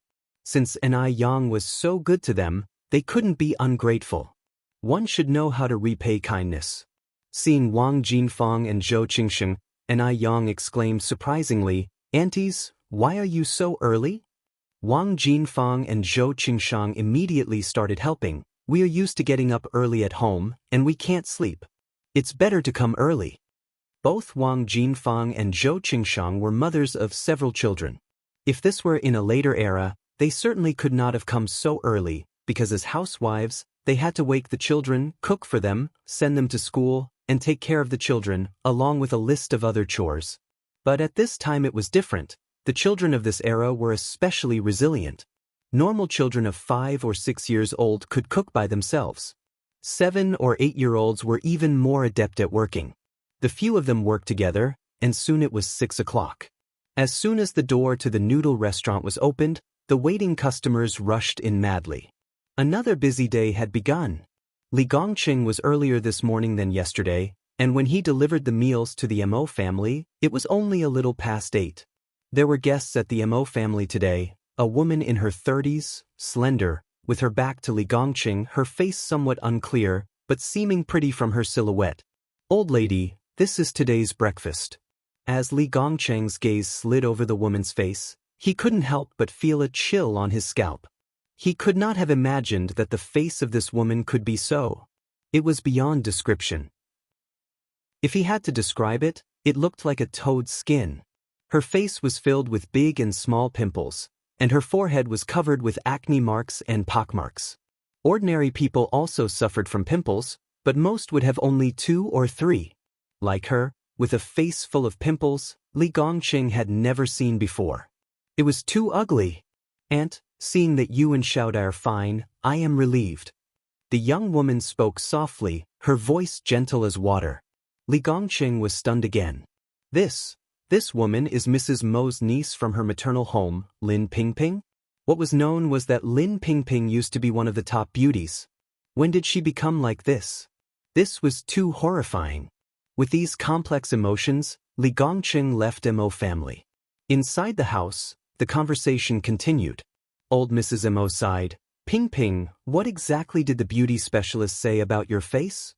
The most important thing for a girl was her face. Speaking of this topic, Lin Pingping also sighed. She didn't know how much money she had spent for this face, how many skincare products she bought, but they were all useless, and it was getting worse and worse.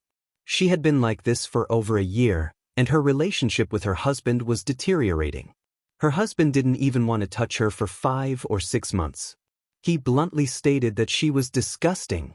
Last month, for fear that her face would be contagious, he forcefully separated their rooms to sleep. She didn't know how much she had suffered from her mother-in-law and father-in-law. Now, there at her in-laws, even her food was served in a separate bowl. If it were not for her aunt Mrs. Mo supporting her, her husband would have divorced her a long time ago. The purpose of her visit to the Mo family today was to check up on Mrs. Mo and Mo Hudi, and also to warn her in-laws that she had someone backing her up. Although both her parents died, Lin Pingping won't allow herself to be bullied. You're tuning in to the Wang Lin's Journey YouTube channel. Don't forget to subscribe and join us on this journey to catch the most captivating stories.